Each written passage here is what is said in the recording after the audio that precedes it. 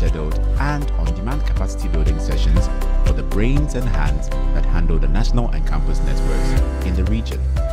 Over the years, users and beneficiaries of our network, services and capacity sessions have created value for their communities and by extension, the society.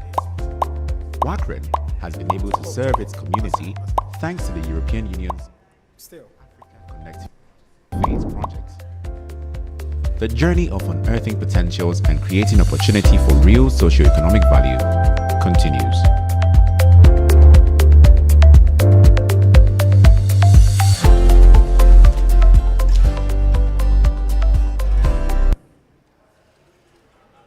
For more than 10 years now, WACREN has supported the advancement of research and education in West and Central Africa.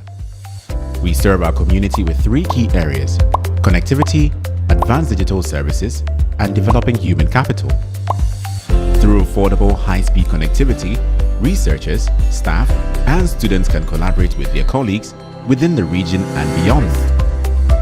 Our video conferencing tool has come in handy in the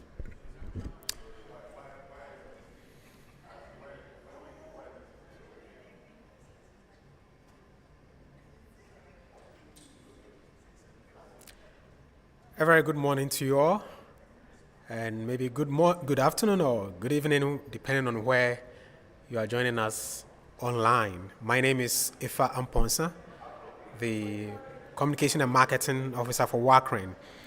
You're welcome to this iteration of the LIBSENSE Open Science Symposium. You can call this the Accra version. And we want to crave your indulgence. There is this heavy, unusual traffic in Accra, Ghana's chief city. So you may pardon us. We want to start 9:30, so 09:30 UTC.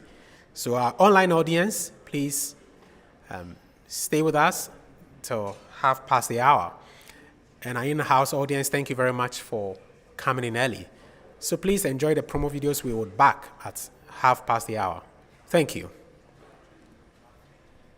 For more than 10 years now, WACREN has supported the advancement of research and education in West and Central Africa.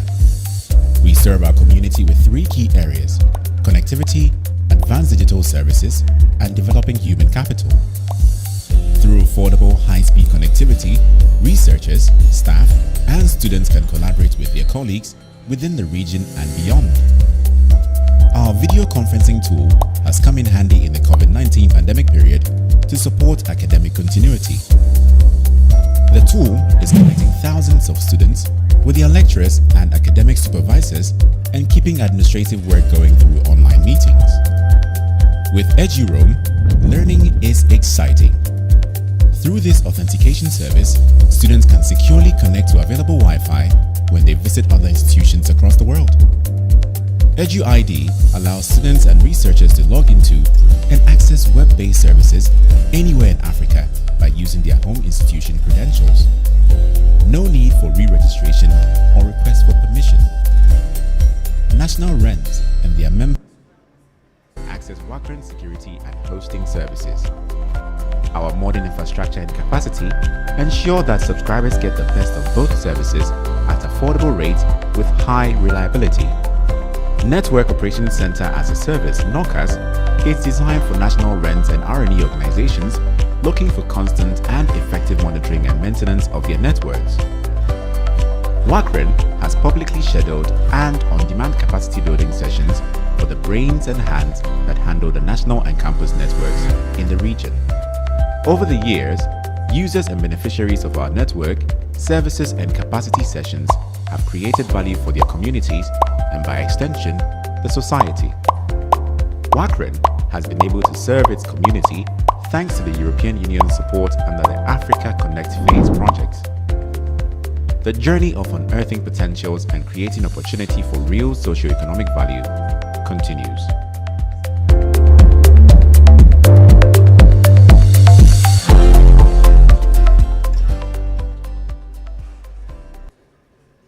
For more than 10 years now, WACREN has supported the advancement of research and education in West and Central Africa.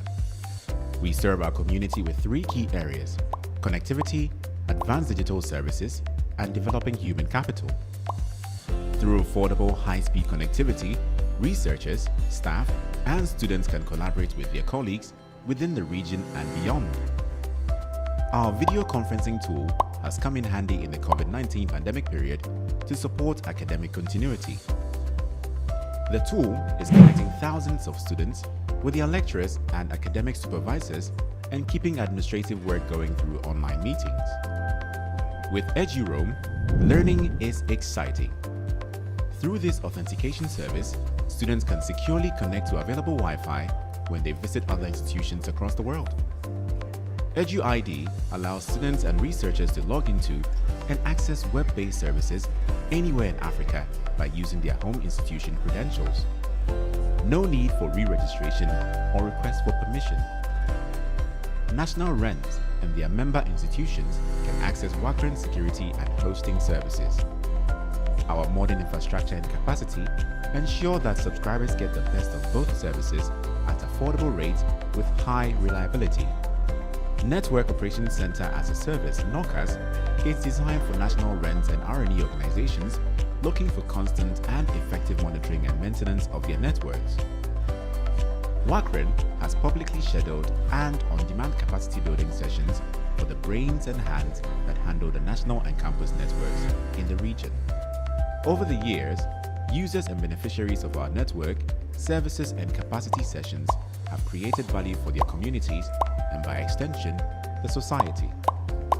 WACREN has been able to serve its community thanks to the European Union's support under the Africa Connect Phase project.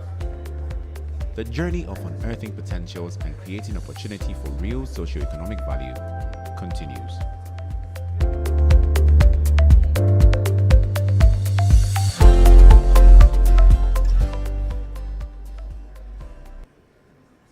For more than 10 years now, WACREN has supported the advancement of research and education in West and Central Africa.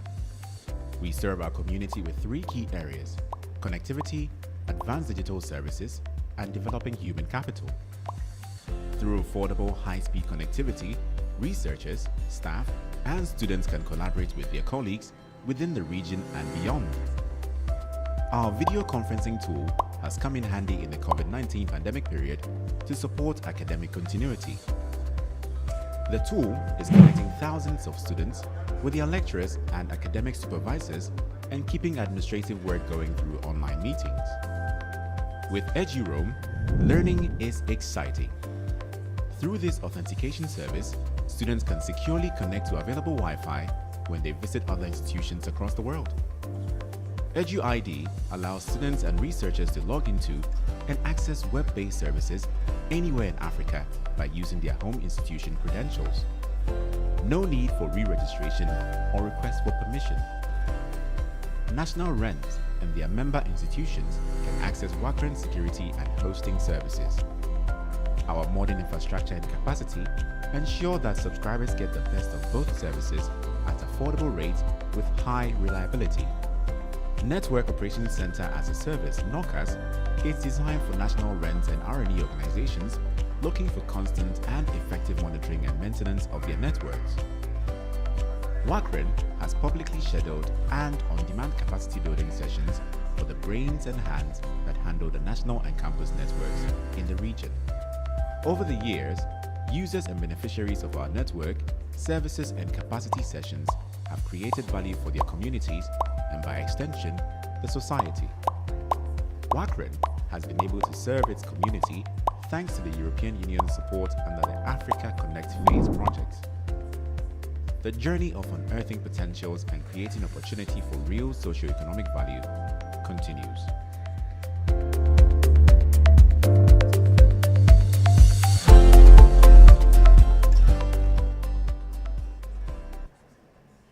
For more than 10 years now, WACREN has supported the advancement of research and education in West and Central Africa. We serve our community with three key areas: connectivity, advanced digital services, and developing human capital.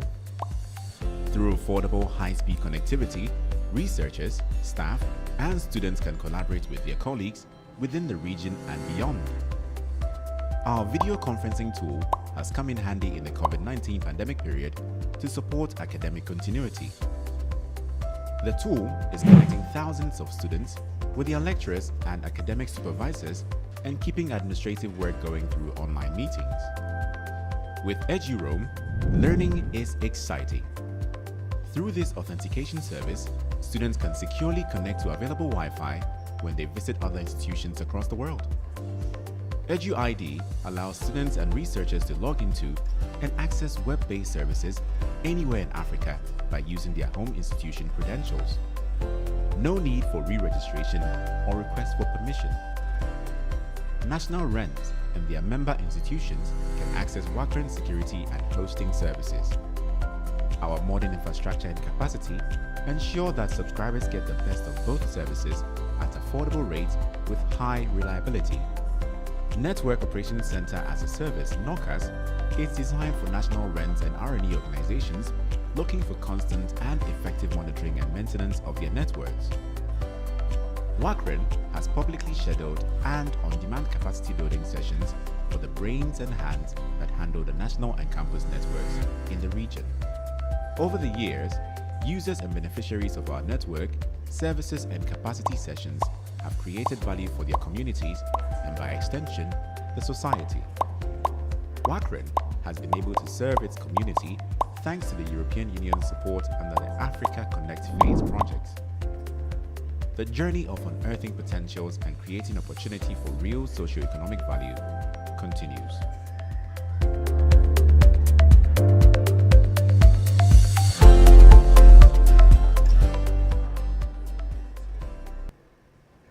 For more than 10 years now, WACREN has supported the advancement of research and education in West and Central Africa.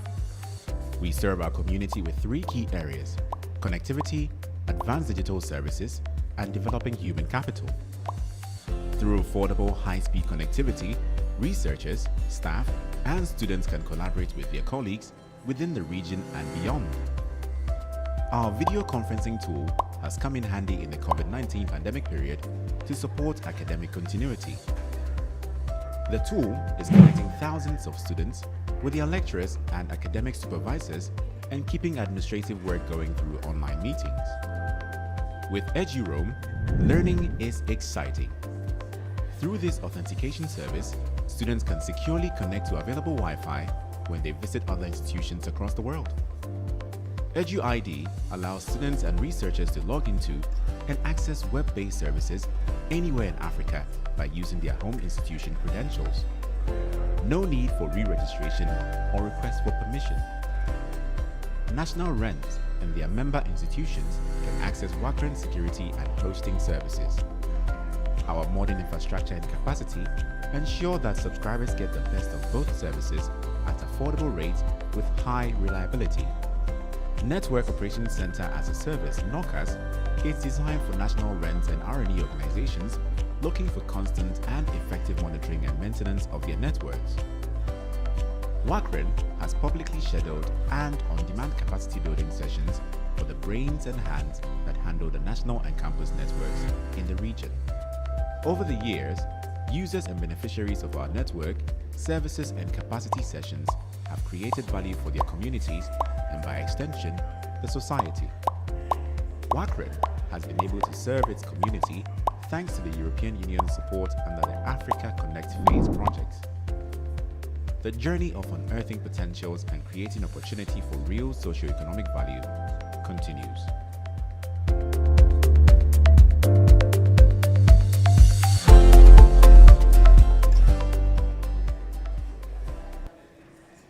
For more than 10 years now, WACREN has supported the advancement of research and education in West and Central Africa.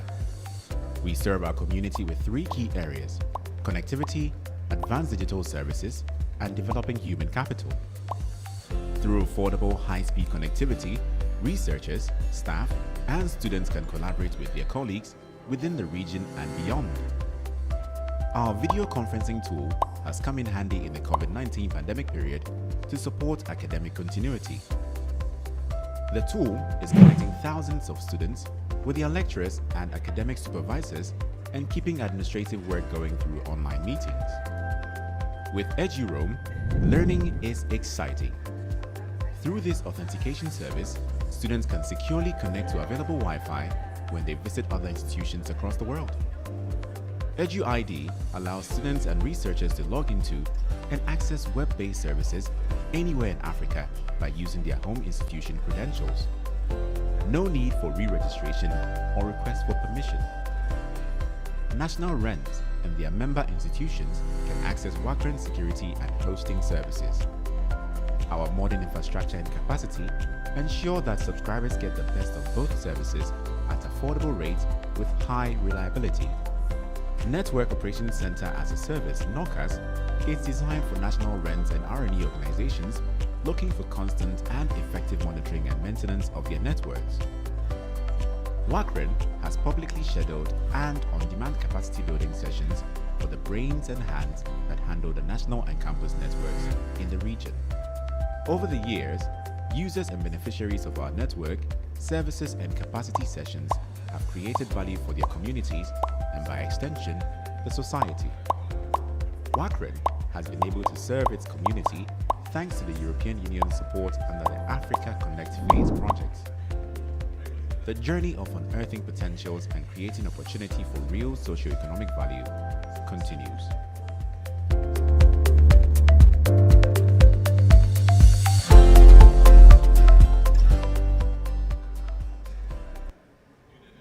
For more than 10 years now, WACREN has supported the advancement of research and education in West and Central Africa. We serve our community with three key areas: connectivity, advanced digital services, and developing human capital.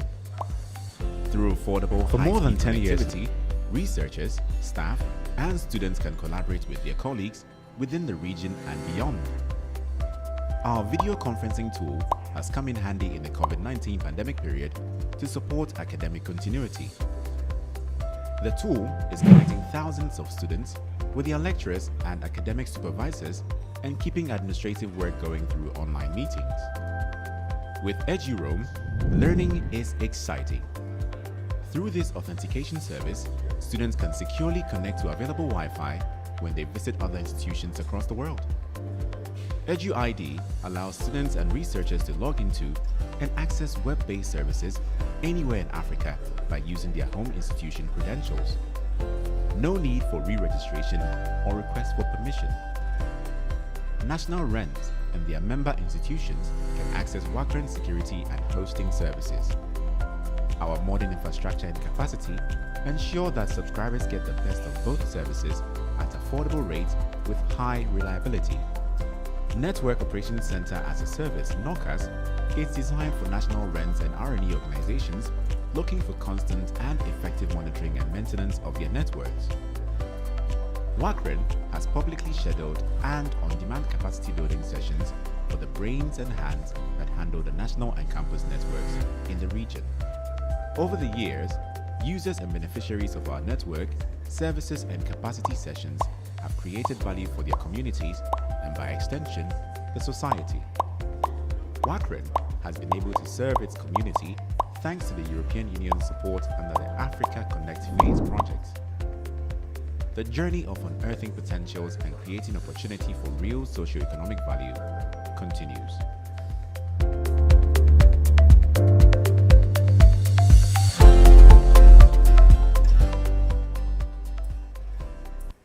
For more than 10 years now, WACREN has supported the advancement of research and education in West and Central Africa.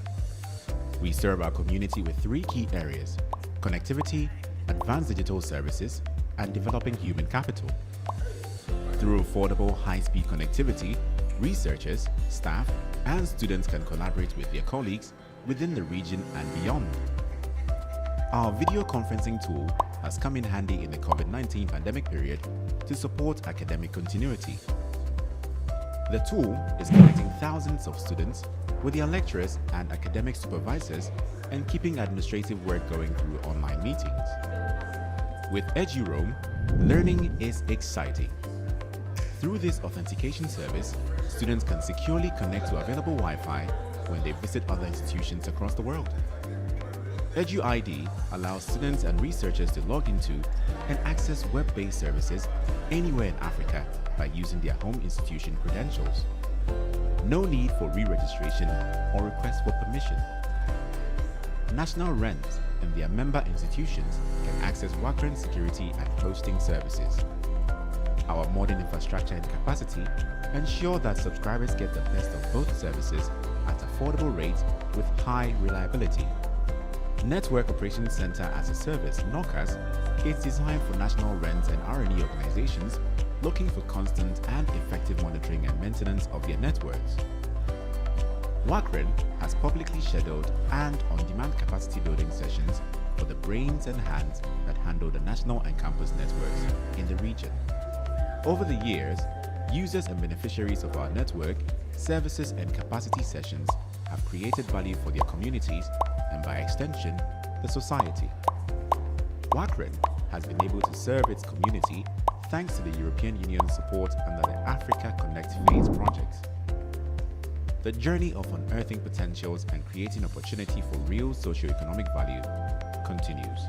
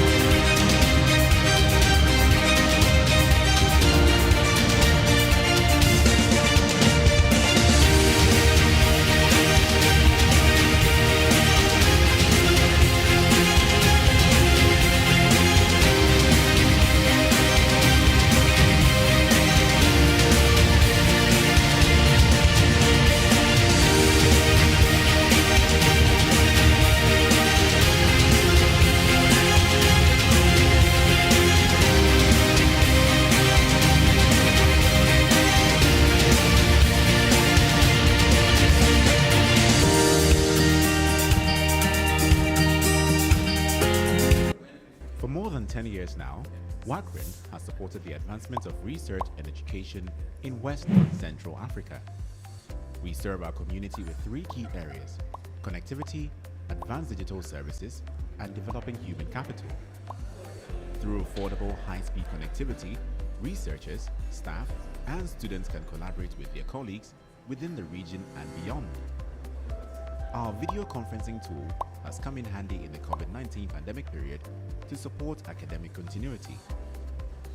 The tool is connecting thousands of students with their lecturers and academic supervisors and keeping administrative work going through online meetings. With EduRoam, learning is exciting. Through this authentication service, students can securely connect to available Wi-Fi when they visit other institutions across the world. EduID allows students and researchers to log into and access web-based services anywhere in Africa by using their home institution credentials. No need for re-registration or request for permission. National RENs and their member institutions can access WACREN security and hosting services. Our modern infrastructure and capacity ensure that subscribers get the best of both services at affordable rates with high reliability. Network Operations Center as a Service (NOCAS) is designed for national RENs and R&E organizations looking for constant and effective monitoring and maintenance of their networks. WACREN has publicly scheduled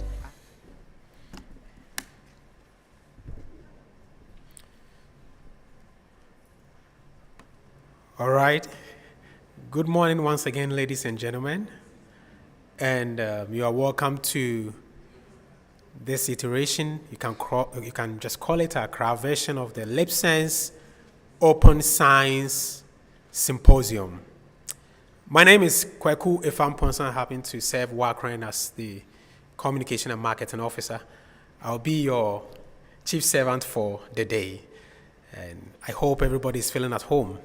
Thank you very much for coming quite early And thank you to our numerous online audience for also staying with us. We apologized initially because the traffic situation in Accra wasn't too good for some of our guest speakers and participants. But we have quite a number of people here, so we're going to start now. All right. Thank you very much again for coming. So now we have quite a number of dignitaries with us, and we're going to introduce them, just acknowledge their presence, and as others come, we would acknowledge them. We are privileged to have here with us the Deputy British High Commissioner to Ghana, and he's in the person of Mr. Keith McMahon. Mr. Keith, thank you very much for coming. Please put your hands together for Mr. Keith. All right, and we are also happy to have the Executive Director for Confederation of Open Access Repositories in the person of Madam Kathleen Shearer, all the way from outside Africa. Please put hands together for her. And the Deputy High Commissioner came with Madam Beverly Okoye, whom I've been interacting with, such a warm lady, and meeting her for the first time. Please put hands together for Madam Beverly Okoye. We also have in our midst a very high official from the Ministry of Environment, Science, Technology, and Innovation. And we'll have a good time to introduce him. But I just want to mention that Mr. Oliver Boache is here. Please put your hands together for Mr. Oliver Boache. And then our host, one of our key co-hosts, the CEO himself is here in the person of Mr. Lucas Chigabatia, the CEO of the Ghanaian Academic and Research Network. And on that note, I would like to welcome our landlord, Mr. Chigabatia, to give us the welcome address. Please put your hands together for him as he comes. Thank you.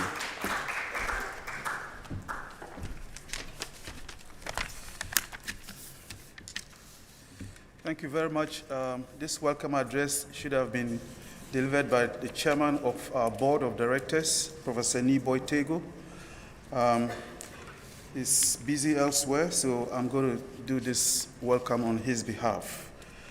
I'm most pleased to welcome everyone to the first Open Science Symposium in Ghana.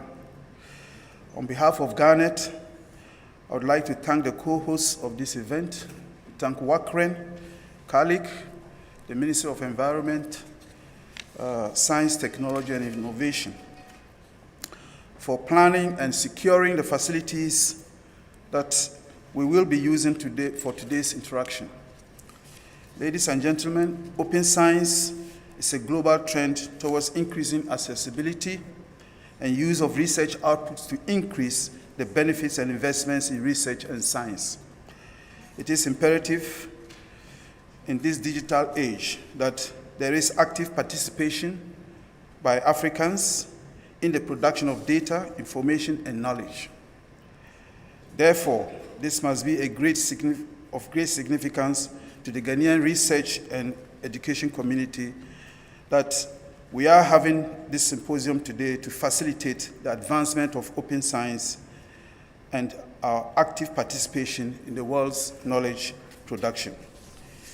We at GARNET see this event as a great opportunity for starting and deepening the conversation about the need for effective dissemination and knowledge sharing for development, as it gives meaning to the work that we do in providing connectivity, data platforms, and federated access mechanisms required for trust and collaboration in the open science ecosystem.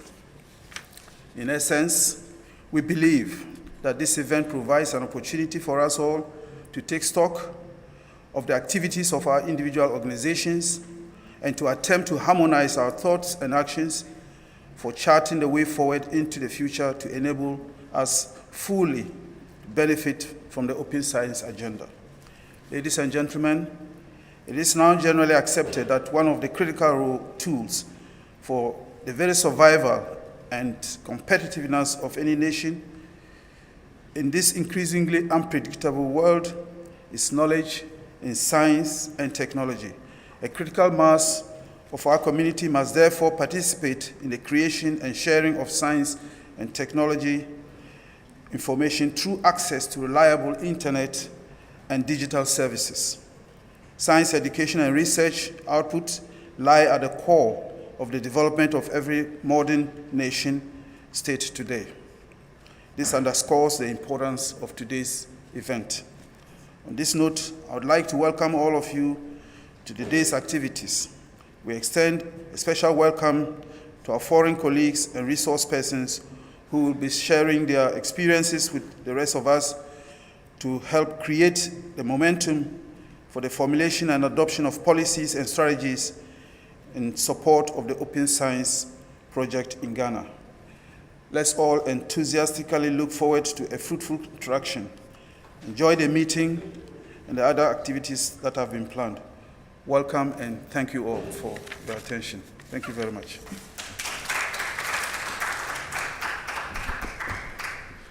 Thank you very much, Mr. Lucas Chikabatia, the CEO of GARNET, Ghanaian NRAN.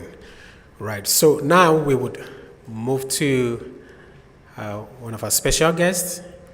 He's in the person of Mr. Keith McMahon, MBE, the Deputy High Commissioner of the UK to Ghana. Please put your hands together, welcome him. And we are so happy to have you here, sir. Thank you. I always like it when people pronounce my name correctly. It doesn't happen very often. It's very difficult here in Ghana. Mr. Boakye, Ms. Shearer, other distinguished guests, ladies and gentlemen. Good morning. And I would like to thank you all for taking the time to attend today. I thank especially the West and Central African Research and Education Network and MESTI, who have led the organisation of this event with our colleagues in the Foreign, Commonwealth and Development Office. I welcome you to this important gathering on open science, which is a core feature of the UK's science, technology and innovation agenda. The world is facing ever greater threats and pressures. Science, technology and innovation provide opportunities to address them. They accelerate development, unlocking previously inconceivable pathways to improve health, support clean and sustainable growth, create greater resilience to climate impacts, empower women and girls, and reduce poverty. Science lies behind everything, basically, that we want to happen. That is why the UK, as a world-leading science power, is investing in problems-focused research and development that aims to save and improve millions of lives and create new opportunities for economic growth and trade. It is why we are here today. Open science is a common priority of our countries. It should be a priority of every country. Global, irrevocable, and free access to quality research and data enables more discoveries to be made and increases the scale and speed of the impact of science. Open science must be adopted in a way to ensure there are real and substantial benefits for development. This can be surprisingly complex and difficult. It is not just flicking a switch. The challenge is understanding the local landscape to identify the best opportunities for intervention where tailored solutions can work. Today's event offers a great opportunity to understand Ghana's ecosystem, co-design locally sensitive solutions, and co-create pathways where scientists and innovators can confidently move forwards, sharing and exchanging their knowledge. I want to acknowledge the strong partnership between our governments and our scientists. The impetus for this event has resulted from our recognition together of this shared priority for open science. The UK will continue to back this partnership. Just last week, we launched a new project seeking to strengthen the nexus between research, innovation, and commercialisation in Ghana. Today's event, I am pleased to report, is also supported by the UK government, demonstrating our commitment not just to today's, but to what it promises to deliver for stronger UK-Ghana science partnership. Unfortunately, I won't be here for many of today's discussions, as I have another event that I am committed to. But I wish you all fruitful deliberations for what looks like a timely and strategically important agenda. Thank you.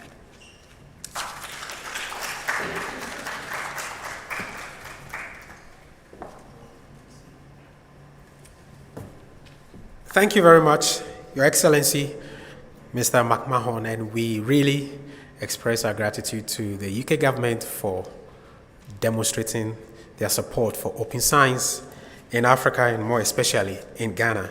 In Ghana, we say something like Sankofa. For those of us who are not Ghanaian, Sankofa means that if you miss something, it doesn't hurt for you to go back and pick that thing and move on. So Mr. Keith has been the Deputy High Commissioner, I'm reading his profile, to Ghana since 2002. As a career diplomat, Keith has a wide range of overseas experience. Before Ghana, he was the Deputy Head of Mission at the British Embassy in Khartoum, Sudan. Other postings have included Zambia, Armenia, Greece, and the USA. His Excellency McMahon, MBE, has been the Deputy High Commissioner to Ghana since 2022. As a career diplomat, Keith has a wide range of overseas experience. Before Ghana, he was the Deputy Head. Okay, so in the UK, Mr. McMahon has worked as the Desk Officer for China, the Democratic Republic of Congo, Rwanda, Burundi, and was the Deputy Director of Operations, that's between 2016 and 2019. From 2014 to 2016, Keith took a short career break and spent 2 years working from Chevron, one of the largest energy companies in the world. As a Deputy High Commissioner in Ghana, Keith deals with the full spectrum of Ghana and West Africa issues. Keeping the plate spinning is often described as the main role of the Deputy High Commissioner. Ladies and gentlemen, can you put your hands together for the High Commissioner for coming? I mean, you know, he has a very, very busy schedule, but he took time off his busy schedule to join us here this morning. Thank you very much, Your Excellency. Now we want to hear the keynote address, and Dr. Kweku Efriye, the Minister for Environment, Science, Technology, and Innovation in Ghana, we call it MESTI, has put his words in a mouth to speak for him. And the one to speak the words in the mouth of the minister is a special advisor to him, the minister, at MESTI. He's in the person of Mr. Oliver Boache, and he's currently working there at MESTI as the special advisor prior to his appointment in 2017, February. Mr. Boache was the managing director of NTS Telecom Limited, a Ghanaian registered company based in Accra. In his current position, Oliver works closely with stakeholders within the government, public research institutions, academia, the private sector, and with Ghana's development partners to establish the foundation for sustainable management of the environment and to develop strategies for the development and application of science, technology, and innovation for Ghana, for Ghana's socio-economic development. You can understand why the minister said he's the right person to put his words in his mouth. He has a very deep CV. I think I'll continue when it's his session to speak. But for now, I'm happy to invite to the podium the special advisor to MESTI, the minister at MESTI, Mr. Oliver Boakye, to read a speech of the minister. Please put your hands together for him as he comes.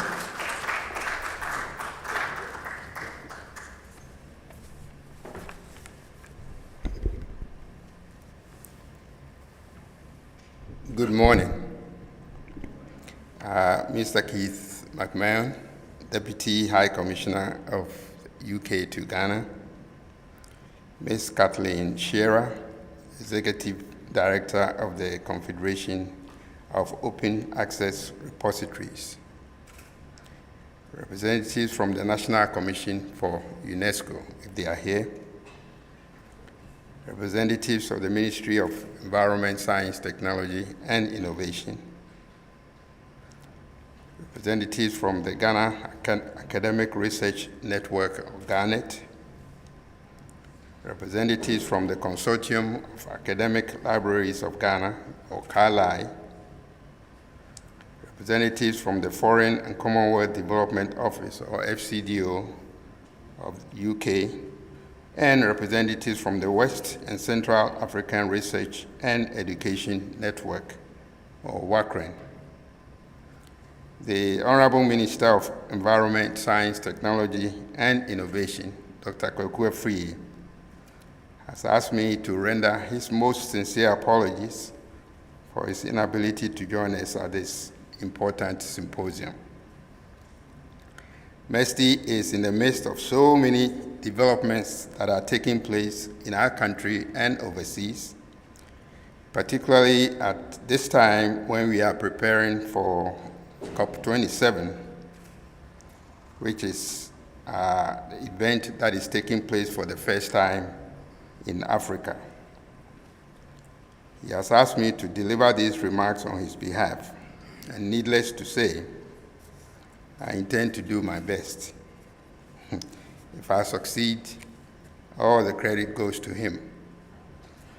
If I don't, please place the blame solely on me. I'd like to start by extending a very warm welcome to all of you, and also to thank you for making the time to join us on this special occasion. On behalf of the Minister, I also want to thank the organizers of the symposium for inviting him and granting me the opportunity to deliver this keynote address. It is my goal to highlight the importance of open science for inclusive, sustainable growth that addresses inequality and exclusion, and how crucial it is for us in Africa to adopt open science as a strategic approach to accelerate the socio-economic development of our dear continent. The purpose of today's symposium is to deliberate on how to develop and execute a national action plan for open science in the country. It is an important segment along the roadmap to develop open science as a strategic tool, not just for Ghana, but for Africa as a whole.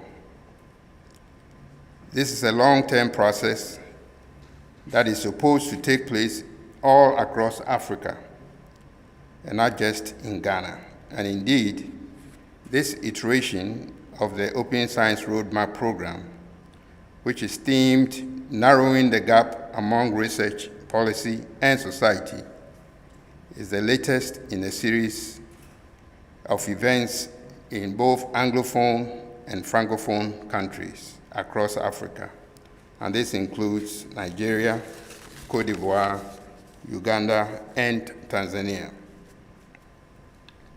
In Ghana, His Excellency the President has articulated his vision of Ghana beyond aid as a prosperous and self-confident nation that is in charge of her economic destiny, a transformed Ghana that is prosperous enough to be beyond needing aid, and a nation that engages competitively with the rest of the world through trade and investment. And in pursuit of this vision, the President has emphasized the urgency for Ghana to move beyond the raw commodity-based, what we call the Gadgetsburg economy, and to establish an industrial base as a means to create jobs for our growing youth and increasingly educated population. The attainment of the vision of Ghana Beyond Aid can only be realized if its implementation efforts are driven by science, technology, and innovation.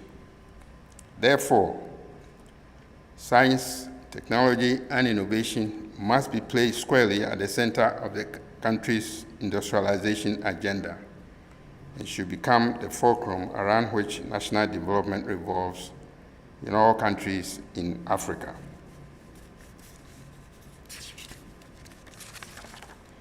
At the global level, the UN 2030 Agenda, which was adopted at the United Nations Sustainable Development Summit in 2015, positioned science, technology, and innovation as the key means of implementation of the SDGs.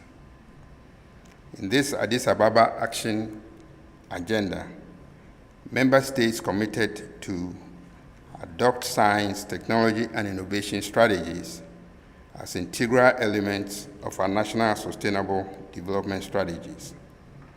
Indeed, science, technology, and innovation, the science, technology, and innovation gap is one of the most pressing challenges that Ghana and the rest of Africa are facing today. Now, the government recognizes that Ghana will not be on track to achieve the goals of Ghana Beyond Aid or be able to meet its international STR obligations if the nation continues with business as usual. His Excellency the President believes that the solution is for Ghana to strengthen her leverage on science, technology, and innovation, and to apply it very rigorously in pursuit of her national goals, while delivering on her international commitments as a trusted and respected member of the global community. And it is in pursuit of this that MESTI has declared the period from 2022 to 2032 as the decade of innovation.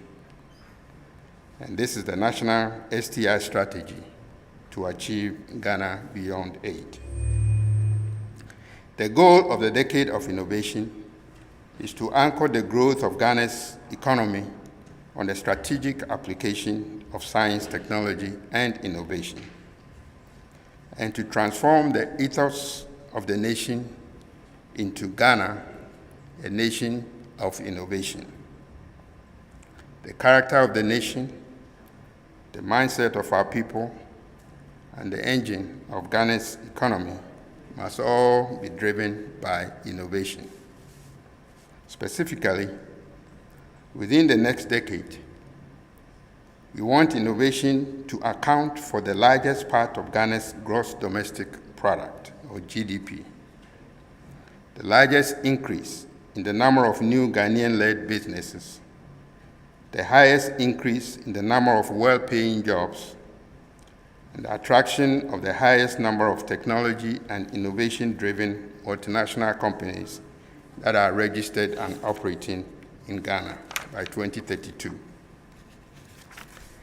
Ghana will achieve these by strengthening the country's innovation ecosystem, introducing robust innovation support programs, developing nationwide infrastructure to support innovation, training our youth, and equipping them with the tools for creating sustainable innovations, and establishing Ghana as the preferred destination for technology and innovation-related investments. These steps will be supported with a rigorous campaign to transform the mindset of our people by introducing major reforms throughout our formal educational system and embarking on elaborate media programs and community engagements that will ensure that all our citizens become champions of innovation. There's also going to be a conscious effort to ensure that the ensuing rise in our citizens' standard of living is inclusive and leaves no one behind. Indeed, it's the President's vision that within the decade of innovation, Ghana will become the center of innovation excellence in Africa. As you know, innovations are characterized by new solutions that have the capability to transform economic sectors and accelerate social impact, and are critical for delivering sustained, scalable solutions to complex socio-economic problems of countries and economies. Again, as you know, innovations are fueled by science and technology, and they entail improved ways of working with new and diverse partners. They can involve a combination of new social and business models, policies, creative financing mechanisms, and path-breaking improvements in delivering essential products and services. And for innovation ideas to be effectively or efficiently generated, developed, tested, and ultimately scaled for economic and development impact, they require coordination and collaboration among various actors, partners, and related institutions. They also require diverse resources from government, academia, and funding institutions, as well as support from established statutory institutions that address intellectual property, rights management, standards, and regulations, among others. The network of actors and the other entities named above is what we collectively refer to as the innovation ecosystem. The process of developing, testing, and scaling innovation for sustainable impact cannot be undertaken by any one actor working in isolation. It requires the support of a wide range of actors, including technical, financial, and political entities from local, national, and sometimes international sources. Now, over the years, Ghana has invested heavily in the development of physical infrastructure. We're talking about buildings, equipment and facilities, and human capacity, developed through education and training of researchers, engineers, and technicians. This is followed with long-term employment, payment of salaries and benefits, including specialization and professional certification in various areas of science and technology. In the recent past, the country has also taken steps to support the establishment of offices for private sector R&D, collaboration, and technology transfer, some of which are resulting in some entrepreneurial activities of their own.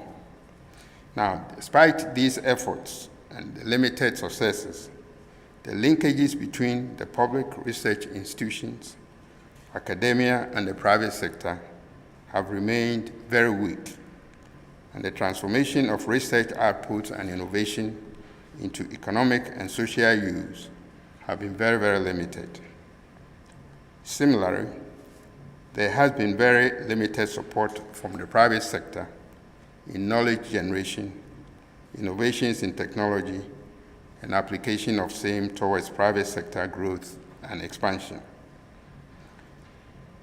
Therefore, the Ministry of Environment, Science, Technology, and Innovation has concluded that there's an urgent need for collaboration among government, public research institutions that are under CSR, our universities, and the rest of academia, and the private sector to foster knowledge exchange, technology transfer, and the transformation of research outputs and innovations into commercial products and services. This is a new transformative arrangement that will facilitate the creation of industries and jobs, grow the economy, and quicken the pace of Ghana's socio-economic development and industrialization. This unit that we have created is known as the GARNET Center, that's the Ghana Innovation and Research Commercialization Center. And it is a strategic platform that MESTI has created to facilitate such an engagement among the stakeholders and to provide guidance and support services that will help researchers and innovators to avoid the pitfalls associated with the processes of commercialization. It is my belief that today, collaboration has become the bedrock of quality research and innovation. At a time when Ghana has decided to place STI at the center of national development agenda, MESTI is examining ways to strengthen the research and innovation ecosystem and to provide the essential support programs that unleash the creativity of Ghana's researchers and innovators. That is why MESTI is recommending the adoption of the open science approach to scientific research and knowledge dissemination for actors within our research and innovation ecosystem and their partners abroad. Open science is a key enabler for the uptake of research output and innovation for effective commercialization. And it bears fruits when innovations and commercialization of research reach the stage of scaling. It is through the collaboration fostered by open science and the exposure it provides for such innovations and commercialization that facilitates their adoption and scaling.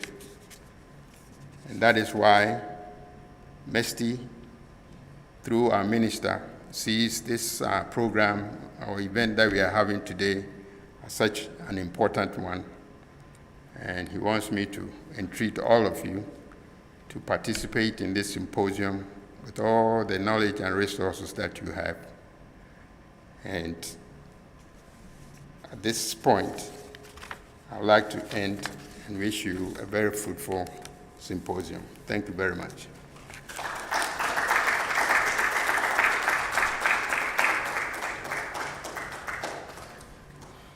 All right, thank you very much, Mr. Oliver Boache, for speaking for the minister. And I'm sure you had very, very ambitious plans of the ministry for the advancement of open science, innovation, and what forth in Ghana.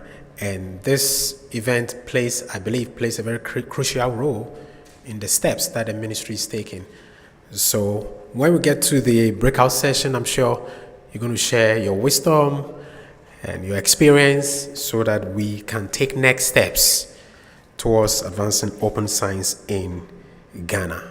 So ladies and gentlemen, right now we would like to have a break, a tea break.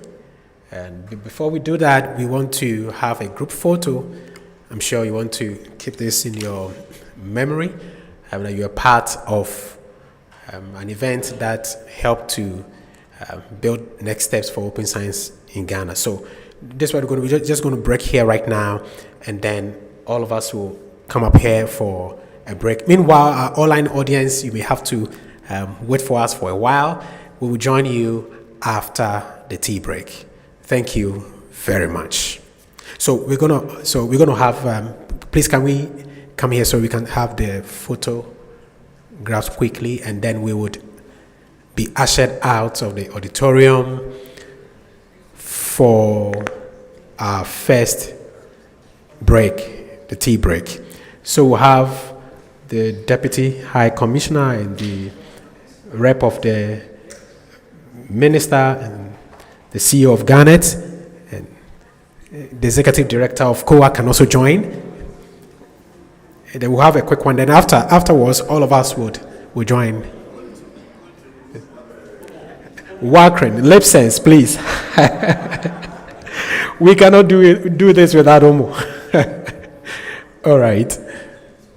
After this one, every one of us will join the officials for the group photo.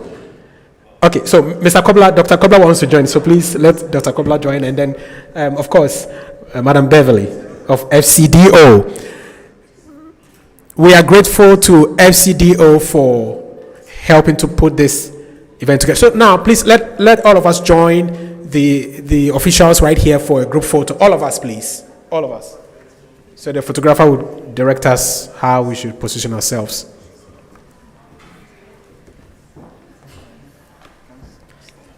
In Ghana, they say shortest in front. I don't know how we're going to handle this one.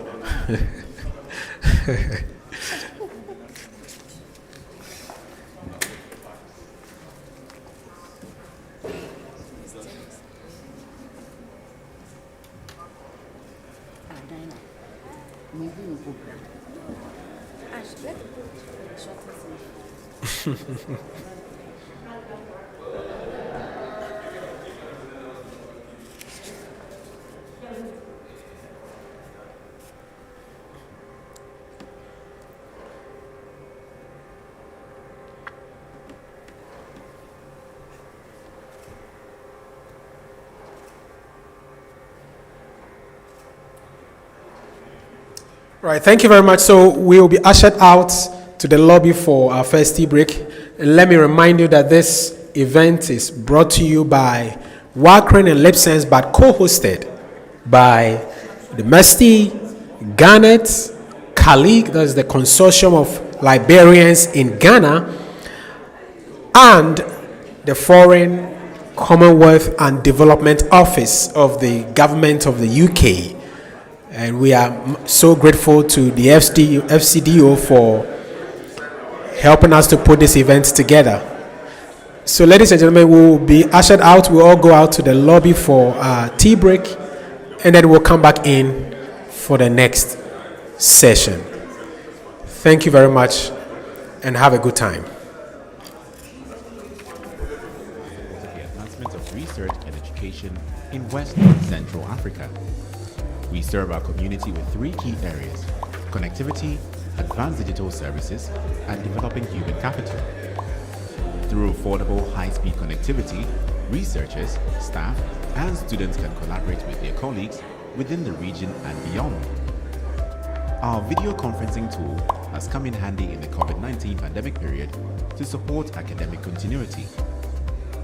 The tool is connecting thousands of students with their lecturers and academic supervisors and keeping administrative work going through online meetings. With EduRoam, learning is exciting. Through this authentication service, students can securely connect to available Wi-Fi when they visit other institutions across the world. EduID allows students and researchers to log into and access web-based services anywhere in Africa by using their home institution credentials.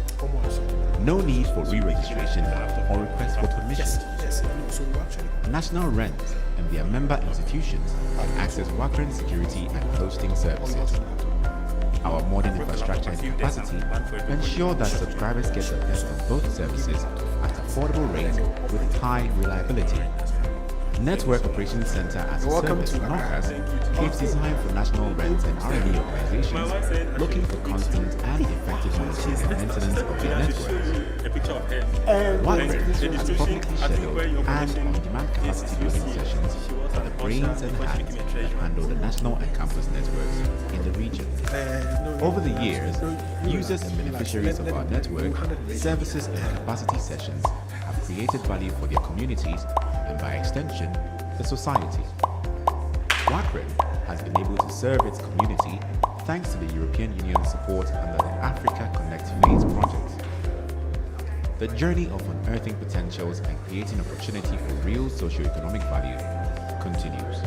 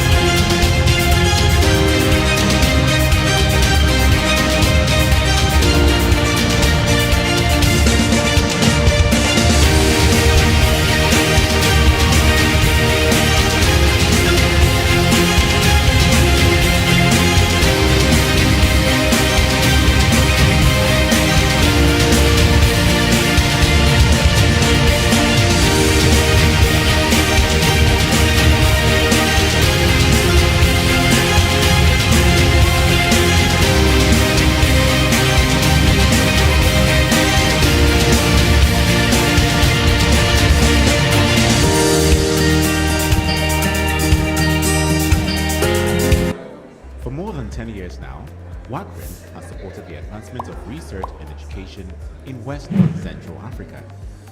We serve our community with three key areas: connectivity, advanced digital services, and developing human capital. Through affordable high-speed connectivity, researchers, staff, and students can collaborate with their colleagues within the region and beyond. Our video conferencing tool has come in handy in the COVID-19 pandemic period to support academic continuity. The tool is connecting thousands of students with their lecturers and academic supervisors and keeping administrative work going through online meetings. With EduRoam, learning is exciting. Through this authentication service, students can securely connect to available Wi-Fi when they visit other institutions across the world. EduID allows students and researchers to log into and access web-based services anywhere in Africa by using their home institution credentials. No need for re-registration or request for permission. National Rent and their member institutions can access WACREN security and hosting services. Our modern infrastructure and capacity ensure that subscribers get the best of both services at affordable rates with high reliability. Network Operations Center as a Service, NOCAS, is designed for national rents and R&E organizations looking for constant and effective monitoring and maintenance of their networks. WACREN has publicly scheduled and on-demand capacity building sessions for the brains and hands that handle the national and campus networks in the region.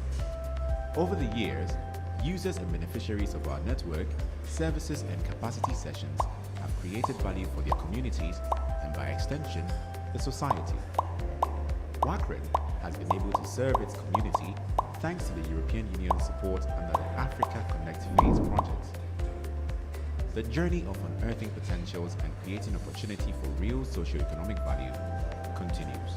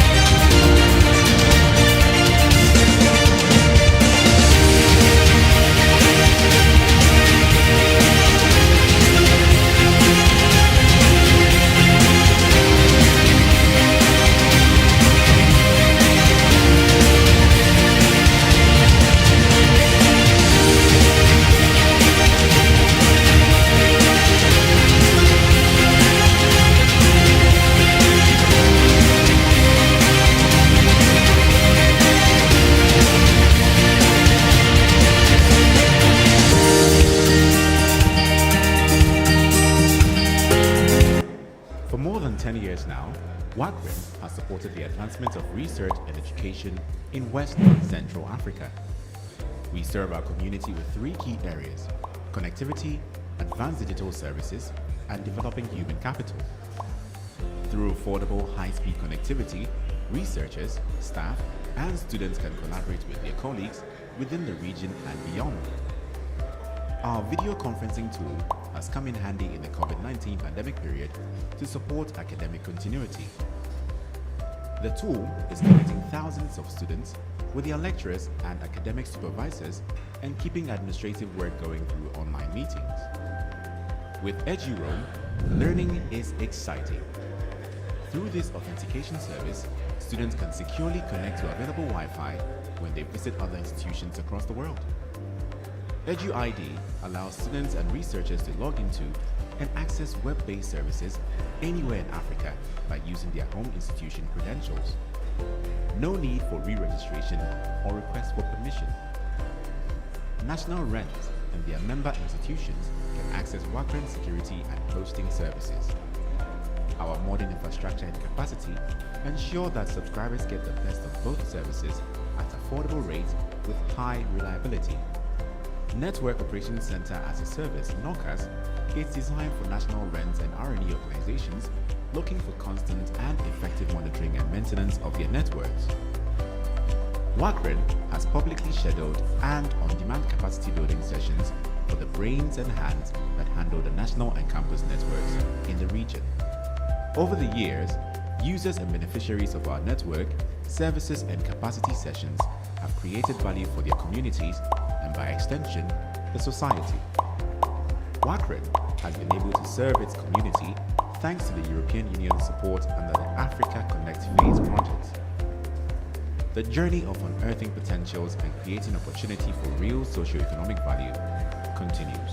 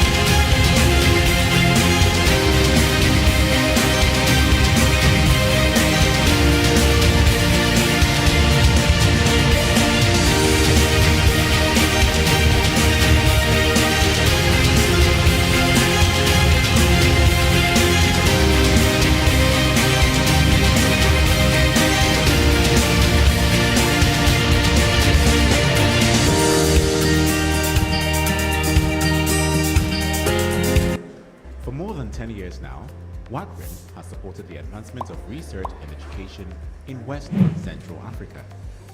We serve our community with three key areas: connectivity, advanced digital services, and developing human capital. Through affordable high-speed connectivity, researchers, staff, and students can collaborate with their colleagues within the region and beyond. Our video conferencing tool has come in handy in the COVID-19 pandemic period to support academic continuity. The tool is connecting thousands of students with their lecturers and academic supervisors and keeping administrative work going through online meetings. With EduRoam, learning is exciting.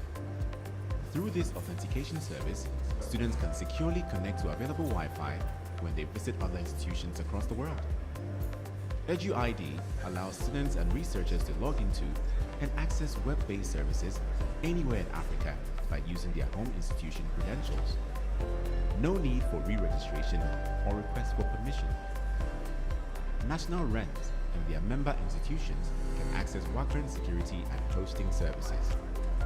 Our modern infrastructure and capacity ensure that subscribers get the best of both services at affordable rates with high reliability.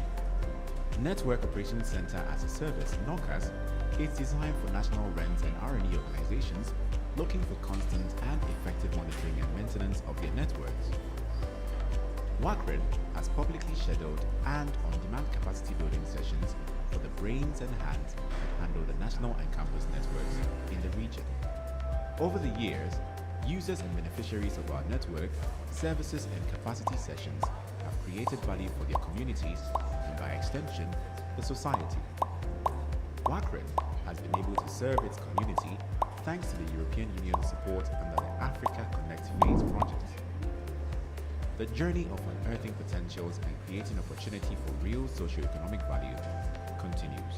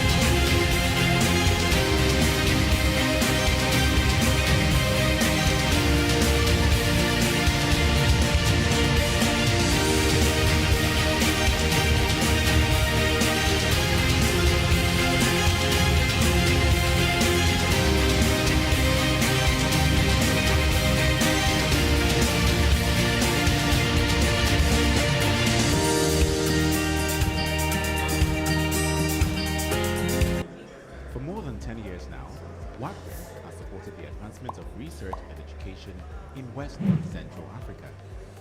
We serve our community with three key areas: connectivity, advanced digital services, and developing human capital.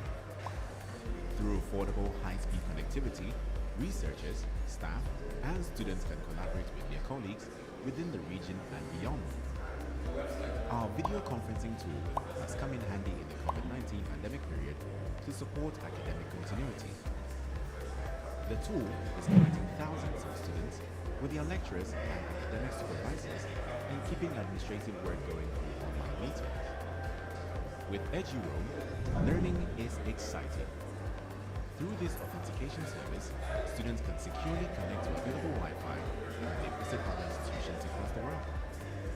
EduID allows students and researchers to log into and access web-based services anywhere in Africa by using their own institution credentials. No need for re-registration or request for permission.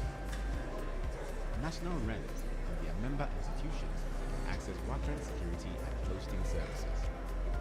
Our modern infrastructure and capacity ensure that subscribers get the best of both services at affordable rates with high reliability.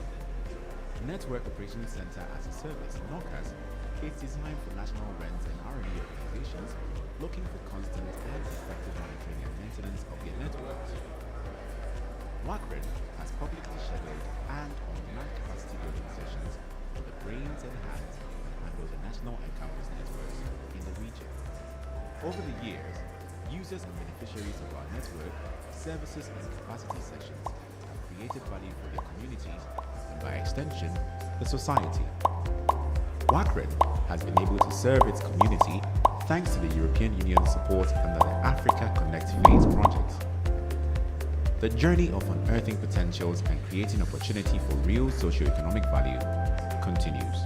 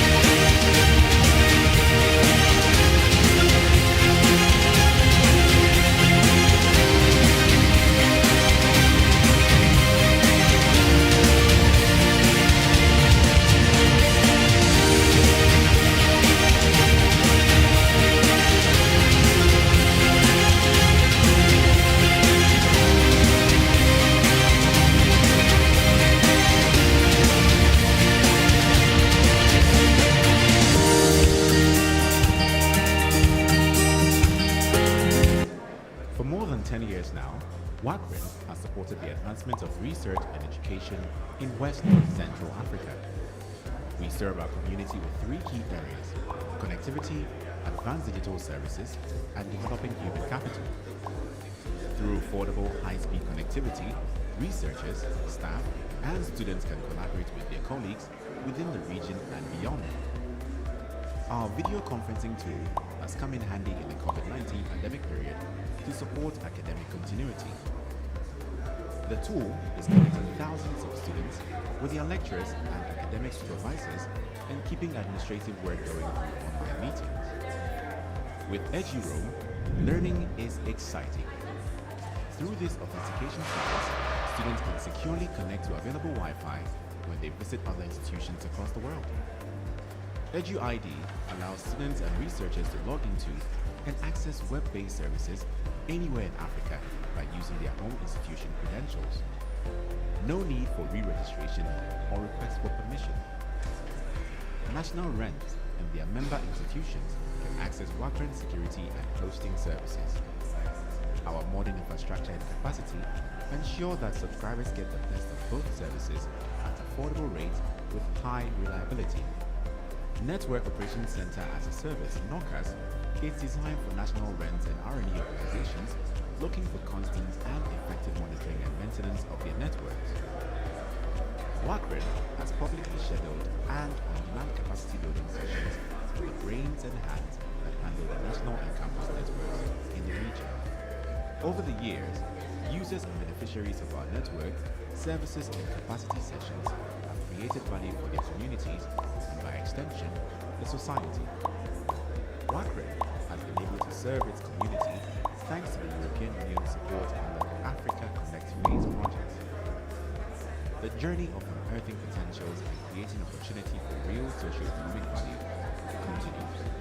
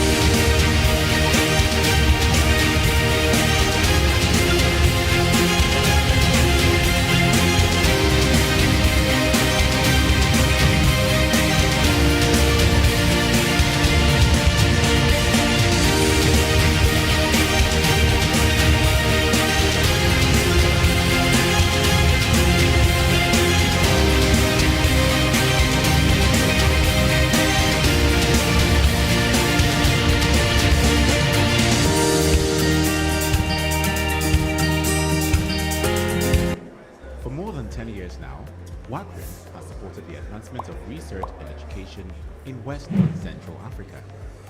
We serve our community with three key areas: connectivity, advanced digital services, and developing human capital.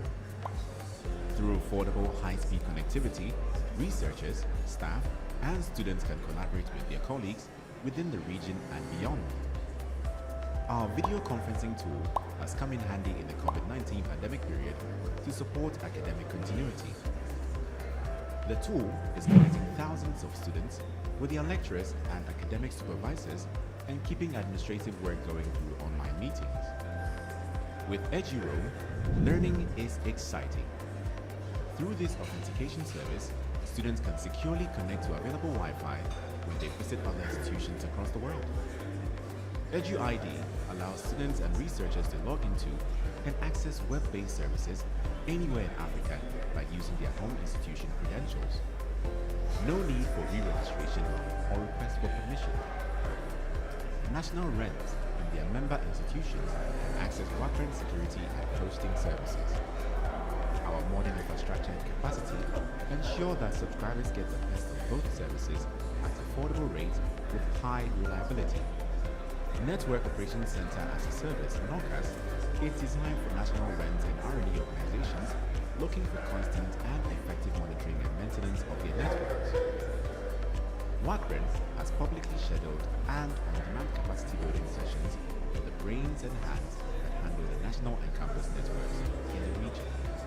Over the years, users and beneficiaries of our network, services and capacity sessions have created value for their communities and by extension, the society.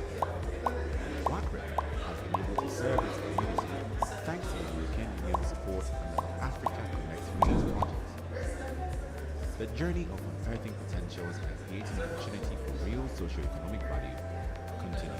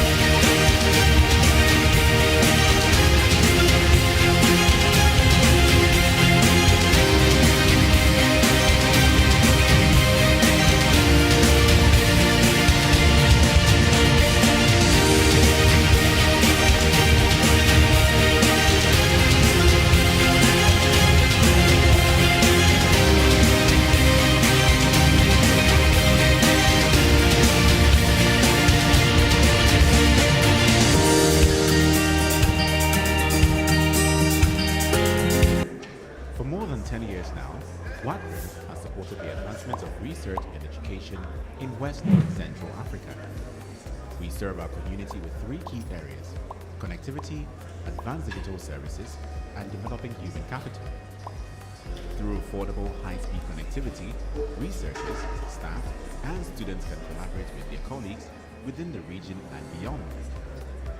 Our video conferencing tool has come in handy in the COVID-19 pandemic period to support academic continuity. The tool is connecting thousands of students with their lecturers and academic supervisors and keeping administrative work going through online meetings. With EduRoam, learning is exciting. Through this authentication service, students can securely connect to available Wi-Fi when they visit other institutions across the world. EduID allows students and researchers to log into and access web-based services anywhere in Africa by using their home institution credentials. No need for re-registration or request for permission. National rent and their member institutions can access WACREN security and hosting services. Our modern infrastructure and capacity ensure that subscribers get the best of both services at affordable rates with high reliability. Network Operations Center as a Service, NOCAS, is designed for national rents and R&E organizations looking for constant and effective monitoring and maintenance of their networks. WACREN has publicly scheduled and on-demand capacity building sessions for the brains and hands that handle the national and campus networks in the region.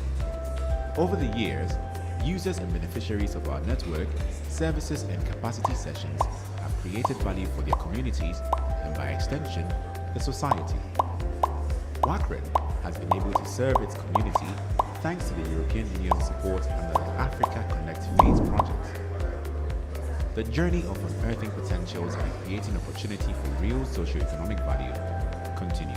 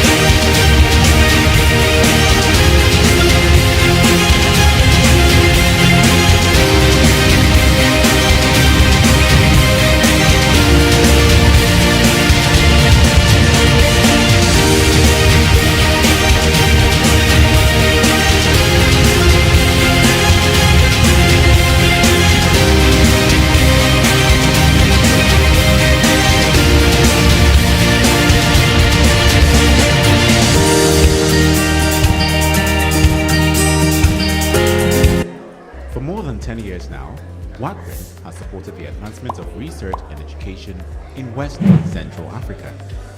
We serve our community with three key areas: connectivity, advanced digital services, and developing human capital. Through affordable high-speed connectivity, researchers, staff, and students can collaborate with their colleagues within the region and beyond. Our video conferencing tool has come in handy in the COVID-19 pandemic period to support academic continuity. The tool is connecting thousands of students with their lecturers and academic supervisors and keeping administrative work going through online meetings. With EduRoam, learning is exciting. Through this authentication service, students can securely connect to available Wi-Fi when they visit other institutions across the world. EduID allows students and researchers... We request participants who are still at the lobby to please enter the ballroom so we can start the next session. So all participants at the lobby, please enter the ballroom so we can start the next session. Thank you. The ushers can help us. Let all the participants walk in now. Ushers.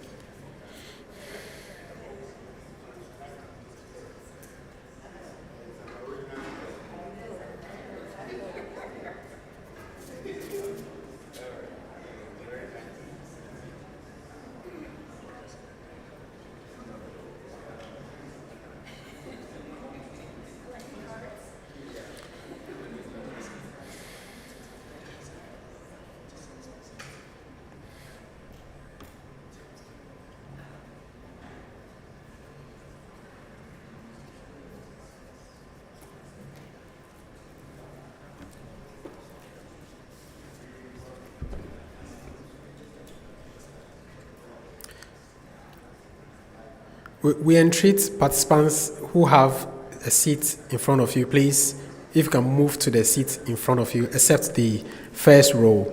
So if you have an empty seat in front of you, please, you can move to that seat for the purposes of order and also for the video production.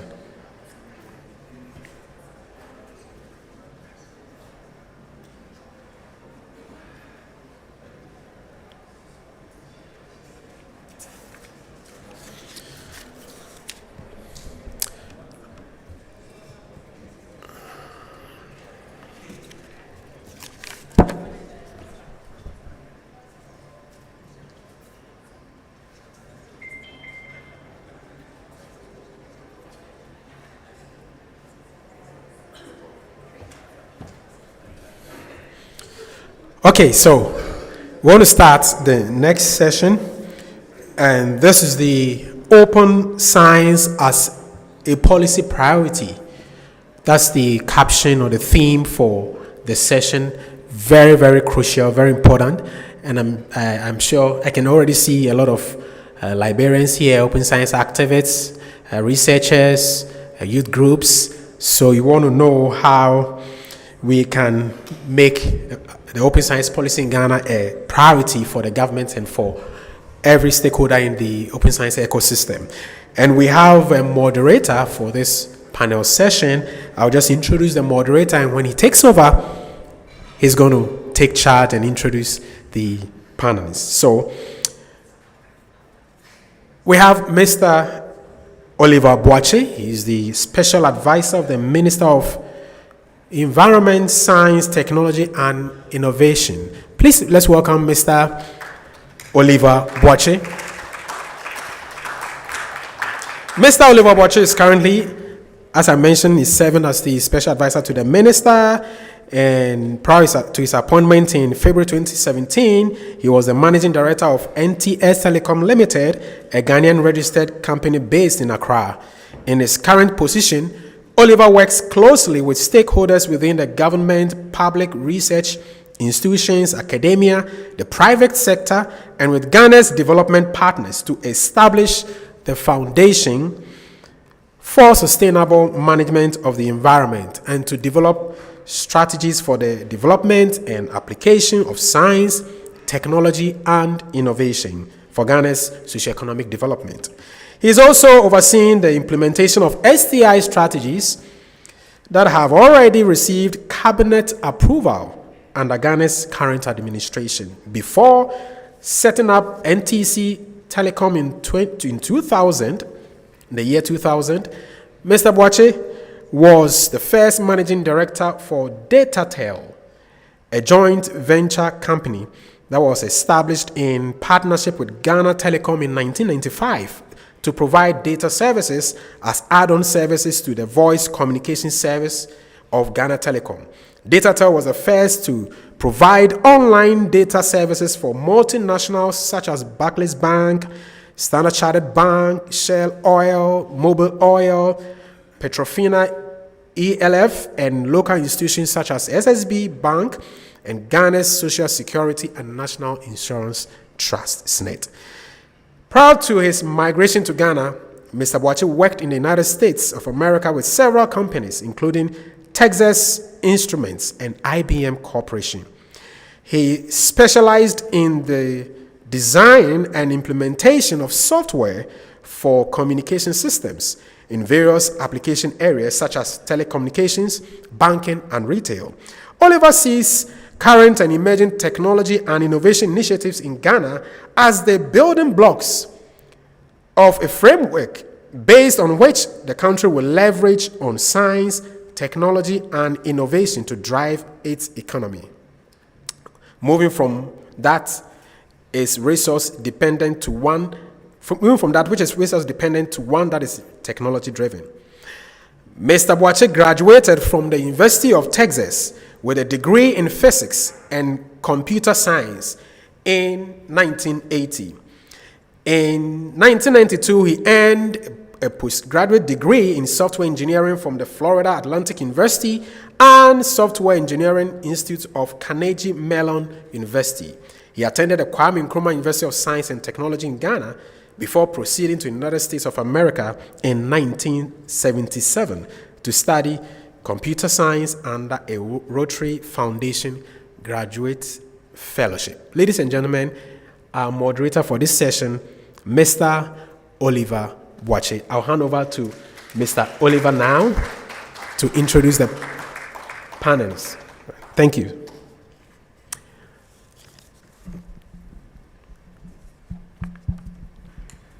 Thank you very much, Mr. Ifa Amponsa. We are going to use this session to the two interface in relation to open science and how it is going to help us in Ghana and the rest of Africa to manage science, research, and its transformation into actual products and services. And to help us do this, two very esteemed individuals, Ms. Kathleen Shearer is the Executive Director of the Confederation of Open Access Repositories, or COA. Kathleen has been the Executive Director of COA since 2013. She has worked in open access, open science, scholarly communications, and research data management for over 15 years. Kathleen has been the Executive Director of COA since 2013, as I said. She has worked in open access, open science, scholarly communications, and research data management for over 15 years. She's based in Montreal, Canada, and participates in numerous other organizations to advance open science worldwide. She's the author of numerous publications and has delivered many presentations at international events.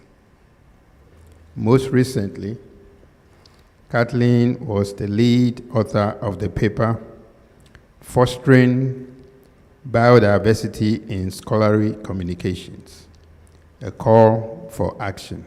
That was in April 2020.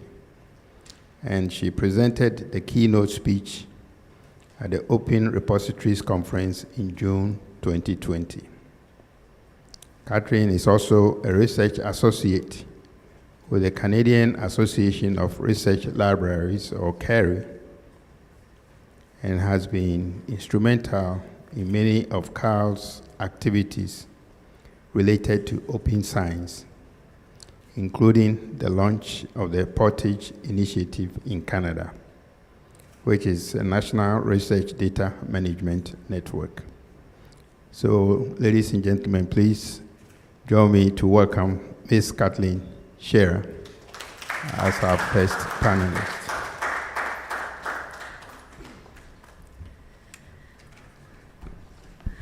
Hello, everyone, colleagues, esteemed guests. Mr. Boakye, I asked you not to read the whole thing, but you did. It's a pleasure to be here. Effa said I was from South Africa earlier, but no, I'm from Canada, from Montreal, Canada, and I came a long way for this event because I think it's very, very important. I'm wondering if I could get my slides up, actually.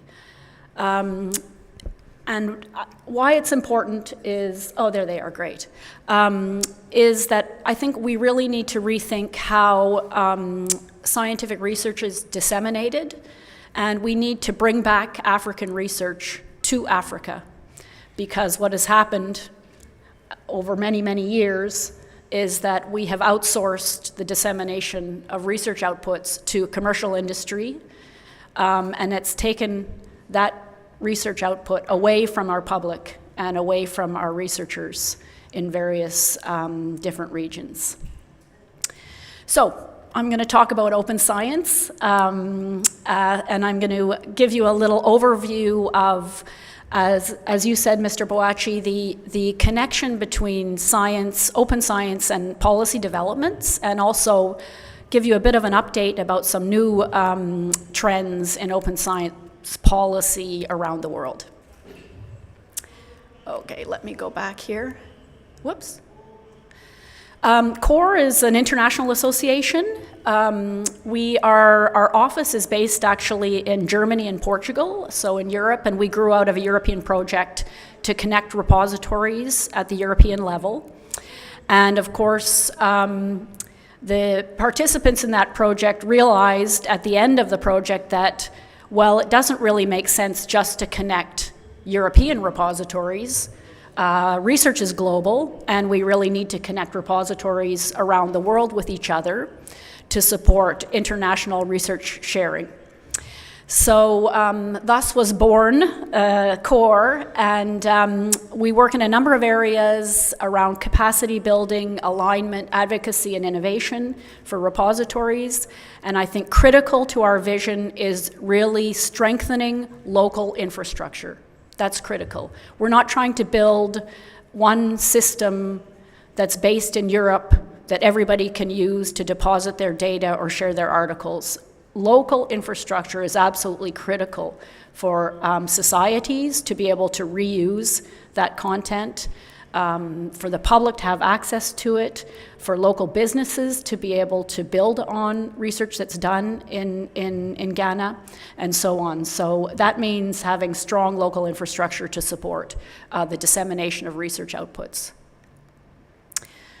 So there's a number of reasons why open science is really on the radar, and many of you who work in libraries know that we've been discussing open access for many years, but we're kind of at an inflection point now where it's really become much higher level, much higher in terms of a priority area for governments around the world. And I was very impressed to hear what you said, Mr. Boakye, about open science and the connection between that and the policy developments at your ministry. So congratulations for that. And I think there's several reasons for this. One is related to transparency of research and trust in research. And when publication is done behind closed doors and research data is not shared, it can't be really validated by other researchers. So the movement towards open science is really to make sure that what we're reading in articles can be validated by looking at the data that's underlying those research articles. Of course, if content is available, articles and data, this accelerates the scientific process. Other researchers can build on it more quickly. It leads to new discoveries because you have this huge body of open content that can be text and data mined. And it also trickles down much more quickly, or maybe it doesn't trickle, it rushes through society more quickly and can be used by policymakers, by industry and practitioners and the general public. So this slide comes from a researcher that we had at our annual meeting this year in Madrid. And he talked about, what do researchers want? Well, researchers want access to everything. They want to be able to text and data mine it. They want to have no barriers across content providers. They want that data and articles and all that content to be trusted, so peer-reviewed. So this is what is our vision. This is what we're aiming for, is this connected infrastructure where all the content is open. It's trusted because there is peer review being undertaken by researchers, and it can be used by anyone who needs to use it. And so, what we're trying to achieve really is this global, this international connected infrastructure that will allow that to happen. And of course, Research is global, you know, we know that very much. If you look at the map of the high-speed networks around the world that WACREN is part of, that GARNET is part of, they're connected to high-speed networks everywhere because researchers need to share data across the world. And, you know, some of the world's most pressing problems, including climate change, show us how critical it is. You know, we cannot solve the climate change problem in one region without solving it everywhere else. But I think it's also really important to remember and note that there are a lot of local problems that are very important that we need to work on as well. Research can be very local. And we need to ensure that we have an infrastructure and services that support both those international data sharing needs and local needs. So this is our problem. How do we achieve this? How do we create a scientific communication system that supports local needs, local languages, local research priorities, as well as international sharing of research outcomes? Well, right now we're not doing that very well. And this is again another slide from Bjorn, who was Brems, who was our keynote speaker. You know, he called it the disaster that is scholarly communications infrastructure. And I think essentially it's a disaster because it's been outsourced to commercial industry. So right now, the top 5 publishers, which are commercial publishers, control 50% of the market for scholarly journals. They're all based in Europe and the United States. And they're extremely expensive to subscribe to. So the traditional system is you want to have access to a journal, you pay to have access to it. As we transition to open science, guess what their solution is? Well, you can just pay $3,000 to $5,000 to publish an article. So what we're moving towards is a barrier, from a barrier to access to a barrier to publish. And you can imagine how that's going to influence and impact African researchers, right? $3,000 to $5,000 is, you know, sometimes the full library budget for acquisitions in some small African institutions. So this simply will not work. It will not work as an international scholarly communication system. Not to mention the fact that these large publishers are in the process of buying up as many small publishers as they can. And a big reason for that is because those smaller publishers are not very well funded. They're often, you know, based at in libraries, or they're being journals off the side of the researcher's desk. So they're very vulnerable. And the commercial publishers approach them and say, hey, we'll give you $30,000 for your journal. Sure, sounds pretty good to me if I'm trying to, you know, run a journal off the side of my desk. So we really need to be aware of these dynamics when we're looking at the scholarly communication system. And I call it the Achilles heel of open science. The problem is that the way we evaluate research is based on your ability to publish in one of these international journals. So if you look at this university rankings from Times Higher Education, 30% of how they rank a university is based on that university's authors, researchers publishing in a very small subset of the existing journals. And those are the existing journals that are basically maintained by the large commercial publishers. And of course, we all know, all of us who work with a university know how important it is, those rankings, how influential they are in the decisions that university administrators make. So we're caught in this catch-22 in a way. We're trying to get out of this system where it's controlled by the commercial publishers, but we can't, because we're being evaluated based on participation in their system. So this is a study that was done in Europe to look at Scopus, which is the Elsevier database of journals, which is essentially, Scopus and the Web of Science are two indexes. They're databases of journals, and they are basically what researchers are evaluated based on their contribution to.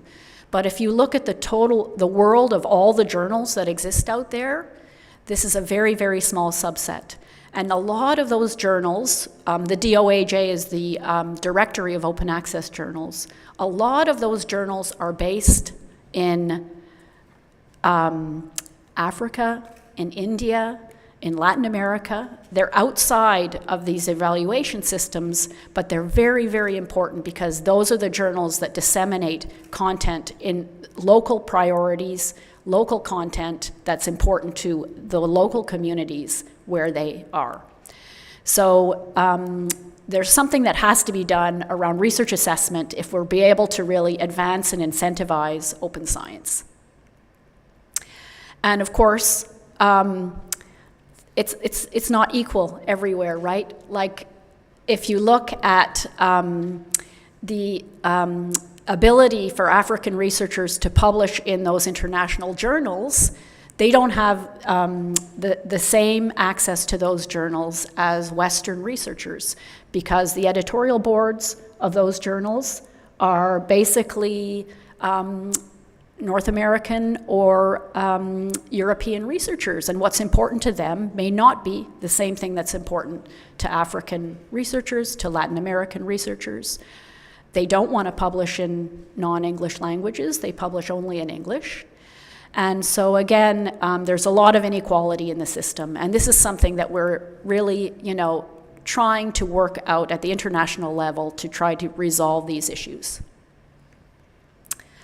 So, in the midst of a crisis lies great opportunity. And we all know what crisis we just went through, COVID-19.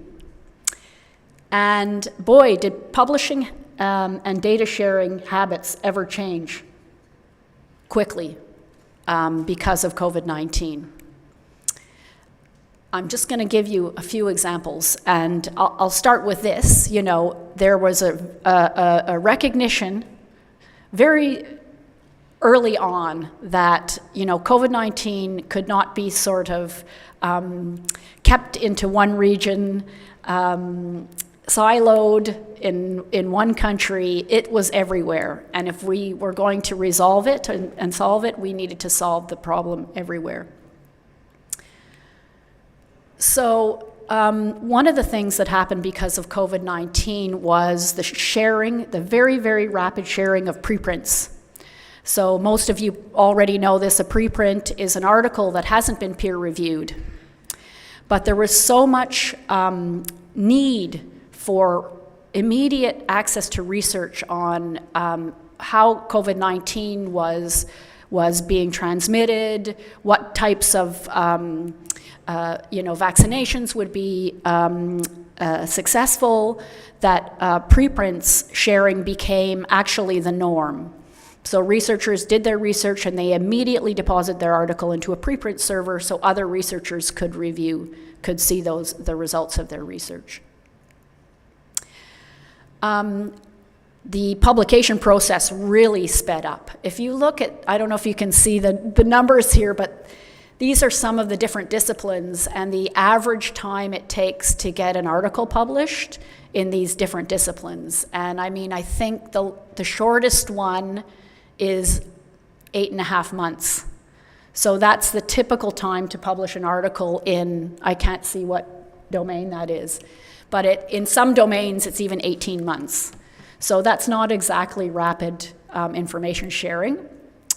For COVID-19, the average was 10 days, 5 days from submission to acceptance and 5 days from acceptance to publication.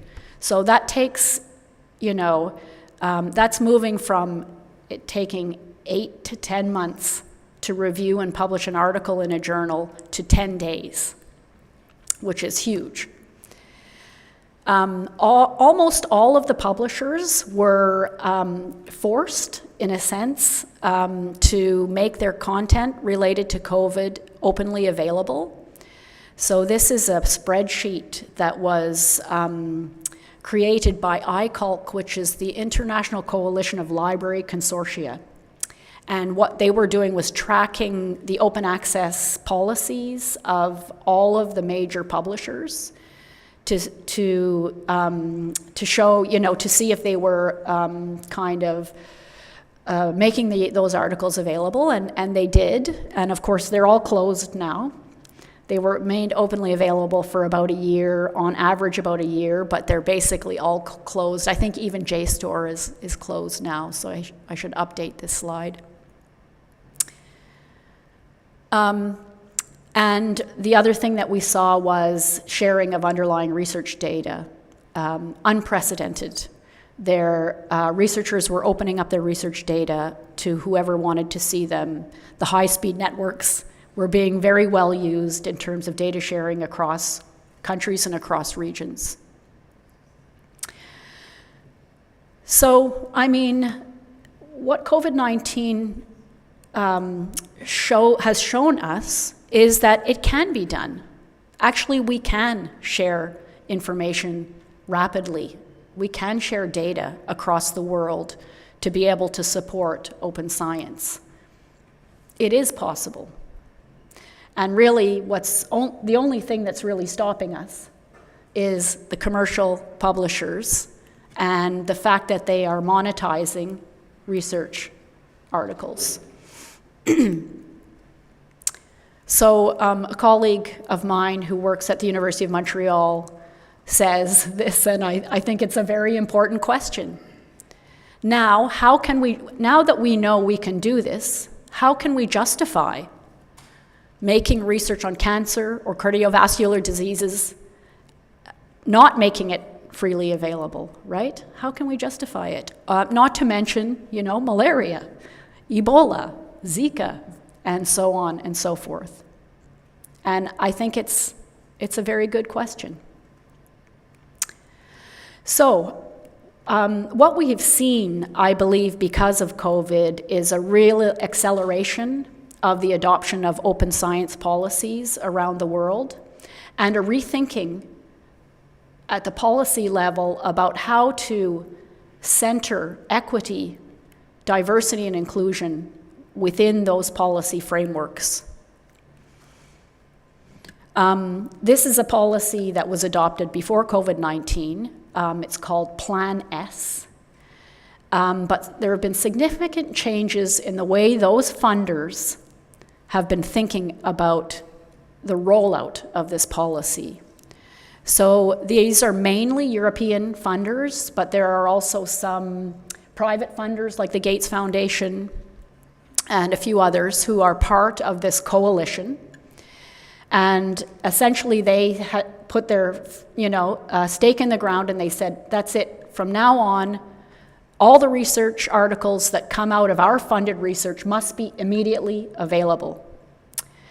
And then they said, and the way we're going to do it is we're going to pay the commercial publishers to make those articles available. So their main strategy around this was to negotiate with the commercial publishers. But there was a huge outcry about this because what they were doing is transforming the system into a system that, as I mentioned earlier, was not a subscription-based system, but it was a pay-to-publish system. So there was an outcry by colleagues in Latin America and Africa saying, wait a minute, you can't transform the system like this because we will no longer be able to participate in the system. Oops.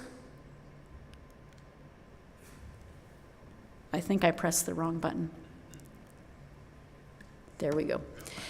We're back.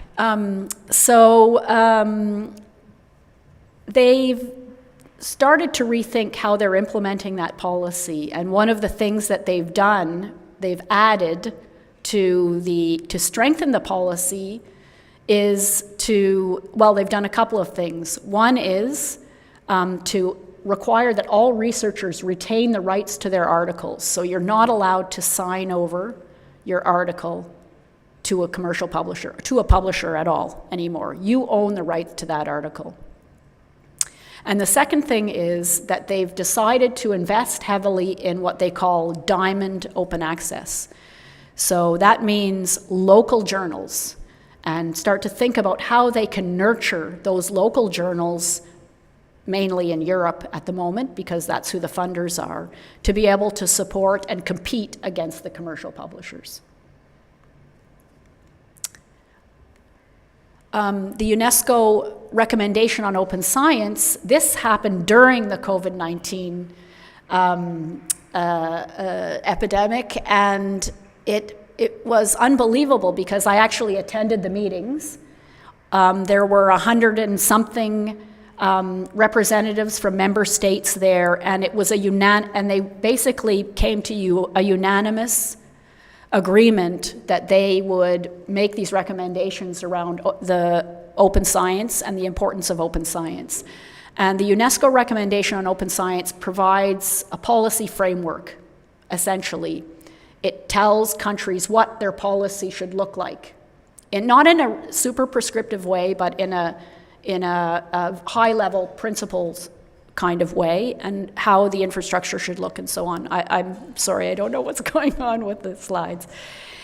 But I think one of the things that's really critical about the recommendation on open science, it's very good, first of all, and it centers equity and open infrastructure as being key to be able to advance open science at the global level. So they were very sensitive to the needs of developing countries and developing regions not to be left behind as we move from, subscription-based world to an open science world.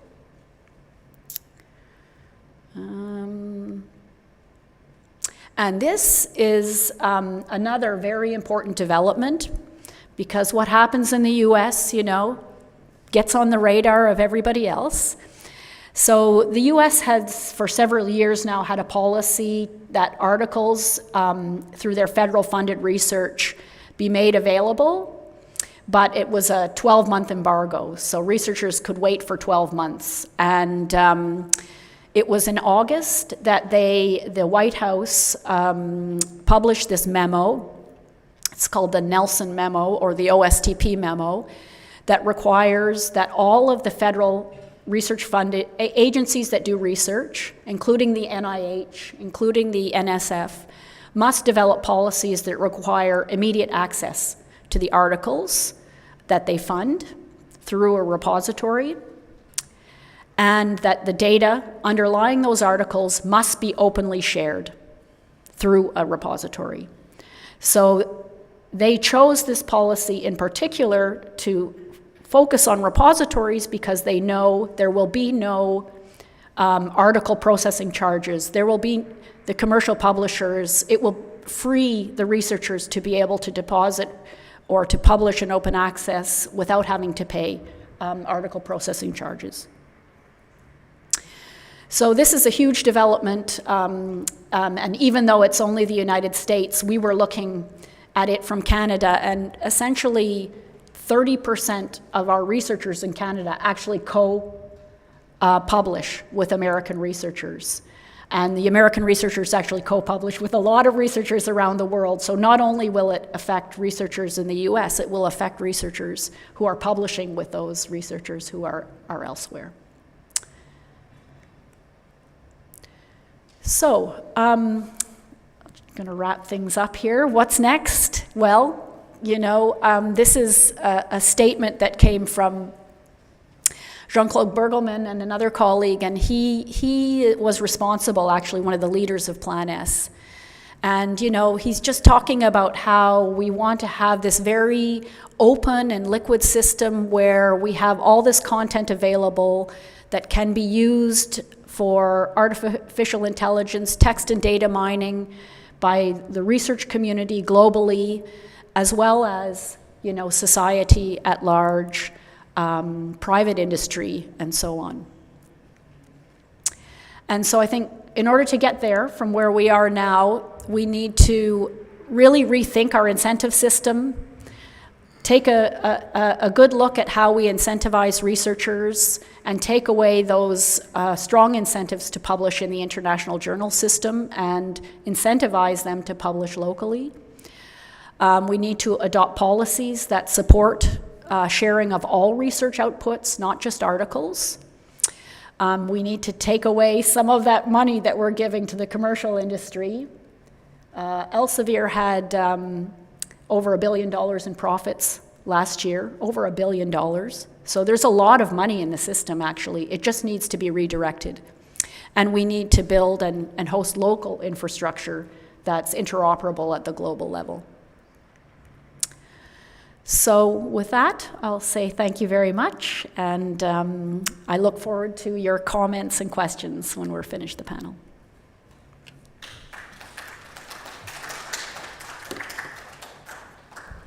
Thank you very much, Kathleen.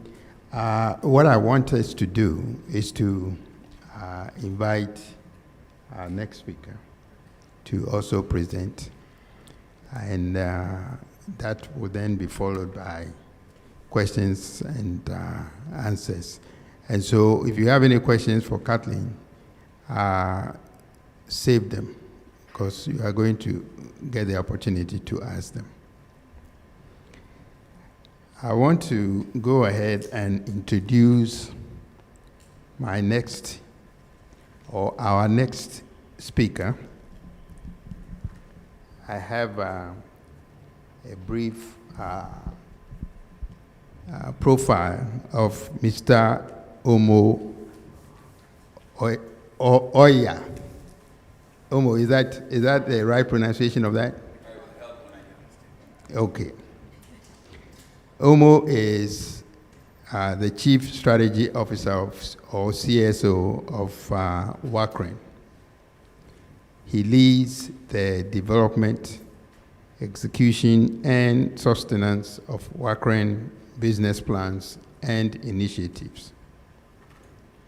He was the pioneer Chief Technology Officer of the organization, and he continues to work with development partners and sister regional networks on the technical development of high-capacity internet network infrastructure for research and education.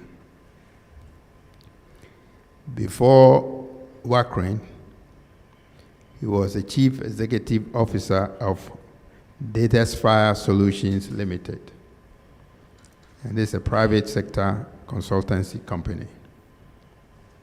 He's a certified SIM3 auditor. He uses the model developed with the European Union Agency for Network and Information Security, or ENISA, to assess the governance, performance, and functions of security teams and processes. Omo leads the LIBSENSE program aimed at building the information management capability of librarians and researchers, fostering communities of practice, and strengthening local services to support open science and research in Africa.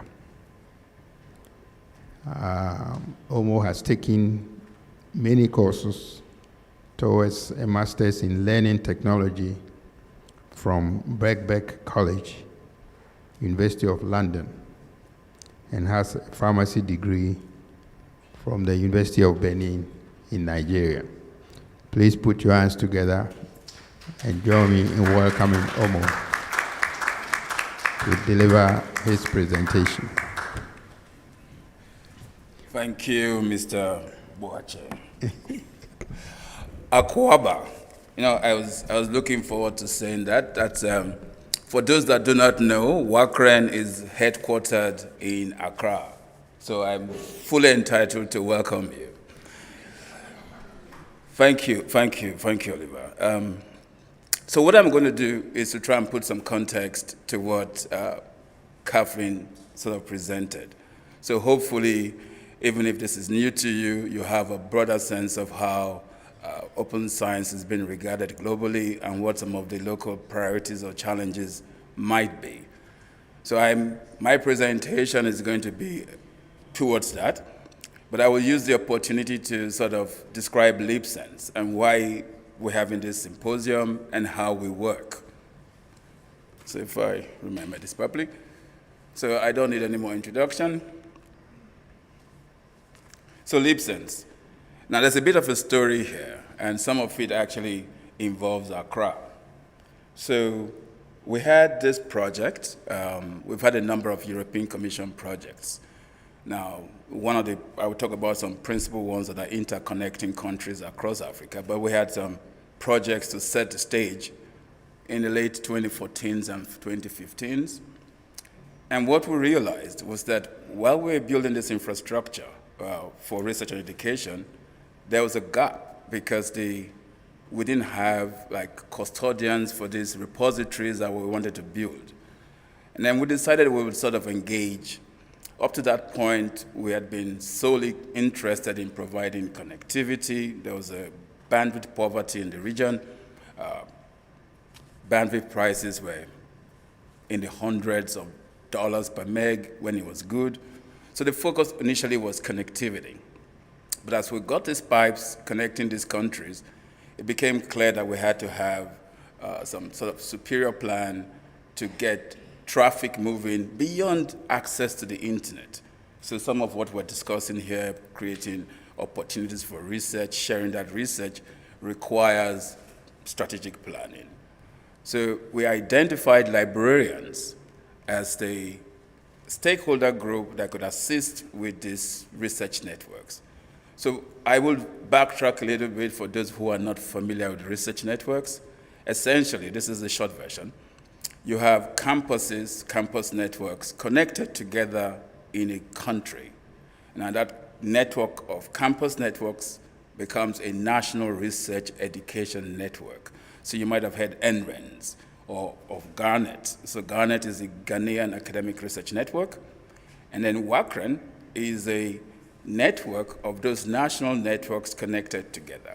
So in Western Central Africa, we have 22 potential countries. We've got 7 of them connected now, and I'm pleased to say that Ghana is our biggest network in terms of capacity. So you can feel pleased with yourself if you're Ghanaian.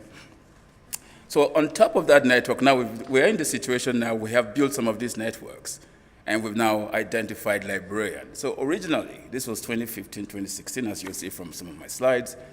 The focus was building capacity, information management capacity in the librarians. But as time went on, as you might have figured out in some of Kathleen's presentations, this is before COVID, the open access and open science movement and its increasing popularity meant we had to adjust our plans and repurpose that collaboration between NRENs and librarians to try and address these issues. So essentially, we came up with this plan, and that's where LIBSENSE originally came from.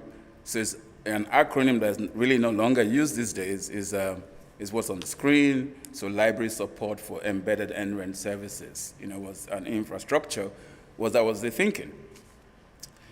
But we found, and we're very successful at it. And I think that success comes from the power of community, because what we decided to do was first of all, understand what the situation was, so some kind of landscape assessment, and in the process connected with different communities. So I'm here today, there's a new community we're reaching out to in Ghana, the early career researchers and the social innovators. So we're hoping that, as we move on, we'll get more communities. But overall, those are the goals that we wanted to sort of achieve. We wanted to sort of drive awareness like we're doing now. We wanted to also, we know cultural change is required for some of this to come to fruition. So we wanted to be able to drive that. And along the lines of building local and national services, we wanted to actually be able to take services or identify services that were important to us in our local environment and actually build those. So that's like a little description of how we work. So like I said, fundamentally about communities, because we believe very firmly that that's where the answer is in the communities, and that these infrastructures have to be driven and owned by the communities that use them. We like that also links with our bottom-up approach, but now, this is the first 5 or so years, we're now sort of trying to meet that bottoms-up approach with actually a tops-down approach so that we can connect a little bit more with government and speak to the theme of this meeting. Inclusion, diversity are like hallmarks of this effort. We actually operate, we have 3 working groups that span across policy, capacity building, and infrastructure. And we currently work in 3 languages. So there are 3 language groups just because of the nature of Africa. So as you know, we're English speaking in this country and my country, Nigeria, but WACREN, the region in WACREN is predominantly Francophone. So there's a French-speaking need as well as the Arabic needs of brothers in the north. And recently, there's been an interest in the Lusophone community to establish a LIBSENSE working group because so they can share experiences, but be able to actually have actions that are within the language they speak. So that just describes how we work from bottom to top and top to bottom, but around those 3 constructs of policy, capacity building, and infrastructure. So that's just a schematic that shows the sort of network of different stakeholders. So the initial ideation of this program involves some key stakeholders, CORE, IFUL, which a lot of you in the libraries would know, and the University of Sheffield, which came in as a research partner to try and establish an agenda, which is some of our surveys and some of the programs we have to collect information are actually supported by TOURS. And then we have the NRENs, our members, GARNET in Ghana, other countries, NGREN, Côte Connect in Nigeria, and our French members, and some external partners. This sort of gives you a sense. I'm going to skip through all of this because half of this information is on the website, and we're going to be having conversations in which you can sort of tease these answers out of me. So it gives you a sense of what we were doing and how we did it. I talked about starting with the librarians. We ran a number of workshops in the different parts of Africa. The workshop for West and Central Africa was actually held here in 2019. I see some people who were in the room who attended at the WACREN conference at the time. And that was in a project called Africa Connect 2. I would sort of give a bit of insight into that as well, because these Africa Connect projects where we're connecting countries across Africa happened in phases. So there's a first phase called Africa Connect 1, which West and Central Africa was not involved in. The second phase in which Ghana and some countries were connected. And we're currently in the third phase in which we have inverted the priorities somewhat. So the priorities are no longer mostly connectivity, but now part connectivity and part this layer above the net that we're discussing, repositories, creating opportunities for researchers to engage with this infrastructure and so on and so forth. And so same thing again, along the line, we met up with, the open science, global consultation open science is happening, we'll engage with that. We start to see what we want to do in our next iteration of the project. By 2019, we are sort of writing things in. Oh, those are the phase 3 stage. I mean, I'm sure if you look carefully, you'll find some people in the room. So from left, anti-clockwise, that was the first one. No, that's wrong, it was clockwise. The first one from the left is the meeting in the Ubuntu Alliance region. Now, the Ubuntu Alliance is the equivalent of WACREN in South and East Africa.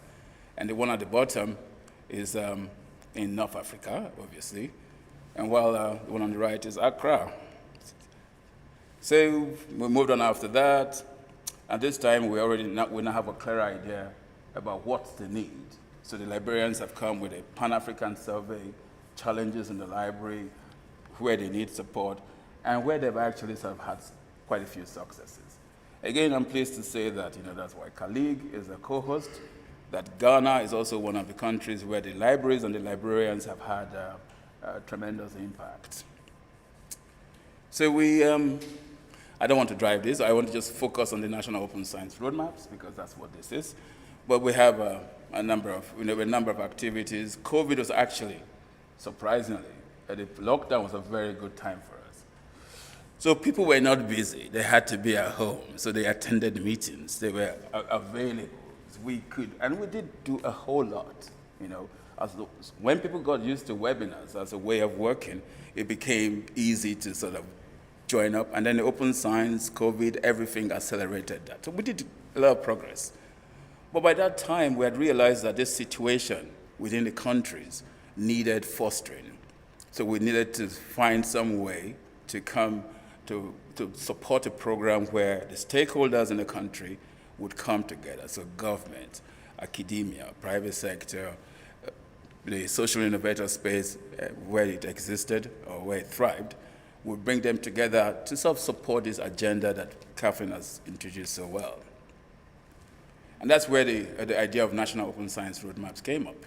And that's what it does. So we have moved on a regional level as well. We have a program on a regional level that discusses issues that are common between countries. So one that Catherine kindly touched on was research assessment.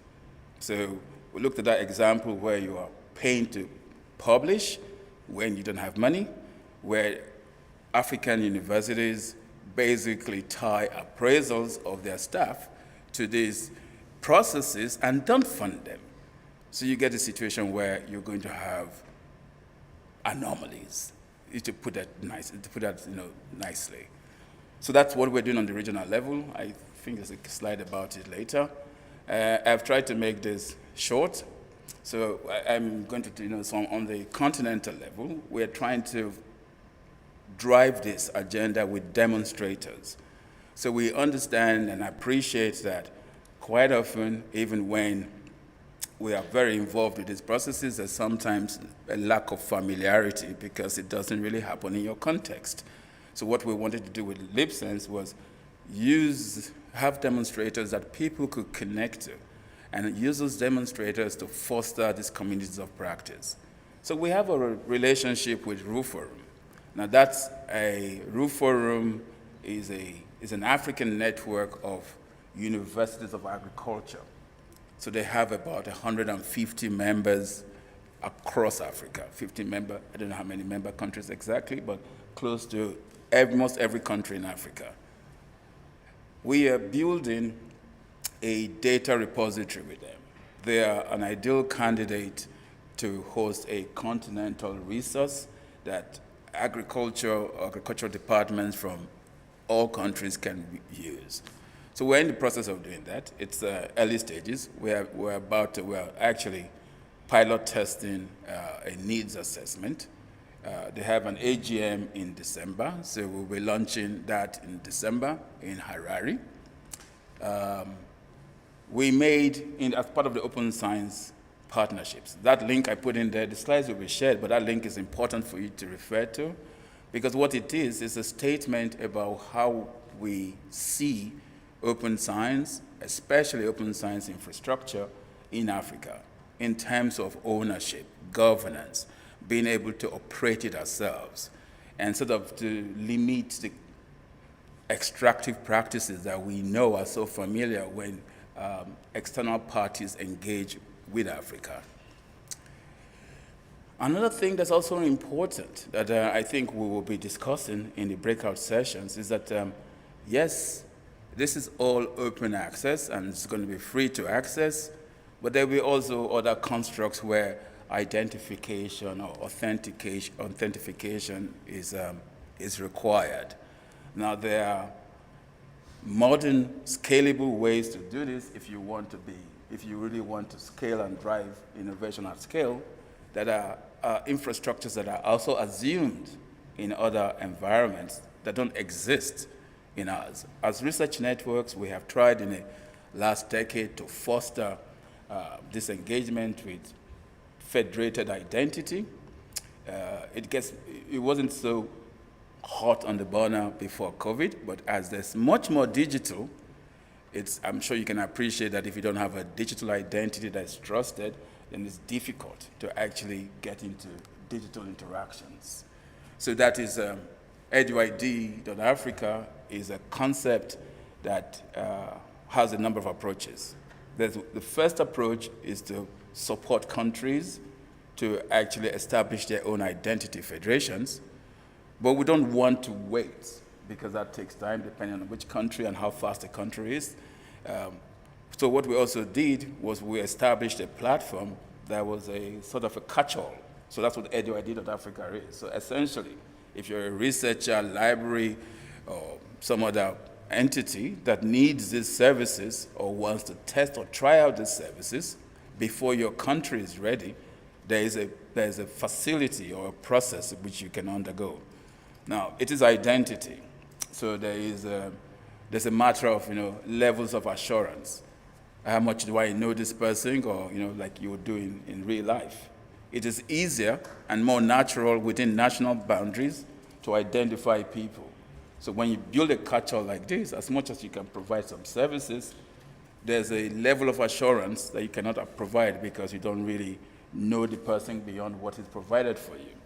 Now, when you have the same infrastructure on a national level, then you can have a higher level of assurance, and it's important. The reason why I say that is that as much as we want to produce research and have people access it, we're going to need to access other people's research as well. And I'll give you a particular example.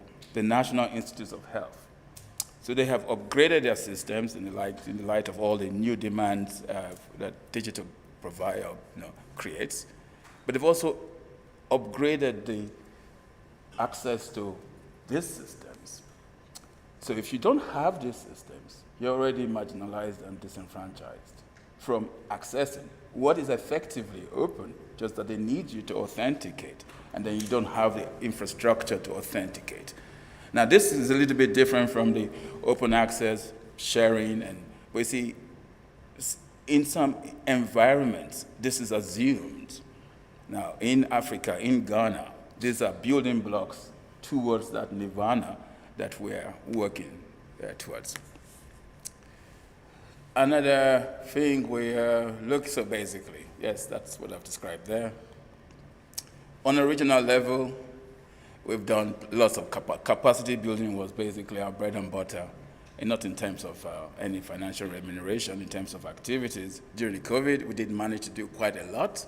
One of the activities that's really been very useful is identifying what librarians' skills profiles were required for this new, to support this new world where we had this kind of free access and all kinds of things.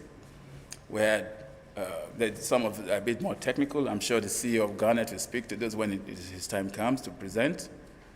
One activity we've just started, actually started in the last WACREN 20 conference in March this year, was that we have identified that there are a number of high-performance computers in the region, and I think in Ghana as well, where because of a lack of connectivity, or in some cases, the right overlay to allow researchers use what is rather complex infrastructure, this infrastructure is unused or underused.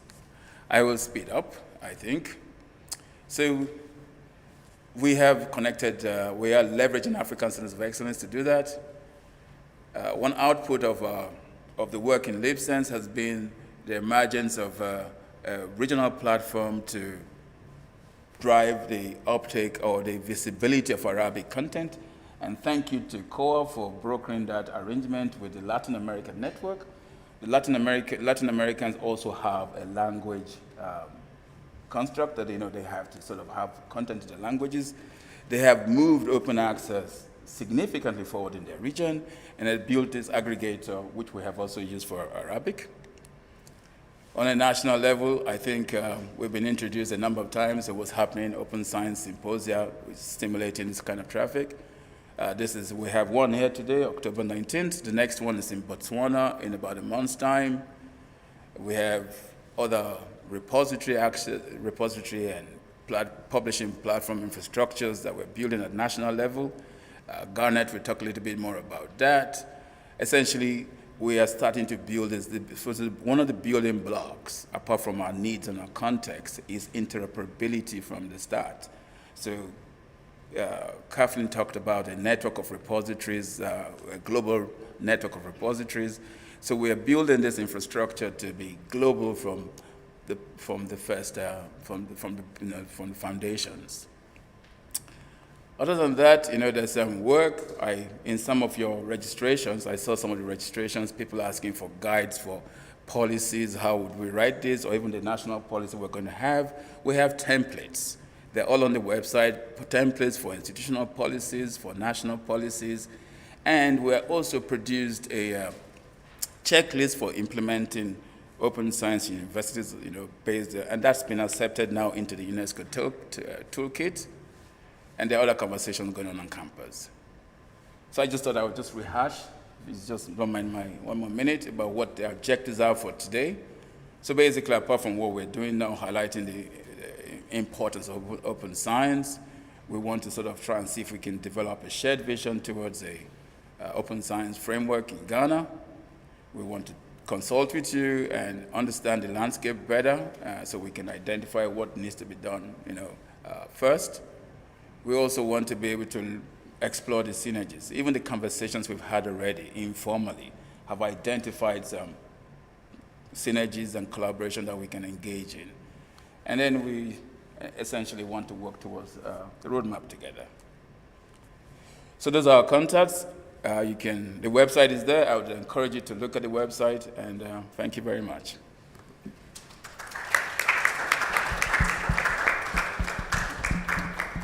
Thank you so much, Omo. And we want you to sit down and listen to some questions, and hopefully you can provide some answers for us. But before I open the floor, I think Kathleen has, first of all, highlighted some of the challenges that researchers, especially in developing countries such as in Africa, encounter in their bid first to do research and publish them, and the effort that her organization and others are putting in to try to address those challenges. And Omo has brought it to the local level to tell you about the opportunities that are available and the efforts that they are putting in to also assist you in doing research, publishing them, and having the ability to perhaps transform your research output and innovations into actual products and services. And I'm sure you have put down some questions that you need some answers for. Unfortunately, we are not going to have a lot of time for that. But I want to open the floor and ask you to present your questions. So the floor is opened. Yes, yes, sir.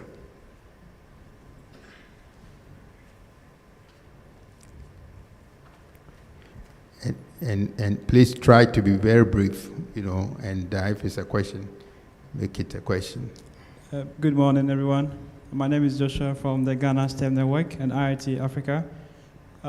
Great presentation by the two of you.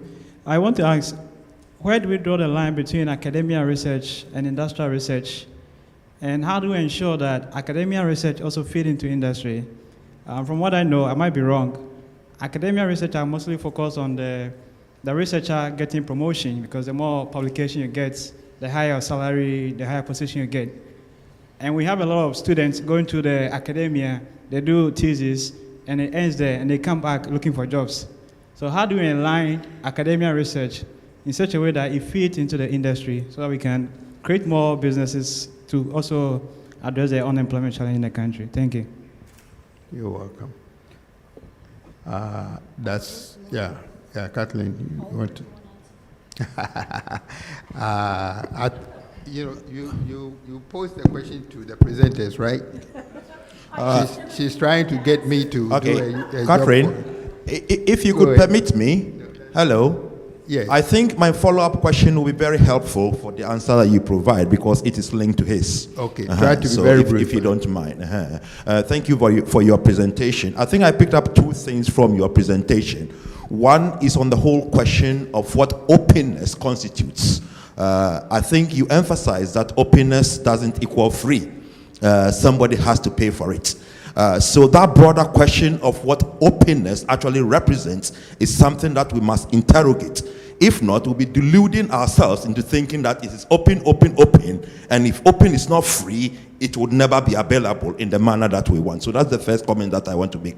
But secondly, linked to what he just said, when you go to my university where I work, you would find so many policies, and I doubt it is a pile because it is in my library. What you find is that these policies are there, but they are not being implemented. So if we take the question of academia, professors who have published so much, the question it begs is that the data that these many professors have collected over the years, where is that data kept? Who is keeping it?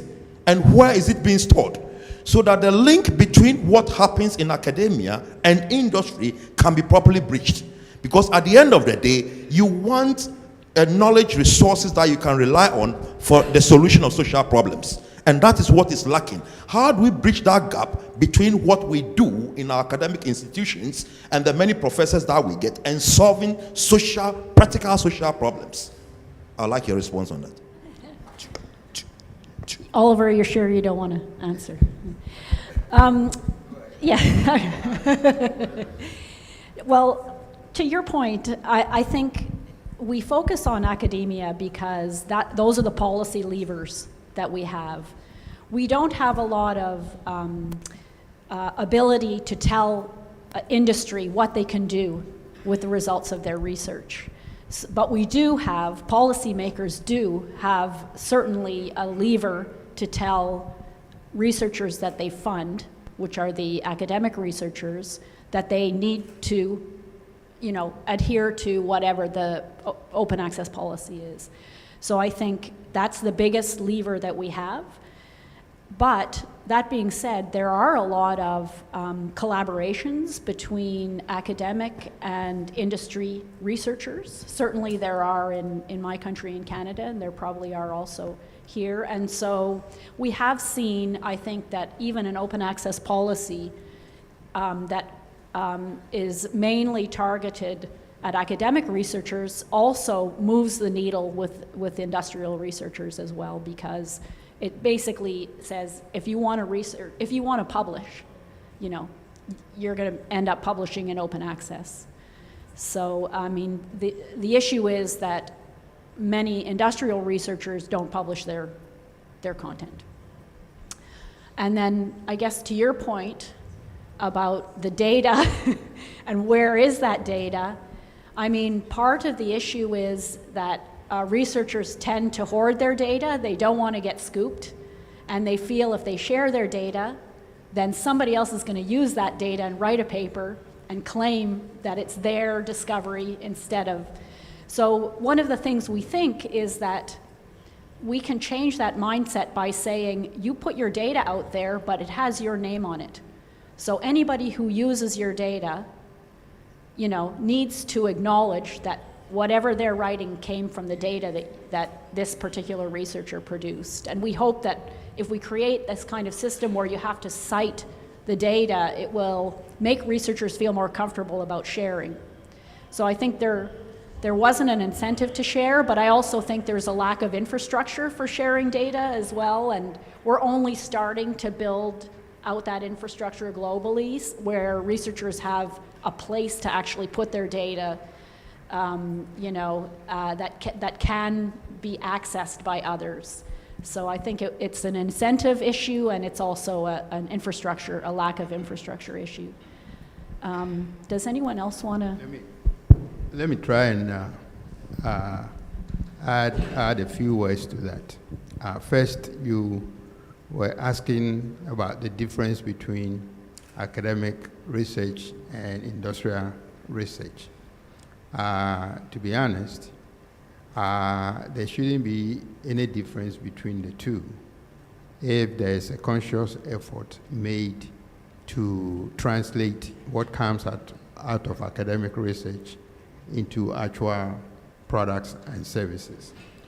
I had the privilege to study what Korea has done since the end of their war, which occurred just about the time that Ghana had our independence in 1957. And at that time, Ghana was slightly ahead of Korea in terms of economic credentials or economic status. Our GDP was a little higher than them. They were a country coming out of war, very poor, but they took a strategic decision to apply science and technology for their national development. And so they created a very conscious partnership between academia, government, and industry. And they enacted what they call special laws to ensure that this partnership actually worked and that academia was creating knowledge, industry was looking at what is needed in the marketplace, and government was creating the enabling environment for the two to work together so that what is created in the lab is eventually nurtured for it to become a natural product or service. And today, Korea is the 10th largest economy in the world. And when you look at what we call the Global Innovation Index, Korea used to be 10th the list of about 130 countries. Last year, the previous year. Last year, they jumped to number 5. Korea, in the Global Innovation Index, Korea is currently sitting at number 5. And the reason is that, first, they have consciously decided that this is the way we want to go. And secondly, they are applying a very high percentage of their GDP towards research and innovation. The difference between them and us is because we don't do that. And it's since 2017, when we came into office, that we have started the process of changing this paradigm. And some of the things that I talked about in my remarks to you are the conscious efforts that we are making. And I can tell you that, yes, it's been very difficult, but now we are beginning to see very, very good results.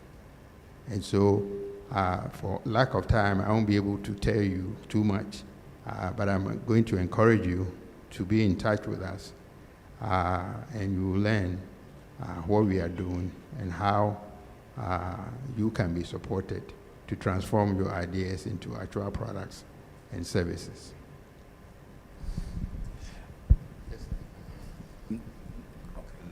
I was just going to say thank you, Oliver. So we will come too. We will all come. Unfortunately, I will have to leave because I have another 12 o'clock virtual meeting that I have to attend, very, very critical. But I'll give you these two resource people, a gentleman and a lady. They have a lot of information, so you ask their questions and they will answer. I don't need to intervene. And I want to thank you very much for the opportunity you've given me. Thank you.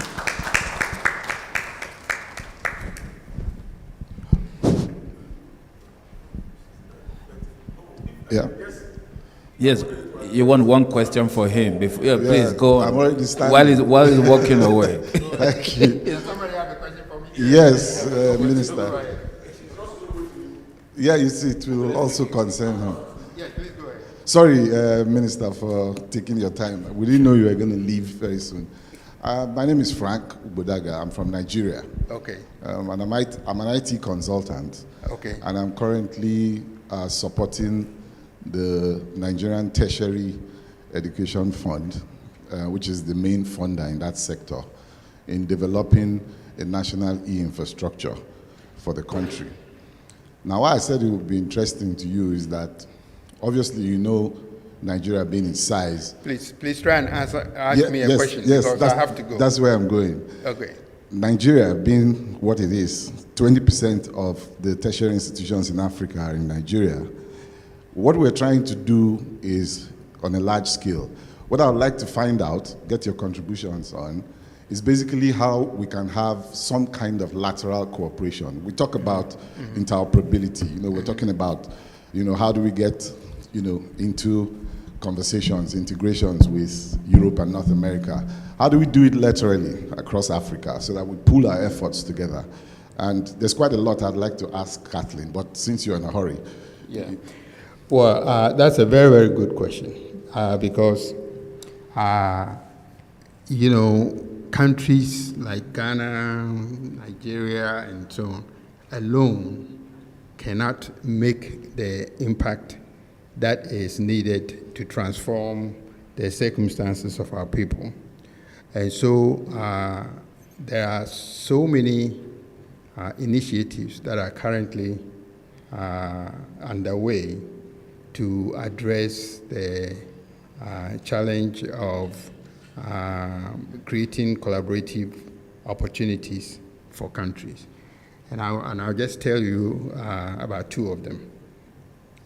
The first one is called the Science Granting Council's Initiative, or SGCI. This is a collection of, now currently I think there are 17 African countries, including Ghana and Nigeria, that are being supported by NRF, that's the National Research Foundation of South Africa, IDRC, which is the Canadian International Development Research Council, FCDO, that is the UK. Now Sweden have joined them, and I think Sitra of Finland has also joined them. Now, what they are doing is to support these countries to build their capacity to manage research and be able to transform their research output into actual products and services, and also to foster collaboration among these countries. So Nigeria and Ghana can work together on a research topic, and with the aim of doing the research and then commercializing what comes out of it. That's just one initiative. The past 2 weeks, I was in Naivasha, Kenya, where the International Development Innovation Agency, or IDIA, brought together several entities, including government officials like myself who are managing innovation in a country like Ghana, development partners such as USAID, FCDO, and GCC of Canada. They were all there.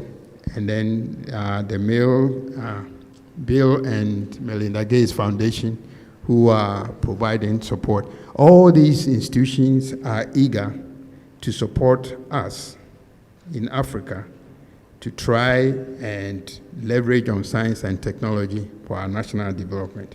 So these opportunities are there.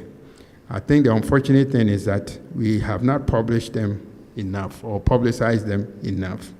And that is why every time I get the opportunity like this, I let you know what we are doing. Now, I didn't know that innovations take so much effort and time. It was at this training session in Kenya that I learned that when you are innovating, basically what you are doing is managing uncertainties. You are going to have so many challenges, and innovations fail only when you give up. The time that you see good results, that's when you start scaling. So there's a difference between innovation and scaling. When you are innovating and you are suffering, don't give up. And it was there that I learned to smile, because for the past 5 years, if you know the troubles that I've been going through to try and get our own people to understand what I've been preaching to you about, you won't believe it. But now I see the light at the end of the tunnel. We are actually beginning to see results. So our innovations are bearing fruit. And by the way, there were several Nigerians with us in Naivasha. So let's work together, and we will see light at the end of the tunnel. And I want to thank you very much, because I have to run. Thank you.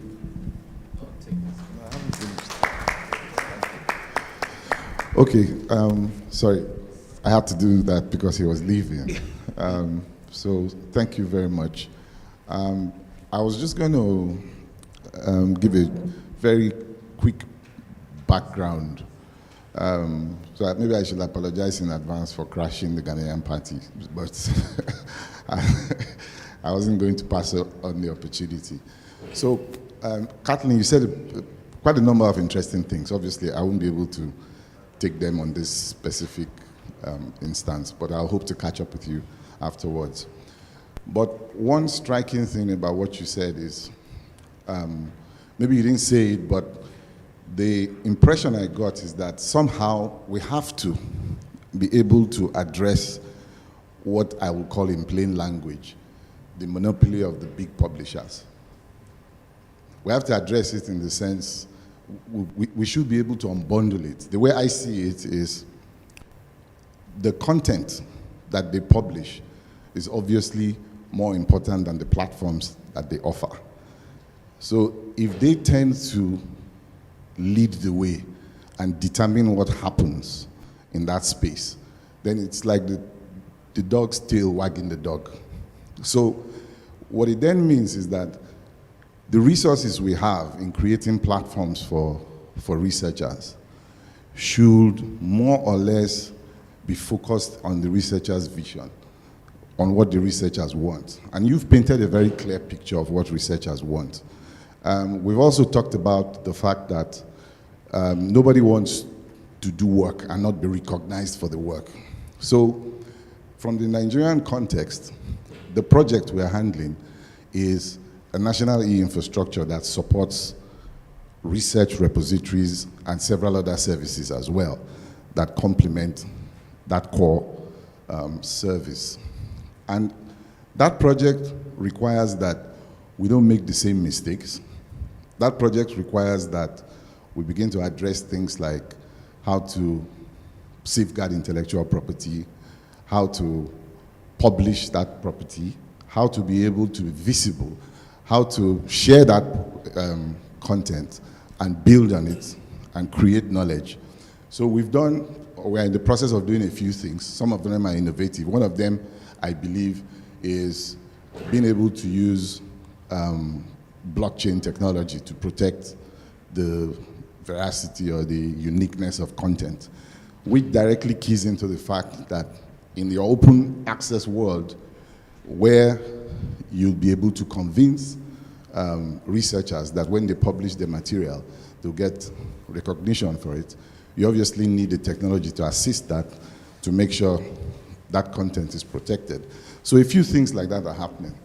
But specifically, I'd like to find out, in trying to take on the publishers, and what you've also mentioned, that the publishers have moved from one form of subscription model to another, which literally still is not quite in line with the open access research ideology. We are at the verge of expending a significant amount of resources in Nigeria on this project. And the reason I also asked for the lateral cooperation is, if we're able to consolidate the resources in initiatives across, then obviously we're more formidable in taking on these publishers. Is there some kind of support, or not necessarily? Yes, there's the policy, there are all the templates, there's a lot of work OMO is doing, there's a lot of work LIBSENSE, the research networks and so on. But are there specific things we can direct those resources at this point while building this e-infrastructure that can address some of the obvious the challenges based on the fact that the publishers are way ahead. They already have these platforms and so on and so forth. If you're talking of local research, you're talking of local platforms, there's a scarcity of infrastructure, there's a whole way to go. If there are things we can concentrate on or prioritize that helps us pull together to unravel this ecosystem that the publishers have created and obviously benefit from. Are there some specific things we could do in a project like this? Sorry, it's quite a bit, but... Yeah, I mean, I guess there's a lot of things to do, but we can't do everything. For me, and I don't know if this is within your purview, but I think research assessment is critical. So there's a big movement in Europe now to reevaluate how they assess research. They are seriously looking at taking away, trying to recenter it on what is the quality of the finding, of the discovery of the, so instead of looking at metrics that are provided by those publishers, how many citations you've gotten, that has nothing to do necessarily with quality, right? Like you could publish an article and it was, the research could be completely sound and high quality and not cited, and then you win a Nobel Prize because it's cited, for 10 or 20 years from then. So I think part of it is that we need to work on transforming research assessment, recognition of other types of research outputs beyond articles is very important. So I think one thing that would be very effective is trying to connect your policymakers with those policymakers in Europe who are more advanced around rethinking how reassessment is incentivizing the wrong things. And then the other thing I would say is don't try to compete with the publishers at their own game. So they are traditional publishers, and their platforms aren't that good. What gives them the value is the prestige of their publication. But they've built in this workflow, all of their resources are about integrating everything together into these big platforms. And so one of the things that we are advancing at CORE is a very distributed approach where you can connect functionalities of repositories, overlay peer review, preprints, data, in a very distributed way. It's called the Notify Project, and you can go and look on our website, and I'd be happy to exchange emails with you about it. But I see this as an innovation that a distributed group of infrastructures can work together to adopt that the publishers are not able to adopt because they've invested so much, again, in integrating their systems into a very specific traditional workflow around scholarly publishing. So those would be my two suggestions. Thank you very much. So who is now moderating? Omo? Well, it's we're self-moderating. That's fine. Right. So my name is Mark Anthony, and I represent CARLIGH. Two statements from your presentation were profound, and that one was about the work of EU, European Union, and that of the US government on the federal research.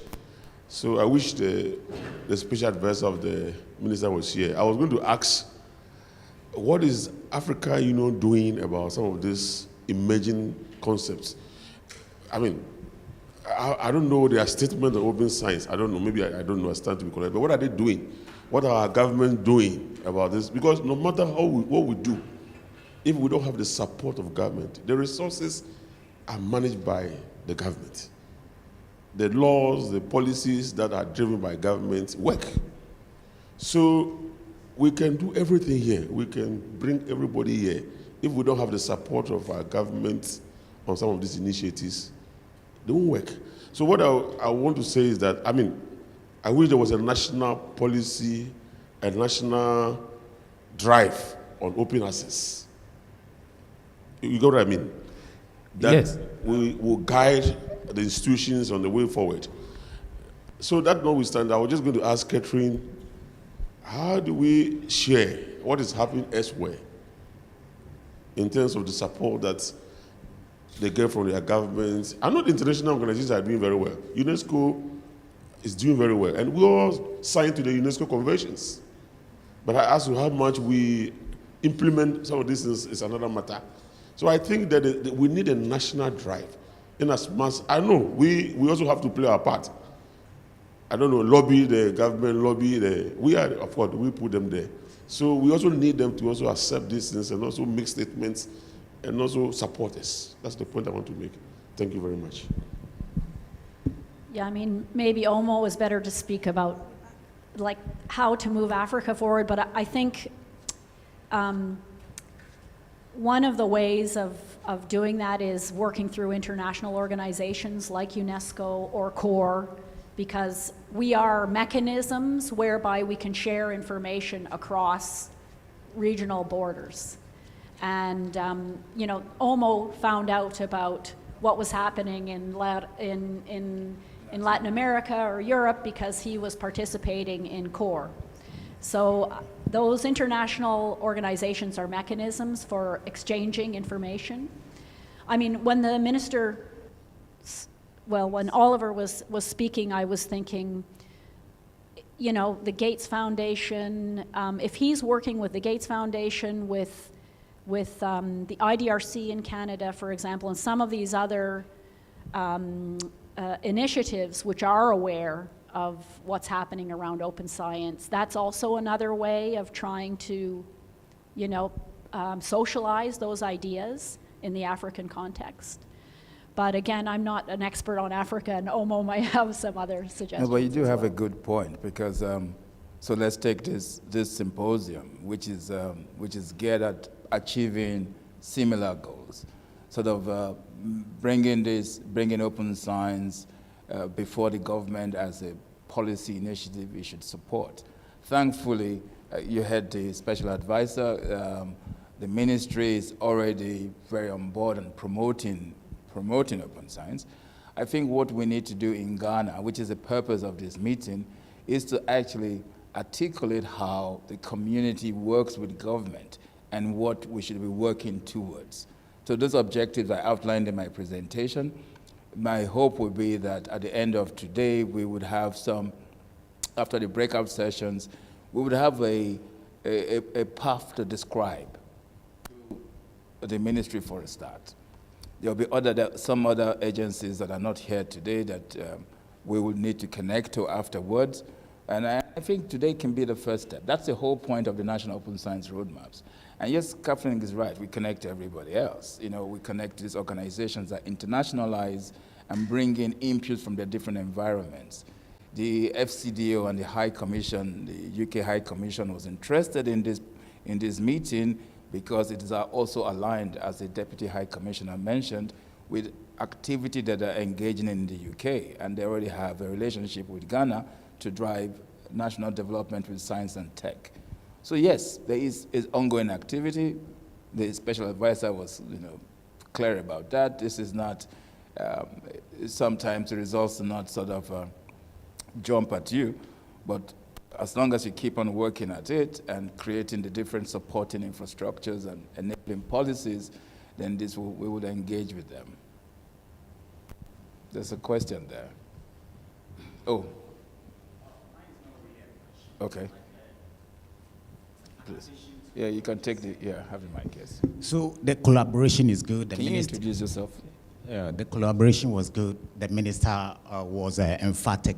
But as far as I'm concerned, looking at our environment, I think that there must be milestones, pathways aimed at achieving a goal. Otherwise, it's going to remain one of those things again. We have had many of these things in the past. The question is, to what extent have we been successful? So for this thing to go forward, I think that state participation, where we lay out the complete pathway, X number of days, this time, that time, we should achieve this. And then complete state participation. For example, the policies, you could be as good, but what if the policies don't permit you? Copyright alone will put you off. The copyright laws of Ghana are different from those of Abidjan, Ivory Coast. So that state participation with complete milestones, with dates and deadlines will be important. Thank you.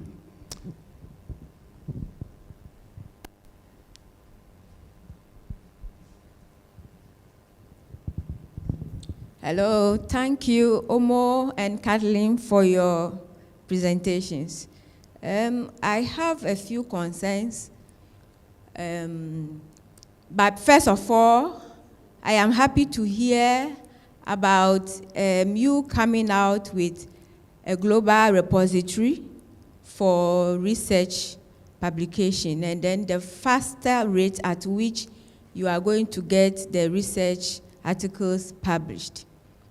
I have a concern about the feelings and perceptions or recognitions for already well-known publishers who have made the name, and how you publish and you feel you need to use a well-known publisher for that kind of credibility and then authenticity. How will you ensure that this kind of feeling and wrong perception about publishing with these well-known publishers be corrected, so that people will accept to publish with the newly emerging open access sites? And then how soon are we going to get access to the global repository that you spoke about? Thank you. You start. You know, that's exactly the challenge, is how to incentivize researchers to move away from publishing in those prestigious journals. It's a very big challenge. My feeling is it's going to take some time, but I'm already thinking about how to associate universities with trust. You know, they're commercial publishers. Why do we trust them anyway? So I think we need to shift the way we think about these types of publications. I would like to build a global network based at the universities and research centers that is more trusted than the oligopoly of 5 commercial publishers that have built, you know, their prestige up and have done a very good job at convincing the world that they are better at publishing than the small publishers, which is not true, by the way. They have as many or more retractions from their journals as smaller publishers. So it's really false. The prestige that we put on those, or the trust that we put in many of those journals, is really false trust, because they're not doing a better job that you know, than any of the smaller publishers are. So it's definitely a difficult challenge for us, but I think we're starting to see movement in terms of how governments are perceiving those journals, and I think we can, over time, develop a narrative that responds to that. And your global repository? Maybe? Yeah, the cultural repository. Well, that's going to be, we have just started a pilot on that. It would depend on, since you're Ghanaian, it would depend on whether we get there before GARNET, because GARNET is also trying to do the same, exactly the same. The GARNET CEO will speak to that a bit later. But I also think, you know, just following on what Catherine said, I think there is opportunity for us in Africa to sort of innovate in this space, or at least, accelerate the pace. So I'm thinking of the question earlier, about, okay, how do people connect to this? How do we get government to participate? So there's the government, the ministry in this case, saying, yes, they think open is a way to achieve some of their goals.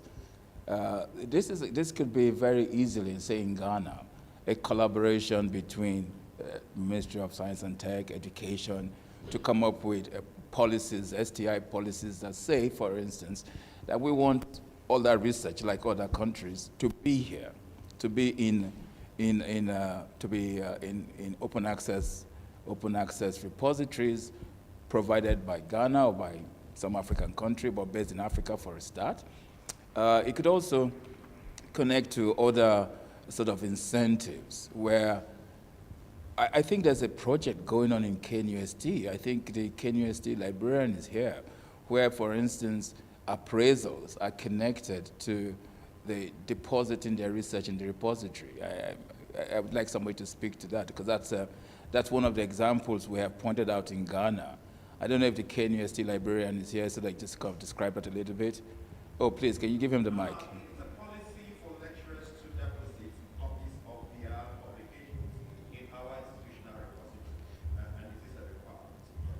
Do you use that for anything, appraisals or? Well, obviously, it has to be double-checked that it's available in the repository as part of the process. And beyond that, there is also the actual verification of the publications that are submitted, so it's not just that in isolation. Right. So please take the mic. So you were saying, so is there, because I was going, the point I was going to make to her, for instance, as opposed to this perception. Because Catherine just been clear, it's a perception. If, for instance, your university, and I don't know if that's the case, if your university was evaluating or appraising staff based on the work that you say there's a policy that exists, that they have copies in there. Yeah. So basically what that means is that all the work that's out there in the commercial publishing world, you have copies of in your... Definitely. So do you use those copies to appraise your staff? Or do you still require that they are published in high impact factor journals for you to appraise them? Well, both. Lecturers submit articles that they have published in impact journals. Sometimes there's a delay between when it is submitted and when it is actually published, but they can make reference to the copies that they have deposited in the institutional repository. So you double check both. You want to be sure that whatever is out there is also available locally for the consumption of the staff who are in the institution and outsiders.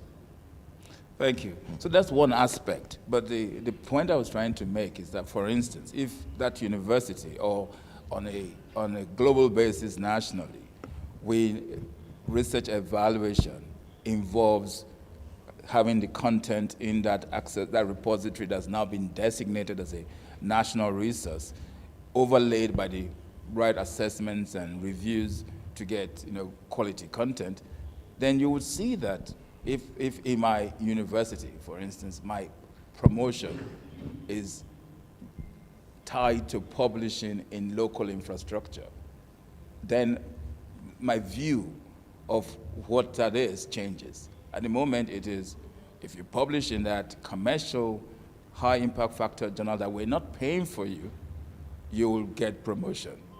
So there is something wrong with that, which is where we need the government, we need the community to come together, we need the universities to look at the research that's being produced by the universities and ask themselves, if it's research about my local environment, who is actually better able to evaluate it? So those are just some of the work that we need to do for research evaluation, and I think that's really crucial. It also affects the uptake of the infrastructure that we provide, because these are the kind of policies that would drive users to use them. Maybe this is a good time to mention some upcoming work, and I will take that question right after, or maybe Catherine will. I think I have the microphone, so maybe I'll talk when I finish. Right. Upcoming work. So we are starting to see, if you see if for those that have attended some of our meetings before, where we have librarians and NRENs, there are a number of younger faces in the crowd today. So early career researchers have become a real interest group. And the reason why we're interested in this group is that the younger researcher needs opportunity to showcase what they are doing. They might not be, they are not ready or willing to wait for the long publishing cycles, even when they publish in those journals. By providing a platform for them to publish, like Kathleen described, without waiting, especially when you have some way of qualitatively assessing that, we will provide more research in the environment that's more readily available. So what we're doing in the next quarter is that apart from the repositories we will deploy, we're going to be deploying these preprint servers. And the idea behind these preprint servers is that researchers are able to publish, like your 5 days, 10-day example in Kathleen's presentation, almost immediately, work that can be reviewed by communities of open peer reviewers. Now that's another challenge we have. We don't have, just as, if you look at the global statistics, we don't produce so much of the global research from Africa. Again, those numbers are special because I don't think they're properly counted. But there's also a challenge with the amount of reviewers that we have in the communities. So we do need to work at that, because if you cannot review this research, then we cannot determine what's good or bad. I think we're about, we've lost our moderator, so I've lost track of time. But, maybe I have a question here, so let me ask Okay, this. let's take a last question, and then we'll just go. I'll just add to what the University Librarian for KNUST said with the verification and the populating the repositories. I mean, the populating institutional repositories is a very big challenge. So here's the case, we tie it to promotion. Here's the case that anybody who publishes, you need to submit your papers in the repository. Whilst we were doing it, we realized that people were also publishing in very horrible journals. So we came up with a policy where now you can't just publish in any journal, and therefore you have to publish in very good journal. And then all is tied toward the ranking. Now, my question here is this. I realize that Kathleen, very fantastic presentation. In your recommendation, you made issue of you gave out the reform, we came up with the reforms, adopting of policies, redirecting funding away from big publishers, and then the last one, you mentioned the issue of build and host local infrastructure. I just want to add one more to it. Maybe, I don't know whether it will make sense here, but I think it will. If we can also redirect these ranking agencies, like the Times High, Shanghai, the Webometrics, all towards open science, I believe we can also get somewhere. Now, the second issue is, how has your institution, your country, tertiary institutions in your country, Canada, how have they incorporated open science in their curriculum? I don't know whether my two issues are clear. Yeah, I think you're absolutely right. There's some work around the rankings. There's some work now in Europe. I keep pointing to Europe because I think Europe is farthest ahead on most of these activities around open science. But they're looking at what kind of measures, what are the measures that we need to look at to assess open science practices. And so I think those conversations are maturing now, and potentially they might be embraced by some of those ranking systems, but it's probably going to take a while.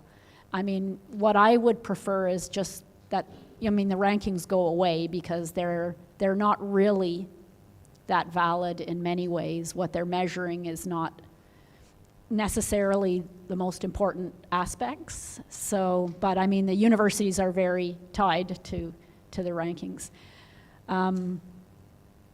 What was your second question? Oh yeah, in Canada. Oh, well, unfortunately, Canada's not very progressive in this area. We have 3 main funders in Canada, and they have an open access policy, And there's an embargo of 12 months. So researchers have to make their articles openly available 12 months after they're published. And there's more work being done in the area of research data management. So each university is required to have a roadmap for managing research data that's produced by their researchers, and that an institutional kind of policy and roadmap. So that's forcing the institutions to develop infrastructure and policies that will support sharing of research data more widely. But I think one thing that's coming down the pipeline in Canada, because we're just north of the United States, is with the OSTP policy that I mentioned in my presentation, which is immediate availability of articles. The Canadian funders are in the back room, figuring out how they can, how they're going to adapt to that, because it will have an influence on Canada. So I suspect our policies will be changed shortly. The institutions, it's our funders who are driving this, not the universities. It's the funders of the research. Thank you very much. My name is Harry Akligo, and I'm with GLab, Global Lab Network. So just to ask, I think my question is in reference to the very last question I had wanted to ask earlier. But I think a lot of these events largely have been focused on the challenges with the adoption of open science and how people generally within the horizontal level of the ecosystem around open science could so to say be made to adopt open science and help overcome the barriers to innovation adoption, research and innovation adoption. But at the same time, we also have realized that within that ecosystem of players or stakeholders, there are a lot of people or institutions that are at the intersection that form a vertical system or way of helping to ensure that this whole paradigm of open science can be used to drive innovation and development across environments that need it. But a lot of the interventions and recommendations we've seen so far have been focused on people within the horizontal ecosystem. Example, solutions targeted towards researchers. And I think, again, for this purpose of this gathering, we've been talking about a new way of engaging early career researchers. You clearly, in your presentation, Catherine had mentioned that one of the challenges we've seen, or we have seen a lot of open access, preprints, and all of that, but a lot of that has not contributed to ranking systems for institutions that, of course, serve as a place for these researchers and other actors. My question now is, how then do we decouple or deconstruct and create recommendations to make these institutions feel appraised, so to say, so that once that happens, we can begin to see a drive coming from this institution to allow the adoption of open science? Because, of course, if you are developing strategies, recommendations for a lot of the actors without necessarily having a huge focus on this institution, then we may, of course, have a way of overcoming some of the challenges, but the ones or the institutions that are supposed to drive this on a perpetual scale, we may not have that happening. So my question is, how do we recreate a new system of maybe ranking for universities based on what is currently happening within the open science adoption recommendations we are given? Thank you. Yeah, I mean, I think there's a reason why this is coming from the governments and funders, because they recognize the value, the societal value, and they recognize that open science will increase the impact of their investment and accelerate research. The institutions are very different. What high-level administrators are concerned about is getting more students and getting more research funds. And they're completely preoccupied with that. And it's, them being high up in the rankings is in their benefit. So if you look at Harvard, MIT, Oxford, these are all, Princeton, these are all the universities that are very high up in the rankings. It's not in their interest at all to adopt open science practices because they're getting more students because they're high in the rankings, and they're getting more research funding because they're high in the rankings. They might be getting more government funding as well. So I think to be realistically, it's the smaller institutions that will benefit from open science because they will not be subject to those ranking schemas where they're down low, you know. So, so I do think like it's not going to be the institutions essentially that drive the change. They will be forced to embrace and adopt those changes that will come from governments and funders. And it's unfortunately just the way the system works at the moment. I think I can see effort. So I think we have run out of time. But just one last question. Do you think, you make these statements about, governments and funders and institutions. Do you think the case will be the same in Africa, or can that be a different case in Africa? Depends what part of Africa. I mean, even in Canada, we have one university that's very high up in the rankings, and that university consistently is the one that says, no, this isn't our problem, you know? So I think in general, most African institutions probably would again be beneficiaries of a change in how that type of research is assessed, but there's probably a few universities that would not be, so willing to move forward. Hello, please. Oh. Okay, I just want to contribute to what we are saying about, my concern is institutional journals. I think most universities, promotions are tied on this Web of Science and the other one, Scopus and all that. And so we are looking down on our institutional journals. My research director is here. It's been a battle. That is my main concern. Everywhere I fight with him. Please, do we have to neglect our institutional journals because of Scopus and then Web of Science? Because those journals are not qualified to be published. Because people are honestly refusing to publish in those journals. Librarians here, we have Ghana Library Association journals.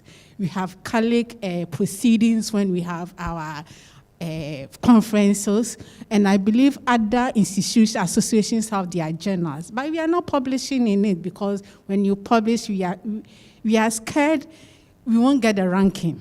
We are all looking for institutional ranking. UCC is the first in Africa, first in this, first in Ghana. I want ATU to be first in this, first in that. Where are we going, and how can we change the narrative? Thank you.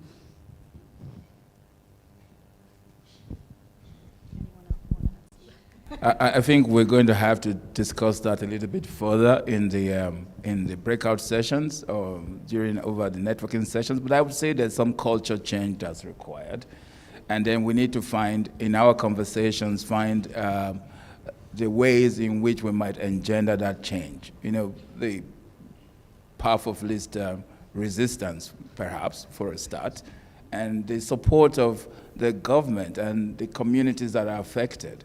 Because we can't change other people, but we can change ourselves. Thank you.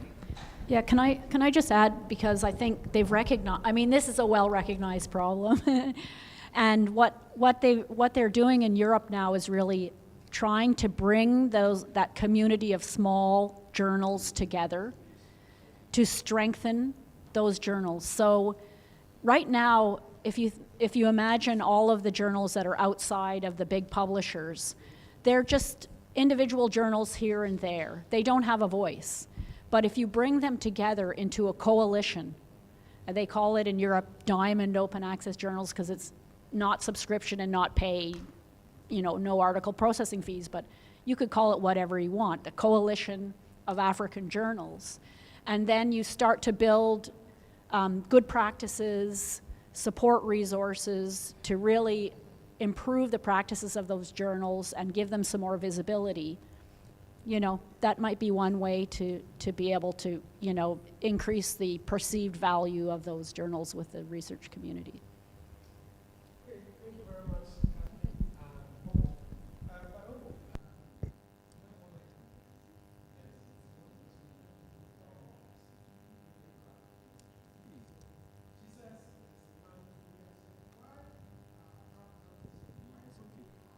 OS policies.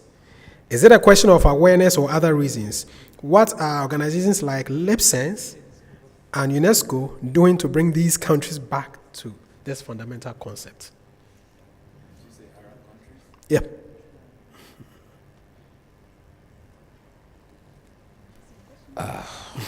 Right.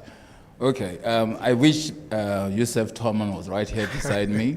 He's the CEO of ASREN. ASREN is the Arab States Research Education Network, because he would have more insights into that. The state of science in quite a few Arab countries is actually well developed. Short of you know, hazarding a guess, I would say similar challenges. So open science, awareness, and impact needs to permeate a little bit more.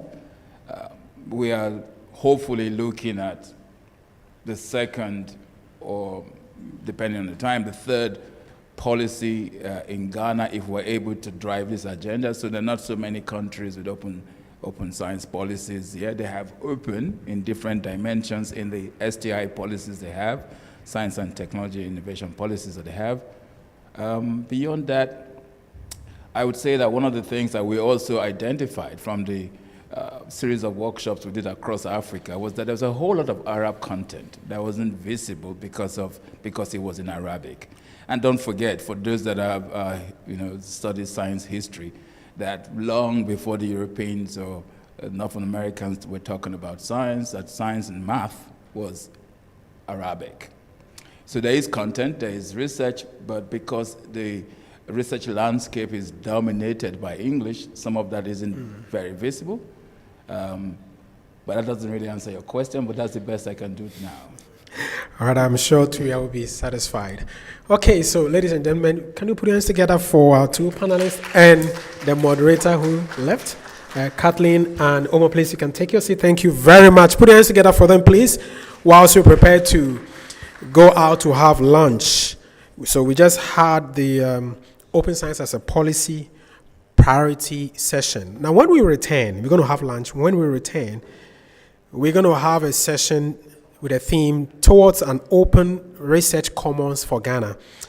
Omo is going to take the lead in the moderation for that. But so now we just want to, we'll leave out of here. The ushers will give us chits and usher us to where we're going to have the lunch. And we'll spend maybe about 30 minutes or a little over, and then we can congregate back here to continue the sessions. Thank you very much. And our online audience, I think you can also take a meal whilst we are also enjoying ourselves here. Thank you very much. So the ushers will lead us out. Thank you.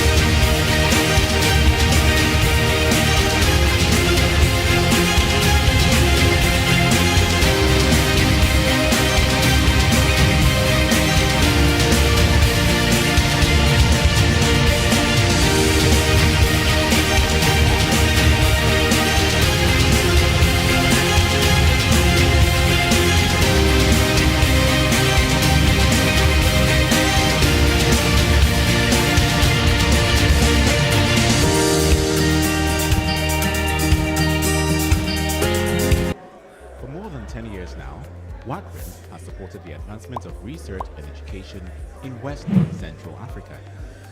We serve our community with three key areas: connectivity, advanced digital services, and developing human capital. Through affordable high-speed connectivity, researchers, staff, and students can collaborate with their colleagues within the region and beyond. Our video conferencing tool has come in handy in the COVID-19 pandemic period to support academic continuity. The tool is connecting thousands of students with their lecturers and academic supervisors and keeping administrative work going through online meetings. With EduRoam, learning is exciting. Through this authentication service, students can securely connect to available Wi-Fi when they visit other institutions across the world. EduID allows students and researchers to log into and access web-based services anywhere in Africa by using their home institution credentials. No need for re-registration or request for permission. National RENs and their member institutions can access WACREN security and hosting services.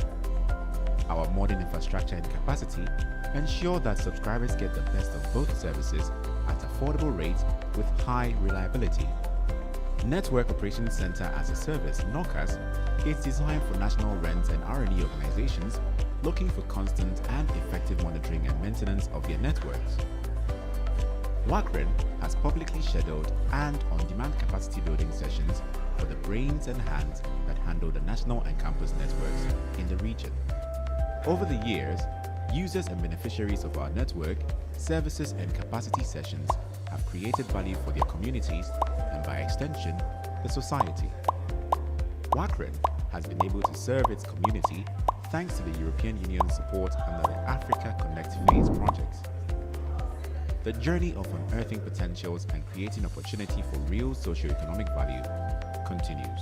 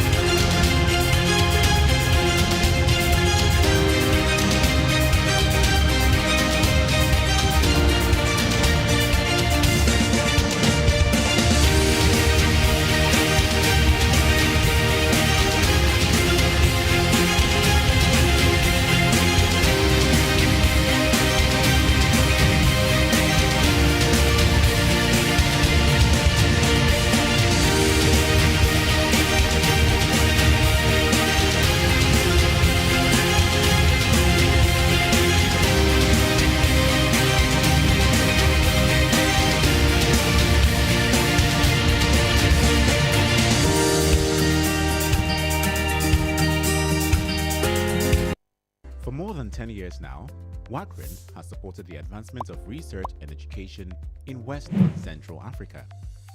We serve our community with three key areas: connectivity, advanced digital services, and developing human capital.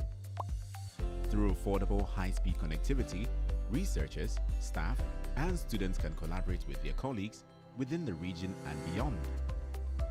Our video conferencing tool has come in handy in the COVID-19 pandemic period to support academic continuity. The tool is connecting thousands of students with their lecturers and academic supervisors and keeping administrative work going through online meetings. With EduRoam, learning is exciting. Through this authentication service, students can securely connect to available Wi-Fi when they visit other institutions across the world. EduID allows students and researchers to log into and access web-based services anywhere in Africa by using their home institution credentials. No need for re-registration or request for permission. National RENs and their member institutions can access WACREN security and hosting services. Our modern infrastructure and capacity ensure that subscribers get the best of both services at affordable rates with high reliability. Network Operations Center as a Service, NOCAS, is designed for national rent and R&E organizations looking for constant and effective monitoring and maintenance of their networks. WACREN has publicly scheduled and on-demand capacity building sessions for the brains and hands that handle the national and campus networks in the region. Over the years, users and beneficiaries of our network, services and capacity sessions have created value for their communities and by extension, the society. WACREN has been able to serve its community thanks to the European Union's support under the Africa Connect Phase project. The journey of unearthing potentials and creating opportunity for real socio-economic value continues.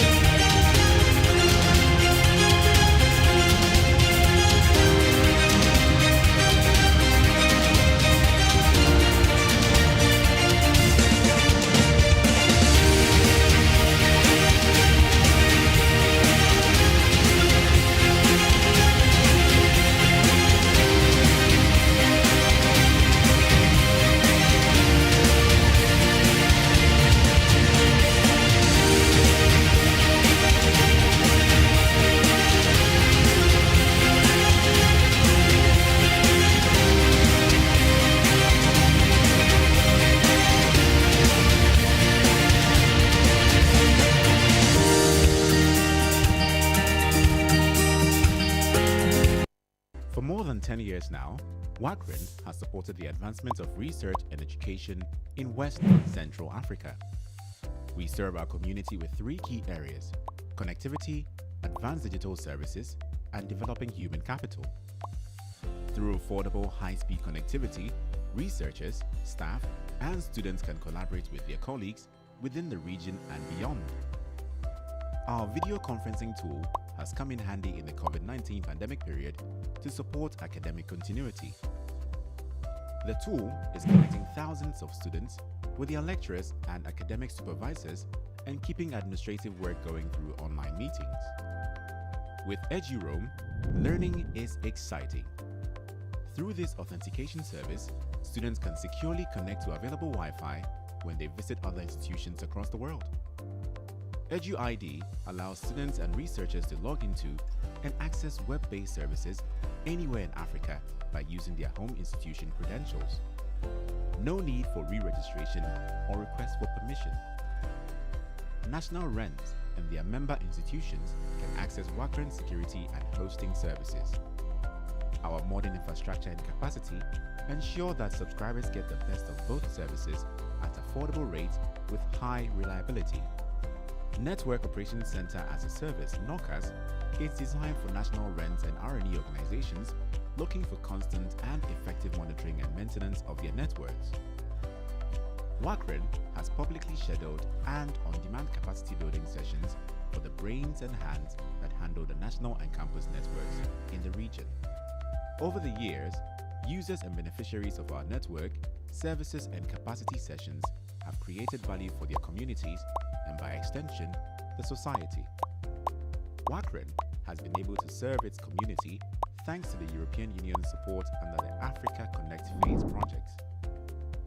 The journey of unearthing potentials and creating opportunity for real socio-economic value continues.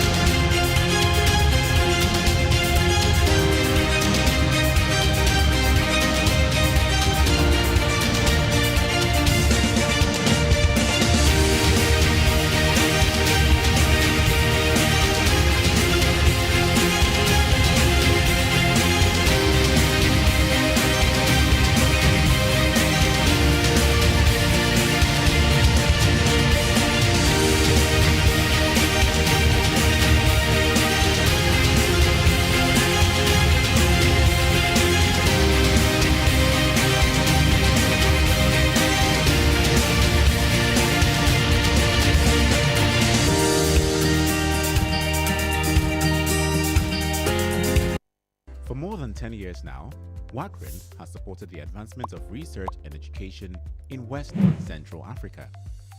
We serve our community with three key areas: connectivity, advanced digital services, and developing human capital. Through affordable high-speed connectivity, researchers, staff, and students can collaborate with their colleagues within the region and beyond. Our video conferencing tool has come in handy in the COVID-19 pandemic period to support academic continuity. The tool is connecting thousands of students with their lecturers and academic supervisors and keeping administrative work going through online meetings. With EduRoam, learning is exciting. Through this authentication service, students can securely connect to available Wi-Fi when they visit other institutions across the world. EduID allows students and researchers to log into and access web-based services anywhere in Africa by using their home institution credentials. No need for re-registration or request for permission. National RENs and their member institutions can access WACREN security and hosting services. Our modern infrastructure and capacity ensure that subscribers get the best of both services at affordable rates with high reliability. Network Operations Center as a Service, NOCAS, is designed for national RENs and R&E organizations looking for constant and effective monitoring and maintenance of their networks.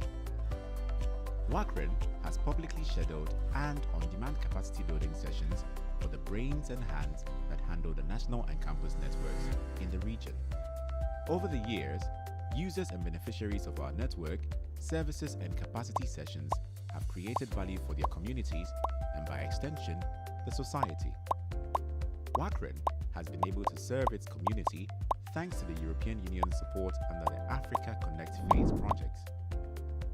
The journey of unearthing potentials and creating opportunity for real socio-economic value continues.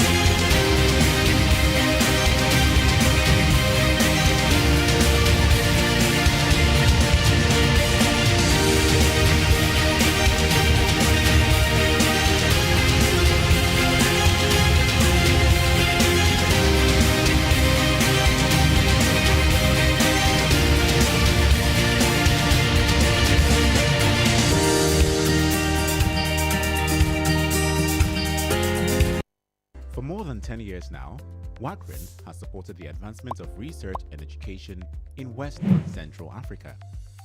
We serve our community with three key areas: connectivity, advanced digital services, and developing human capital.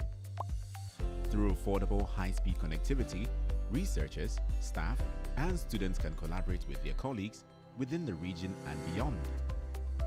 Our video conferencing tool has come in handy in the COVID-19 pandemic period to support academic continuity. The tool is connecting thousands of students with their lecturers and academic supervisors and keeping administrative work going through online meetings. With EduRoam, learning is exciting. Through this authentication service, students can securely connect to available Wi-Fi when they visit other institutions across the world. EduID allows students and researchers to log into and access web-based services anywhere in Africa by using their home institution credentials. No need for re-registration or request for permission. National RENs and their member institutions can access WACREN security and hosting services. Our modern infrastructure and capacity ensure that subscribers get the best of both services at affordable rates with high reliability. Network Operations Center as a Service, NOCAS, is designed for national rent and R&E organizations looking for constant and effective monitoring and maintenance of their networks. WACREN has publicly scheduled and on-demand capacity building sessions for the brains and hands that handle the national and campus networks in the region. Over the years, users and beneficiaries of our network, services and capacity sessions have created value for their communities and by extension, the society.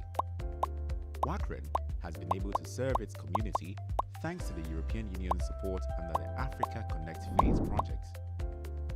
The journey of unearthing potentials and creating opportunity for real socio-economic value continues.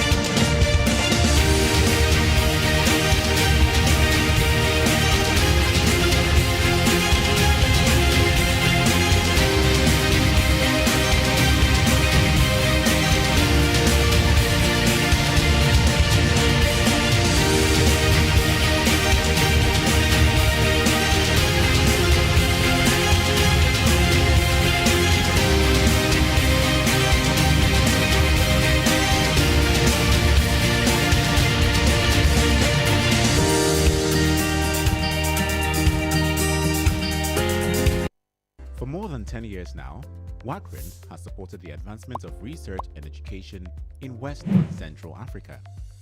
We serve our community with three key areas: connectivity, advanced digital services, and developing human capital. Through affordable, high-speed connectivity, researchers, staff, and students can collaborate with their colleagues within the region and beyond. Our video conferencing tool has come in handy in the COVID-19 pandemic period to support academic continuity.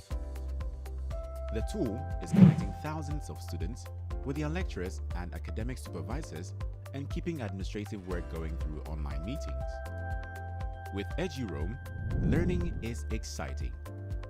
Through this authentication service, students can securely connect to available Wi-Fi when they visit other institutions across the world. EduID allows students and researchers to log into and access web-based services anywhere in Africa by using their home institution credentials. No need for re-registration or request for permission. National rent and their member institutions can access WACREN security and hosting services. Our modern infrastructure and capacity ensure that subscribers get the best of both services at affordable rates with high reliability. Network Operations Center as a Service, NOCAS, is designed for national rent and R&E organizations looking for constant and effective monitoring and maintenance of their networks. WACREN has publicly scheduled and on-demand capacity building sessions for the brains and hands that handle the national and campus networks in the region. Over the years, users and beneficiaries of our network, services and capacity sessions have created value for their communities and by extension, the society.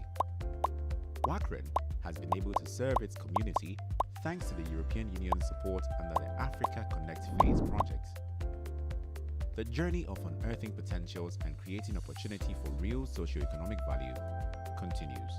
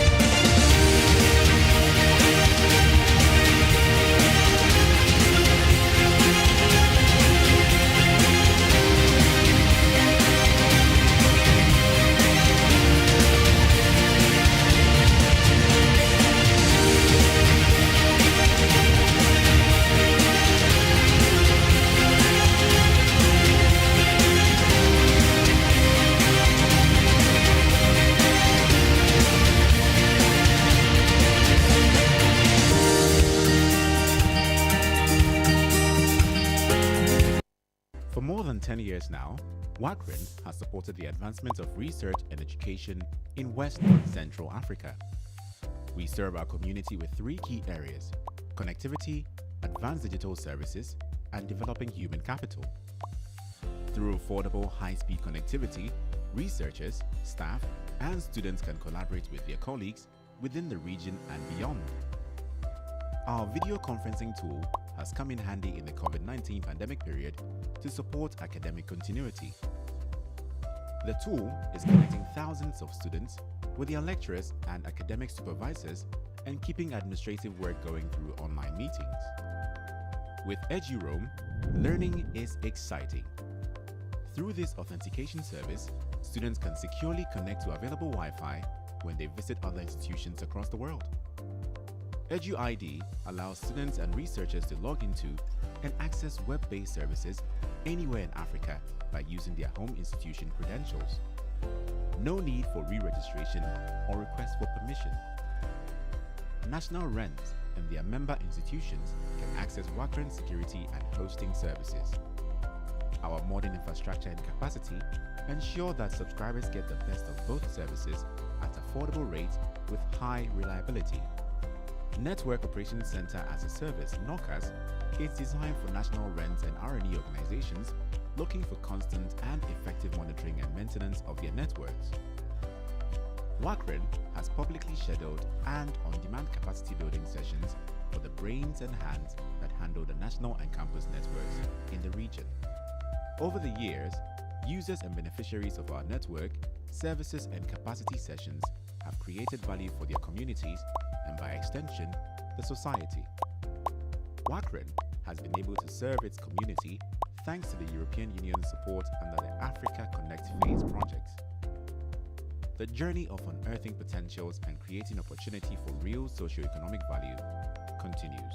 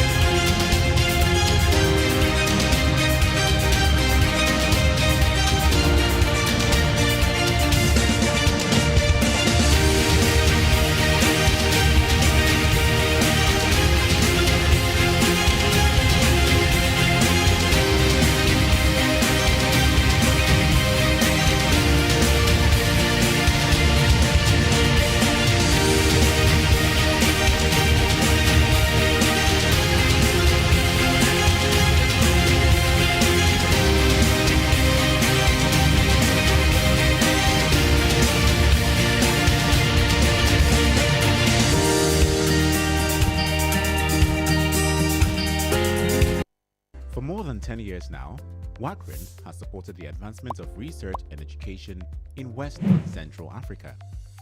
We serve our community with three key areas: connectivity, advanced digital services, and developing human capital. Through affordable high-speed connectivity, researchers, staff, and students can collaborate with their colleagues within the region and beyond. Our video conferencing tool has come in handy in the COVID-19 pandemic period to support academic continuity. The tool is connecting thousands of students with their lecturers and academic supervisors and keeping administrative work going through online meetings. With EduRoam, learning is exciting. Through this authentication service, students can securely connect to available Wi-Fi when they visit other institutions across the world. EduID allows students and researchers to log into and access web-based services anywhere in Africa by using their home institution credentials. No need for re-registration or request for permission. National rents and their member institutions can access WACREN security and hosting services. Our modern infrastructure and capacity ensure that subscribers get the best of both services at affordable rates with high reliability. Network Operations Center as a Service, NOCAS, is designed for national rent and R&E organizations looking for constant and effective monitoring and maintenance of their networks. WACREN has publicly scheduled and on-demand capacity building sessions for the brains and hands that handle the national and campus networks in the region. Over the years, users and beneficiaries of our network, services and capacity sessions have created value for their communities and by extension, the society. WACREN has been able to serve its community thanks to the European Union's support under the Africa Connect Phase projects. The journey of unearthing potentials and creating opportunity for real socio-economic value continues.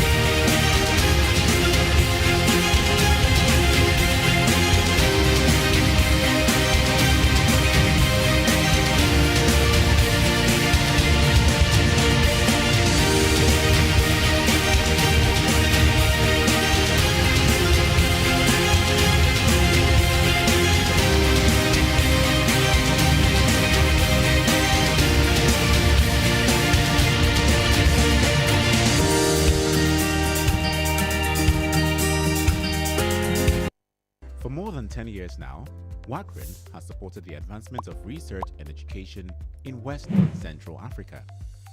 We serve our community with three key areas: connectivity, advanced digital services, and developing human capital. Through affordable high-speed connectivity, researchers, staff, and students can collaborate with their colleagues within the region and beyond. Our video conferencing tool has come in handy in the COVID-19 pandemic period to support academic continuity. The tool is connecting thousands of students with their lecturers and academic supervisors and keeping administrative work going through online meetings. With EduRoam, learning is exciting. Through this authentication service, students can securely connect to available Wi-Fi when they visit other institutions across the world. EduID allows students and researchers to log into and access web-based services anywhere in Africa by using their home institution credentials. No need for re-registration or request for permission. National Rent and their member institutions can access WACREN security and hosting services. Our modern infrastructure and capacity ensure that subscribers get the best of both services at affordable rates with high reliability. Network Operations Center as a Service, NOCAS, is designed for national rent and R&E organizations looking for constant and effective monitoring and maintenance of their networks. WACREN has publicly scheduled and on-demand capacity building sessions for the brains and hands that handle the national and campus networks in the region. Over the years, users and beneficiaries of our network, services and capacity sessions have created value for their communities and by extension, the society. WACREN has been able to serve its community thanks to the European Union's support under the Africa Connect Phase projects. The journey of unearthing potentials and creating opportunity for real socio-economic value continues.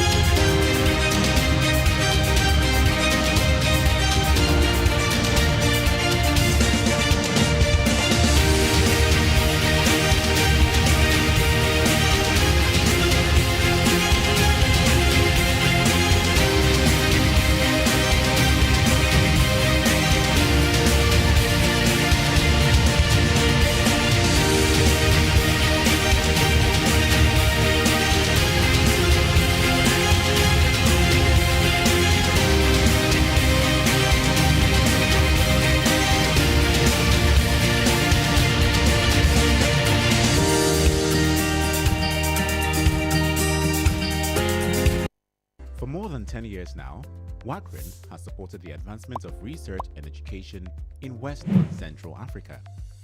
We serve our community with three key areas: connectivity, advanced digital services, and developing human capital. Through affordable, high-speed connectivity, researchers, staff, and students can collaborate with their colleagues within the region and beyond. Our video conferencing tool has come in handy in the COVID-19 pandemic period to support academic continuity. The tool is connecting thousands of students with their lecturers and academic supervisors and keeping administrative work going through online meetings. With EduRoam, learning is exciting. Through this authentication service, students can securely connect to available Wi-Fi when they visit other institutions across the world. EduID allows students and researchers to log into and access web-based services anywhere in Africa by using their home institution credentials. No need for re-registration or request for permission. National RENs and their member institutions can access WACREN security and hosting services. Our modern infrastructure and capacity ensure that subscribers get the best of both services at affordable rates with high reliability.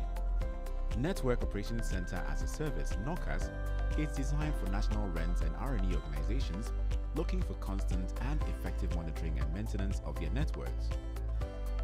WACREN has publicly scheduled and on-demand capacity building sessions for the brains and hands that handle the national and campus networks in the region. Over the years, users and beneficiaries of our network, services and capacity sessions have created value for their communities and by extension, the society. WACREN has been able to serve its community thanks to the European Union's support under the Africa Connect Phase projects. The journey of unearthing potentials and creating opportunity for real socio-economic value continues.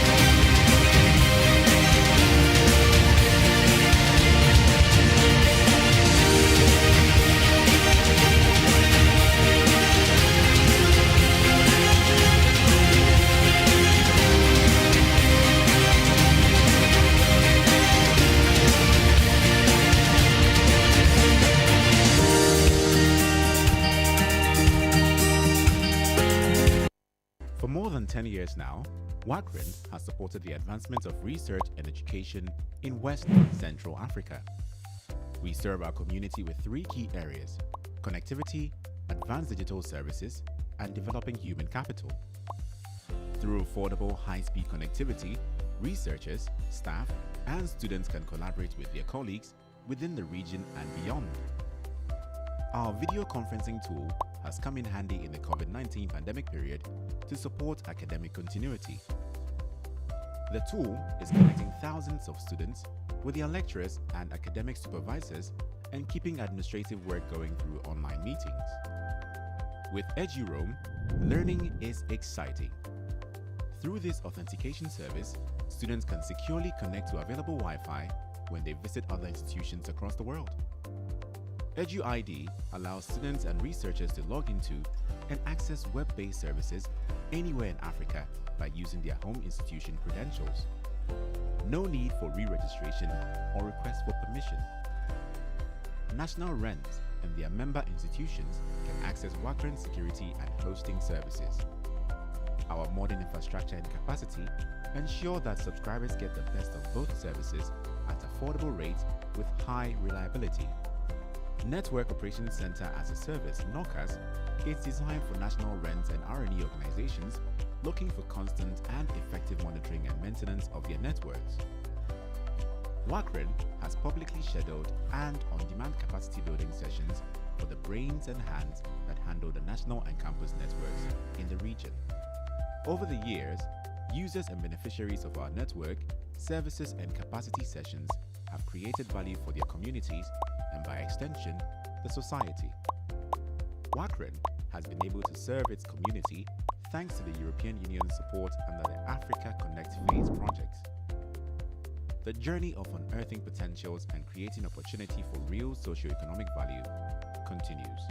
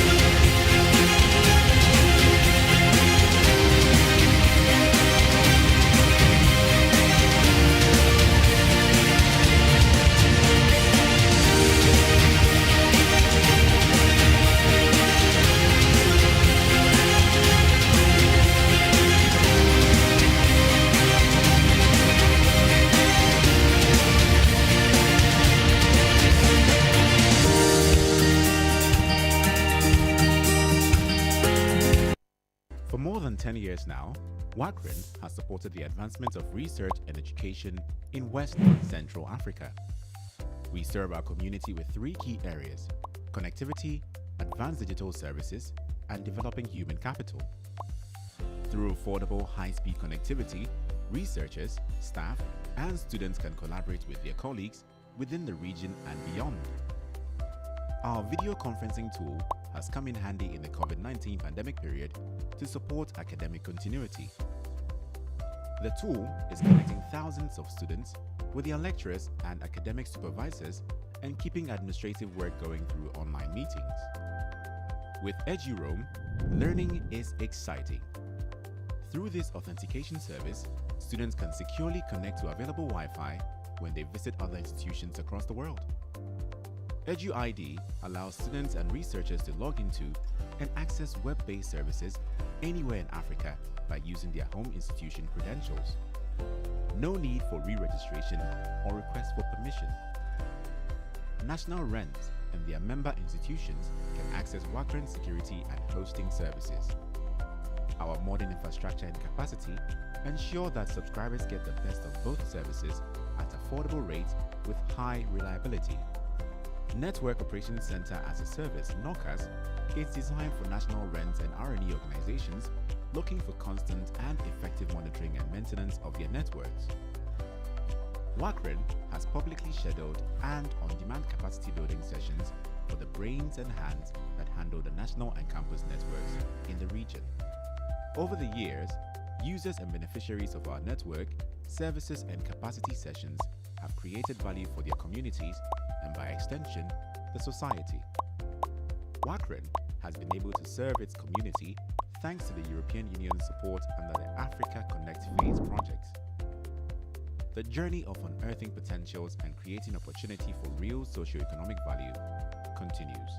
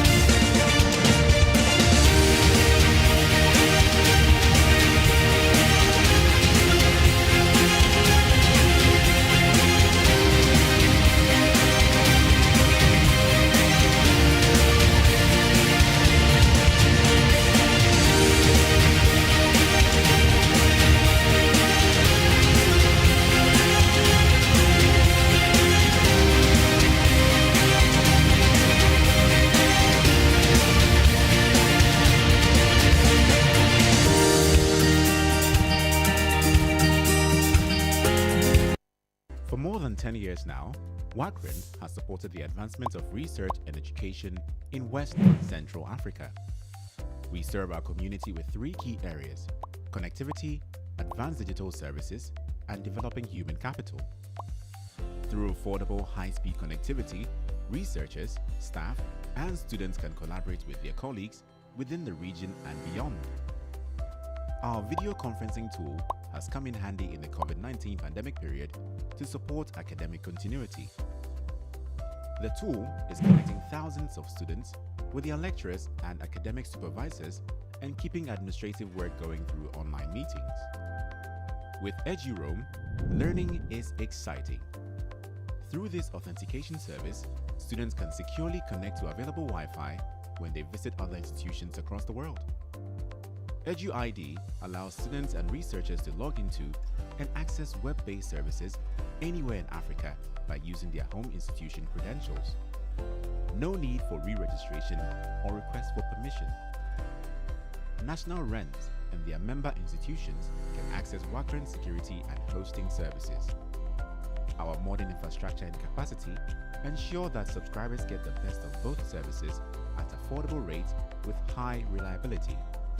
Network Operations Center as a Service, NOCAS, is designed for national RENs and R&E organizations looking for constant and effective monitoring and maintenance of their networks.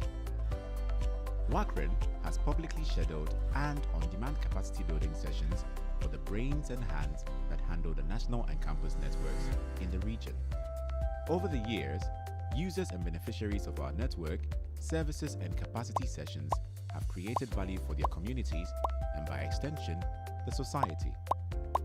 WACREN has been able to serve its community thanks to the European Union's support under the Africa Connect Phase projects. The journey of unearthing potentials and creating opportunity for real socio-economic value continues.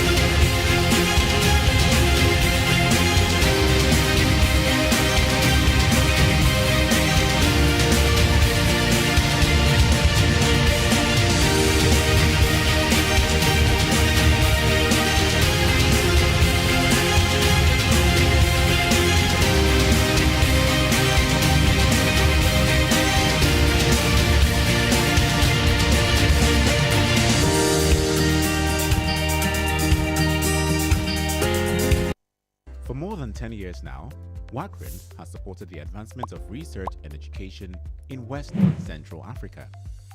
We serve our community with three key areas: connectivity, advanced digital services, and developing human capital. Through affordable high-speed connectivity, researchers, staff, and students can collaborate with their colleagues within the region and beyond. Our video conferencing tool has come in handy in the COVID-19 pandemic period to support academic continuity. The tool is connecting thousands of students with their lecturers and academic supervisors and keeping administrative work going through online meetings. With EduRoam, learning is exciting. Through this authentication service, students can securely connect to available Wi-Fi when they visit other institutions across the world. EduID allows students and researchers to log into and access web-based services anywhere in Africa by using their home institution credentials.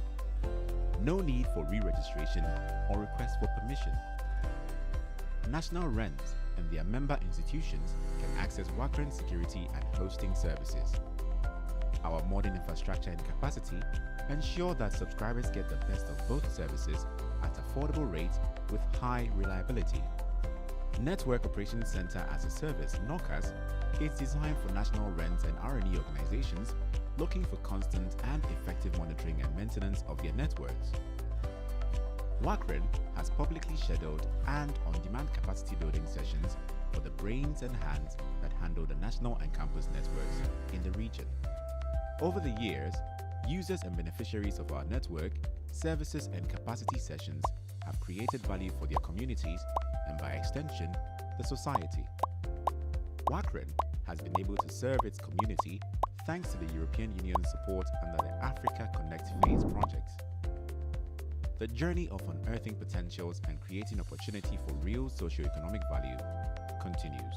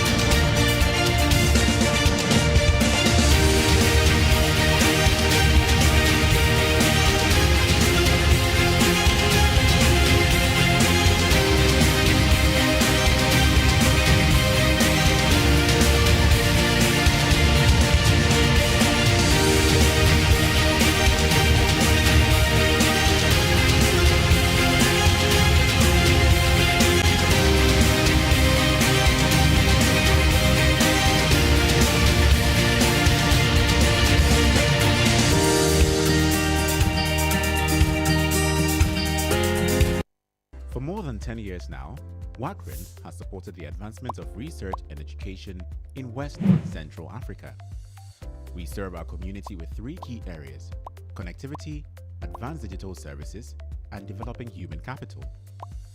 Through affordable, high-speed connectivity, researchers, staff, and students can collaborate with their colleagues within the region and beyond. Our video conferencing tool has come in handy in the COVID-19 pandemic period to support academic continuity.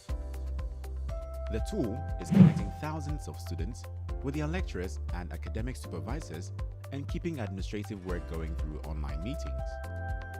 With EduRoam, learning is exciting. Through this authentication service, students can securely connect to available Wi-Fi when they visit other institutions across the world.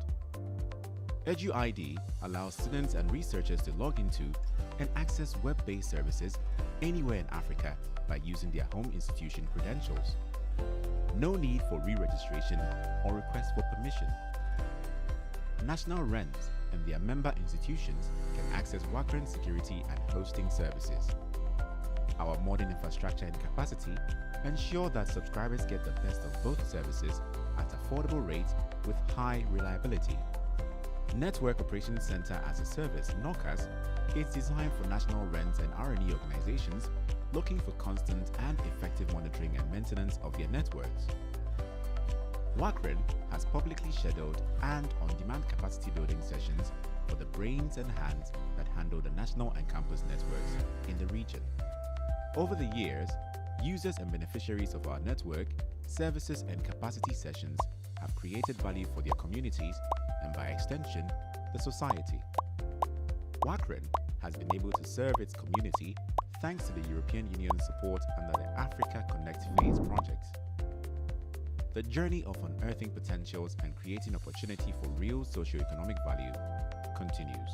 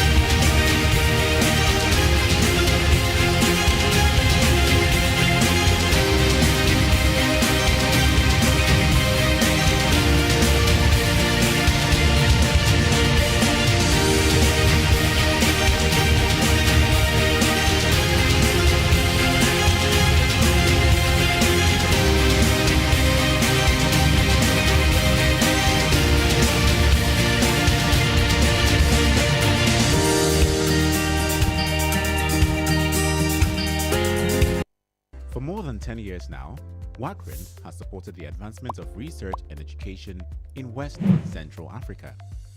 We serve our community with three key areas: connectivity, advanced digital services, and developing human capital. Through affordable, high-speed connectivity, researchers, staff, and students can collaborate with their colleagues within the region and beyond. Our video conferencing tool has come in handy in the COVID-19 pandemic period to support academic continuity.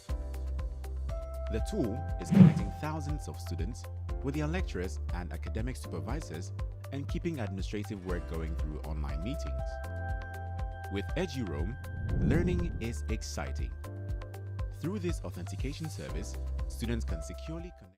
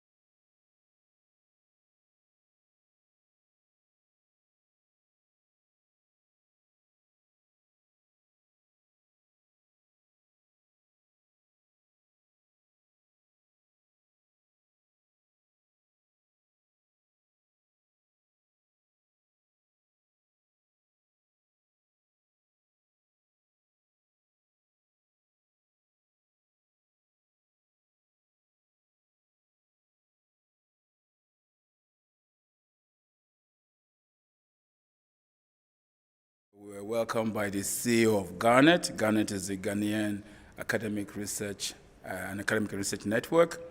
So Lucas Chigabatia, he will be our first speaker. And any introduction I haven't made, please introduce yourselves. Thank you.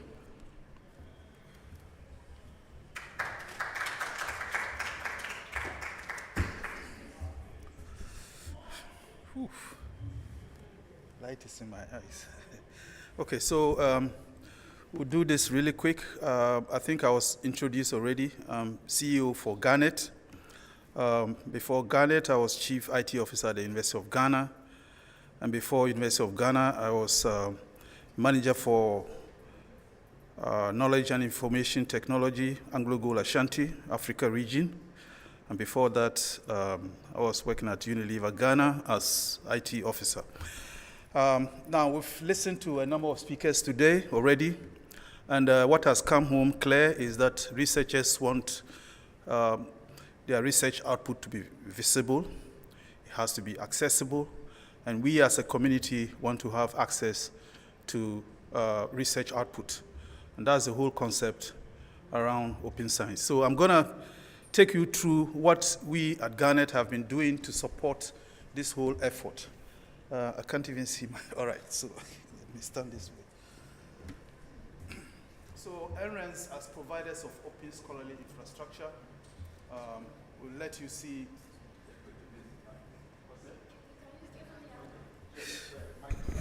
Can see, okay. I have to see. Want to roll. Yeah, I want to roll. Hello. Okay.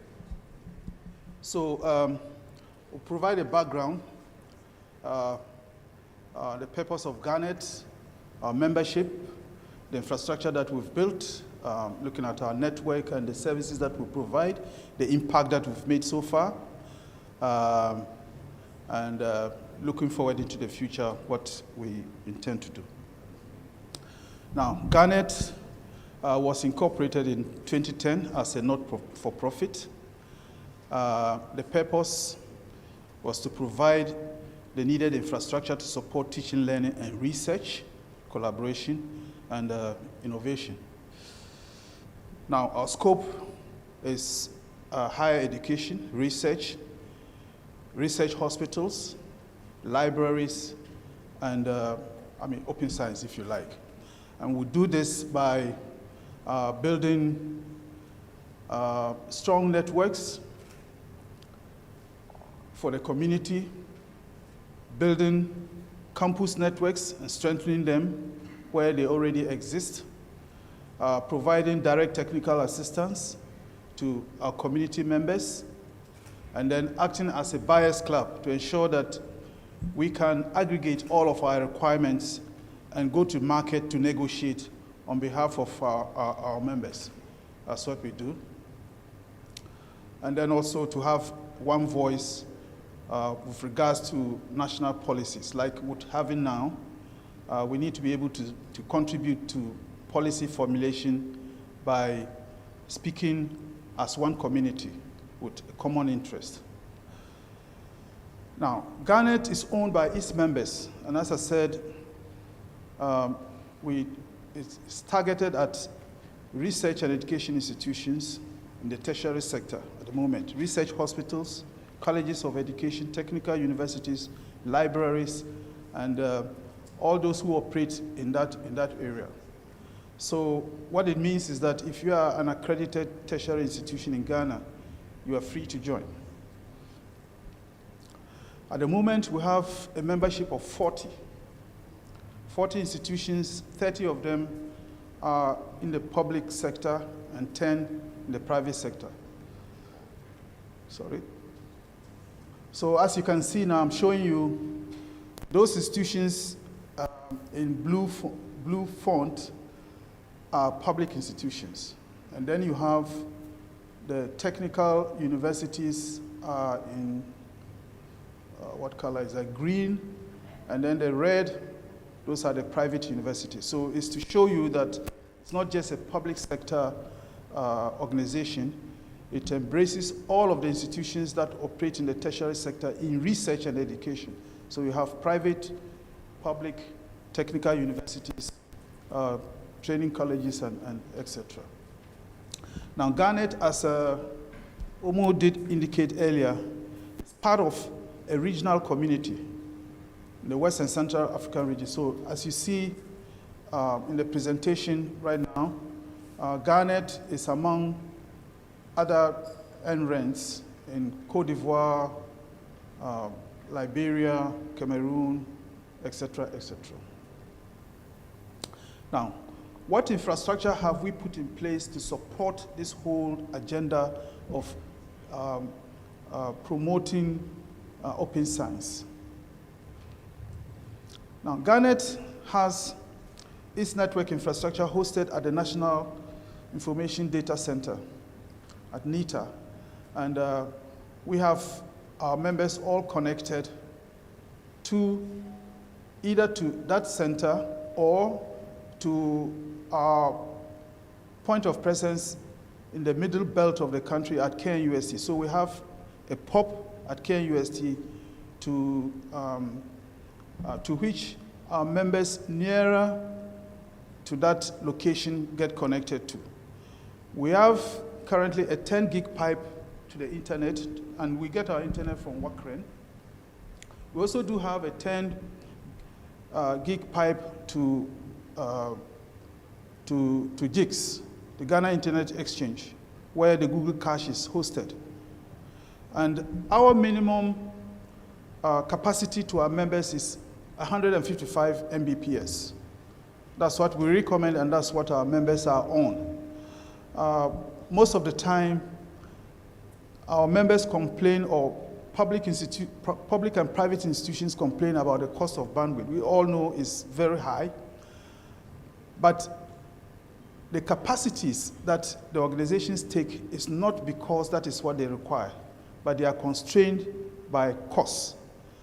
We have been able to negotiate in such a way that our members are able to have a starting uptake of 155 Mbps. Obviously, with collaboration from WACREN, we have been able to do that. So as you can see, we have some of our members connected via dark fiber because we've built a number of partnerships. Because as you would understand, Ghana doesn't have its own fiber infrastructure. So the only way to get this done is to have partnerships. So we have partnerships with all of the telcos. We have partnership with MTN, with Vodafone, with C-Square, Spectrum Fiber, and many others, Tigo, Airtel Tigo, and there are others that we are still exploring to work with. Now, this is some project. So, what services have we been providing? We have been providing what we call the EDROM, Educational Roaming Service, which allows our members to roam within the community in Ghana and in the region and also globally. The EDROM service allows for people or researchers in education to roam in communities that are trusted. So there's a trust relationship. When you join a REN, a research and education network, there's opportunity for your home institution to be federated, to be trusted by other communities elsewhere. So when you move from one community to the other, you do not need to look for an IT person to help you to connect to the Wi-Fi infrastructure. Seamlessly and automatically behind the scenes, the systems are able to negotiate trust between themselves and allow you onto the network. So this is a feature that has been deployed and is very helpful for our researchers. Again, collaborating with WACREN, we have been able to deliver Zoom video conferencing to our community. Right now, if you go onto if you go into the marketplace to look for a Zoom service, you probably will be paying in excess of $100 per annum. Okay. Here, we are able to provide Zoom conferencing service at $25 a year, which is about a fifth of what you'll be paying on the market. As I said before, this is possible because we leverage on our combined aggregated volumes to be able to negotiate and get this done. So we provide that service. We also do provide, at the moment, what we call the GARNET mobile data service. So, at the time of the COVID lockdown, those of you who were in this country would have realized that we had to negotiate with the telcos to zero rate our academic sites and also to give us mobile data bundles, which we were paying for. So whilst our students were at home, the bandwidth that we had acquired for the various institutions was lying idle on campus, which was a cost. So now, what did GARNET do? What we have now done is we have created our own mobile data bundle to allow for our community to roam on our network in terms of data, pure data. So, and we've done this in partnership with, at the moment, with Airtel Tigo. We're still discussing with the other service providers to allow us to be able to roam on our own data bundle. And the prices are so low that, it is very helpful to our students, faculty, and researchers. So we are able to provide that service. At the moment, I think we have in excess of 400 users. We've just started and rolling out the service. What else is there? We also provide technical training through workshops for our members, and we also do what we call direct engineering assistance. So if there is any institution that needs to improve its network, construct it or improve existing networks, we are able to send in a team of engineers to re-architect whatever they have on the ground. The last one that we did, this thing is it's gone off. The last direct engineering assistance that we did was for GIMPA, where we used 2 weeks to re-architect their network and provide improvements, also providing them some minimum quantity of equipment, switches, in terms of switches, to improve the network. So we are able to do that as well, and provide, the other service that we provide is access to high-performance computing. We, as GARNET, do not own high-performance computing infrastructure, but we're able to enable access to infrastructure that is available within the community. So, for example, KNUST has HPC, University of Ghana has HPC, and there are a few other organizations. Now, because they all are on our network, it's possible to negotiate and have access to those. Prior to this, researchers who needed to use HPC services either had to travel abroad to run those simulations that they required, or pay heavily to get the appropriate bandwidth to be able to run those services remotely. Now, on our network, when you do that, it's as if you are running the simulations on equipment that is on-premise. So that's a service that we provide to the community. So what has been the impact? We estimate that our services have impacted in excess of 375,000 students, faculty, and staff generally. And the savings that has accrued by our last estimate was in excess of $3 million a year, because before GARNET came into being, some of our members were procuring 1 Mbps at around $120. Today, as we speak, those numbers have come down significantly, to the extent that with around 15,000, 14,000 Ghana cedis, you are able to buy 155 Mbps. So you can imagine the drop in the rates. So that savings has all gone back to the various institutions for redeployment or redirection into other areas. As I indicated before, we've increased the bandwidth capacity. It is now possible for some of our members to provide Wi-Fi services in the hostels, in the libraries, in the computer labs, and have very good performance because we provide high-speed networks. Now, what does the future look like? What are we planning to do? We have activities that are ongoing. There's collaboration right now with CARLIGH. We're just about to sign or have signed the MOU to collaborate and pursue an agenda that promotes the open science agenda, building repositories, supporting and providing access. In our role, we ensure that access to the content that resides in the repositories is cheap, is fast, and is available and open to all. So that collaboration is ongoing. We're pursuing funding opportunities to try and grow the network, bring a lot more institutions on board. You would be surprised that some of our institutions still don't have good network infrastructure. So we try to see how we can collaborate and attract funding to help to strengthen those networks. Because if you have resources at the center, you have built your repositories. If the community cannot access, there's no network connectivity, then you haven't achieved the goal.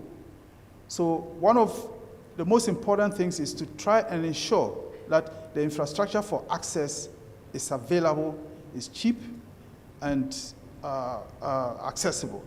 So that is one of the things that we try to do to get funding to be able to build the infrastructure, encourage more members to join us. We're providing workshops. There's a workshop planned for December this year to try and build capacity of engineers on site to be able to support their campus networks and also contribute to the building and strengthening of the infrastructure generally within the community. And of course, one of the ongoing activities is to engage the domain stakeholders, researchers, librarians, and at the moment we're also talking to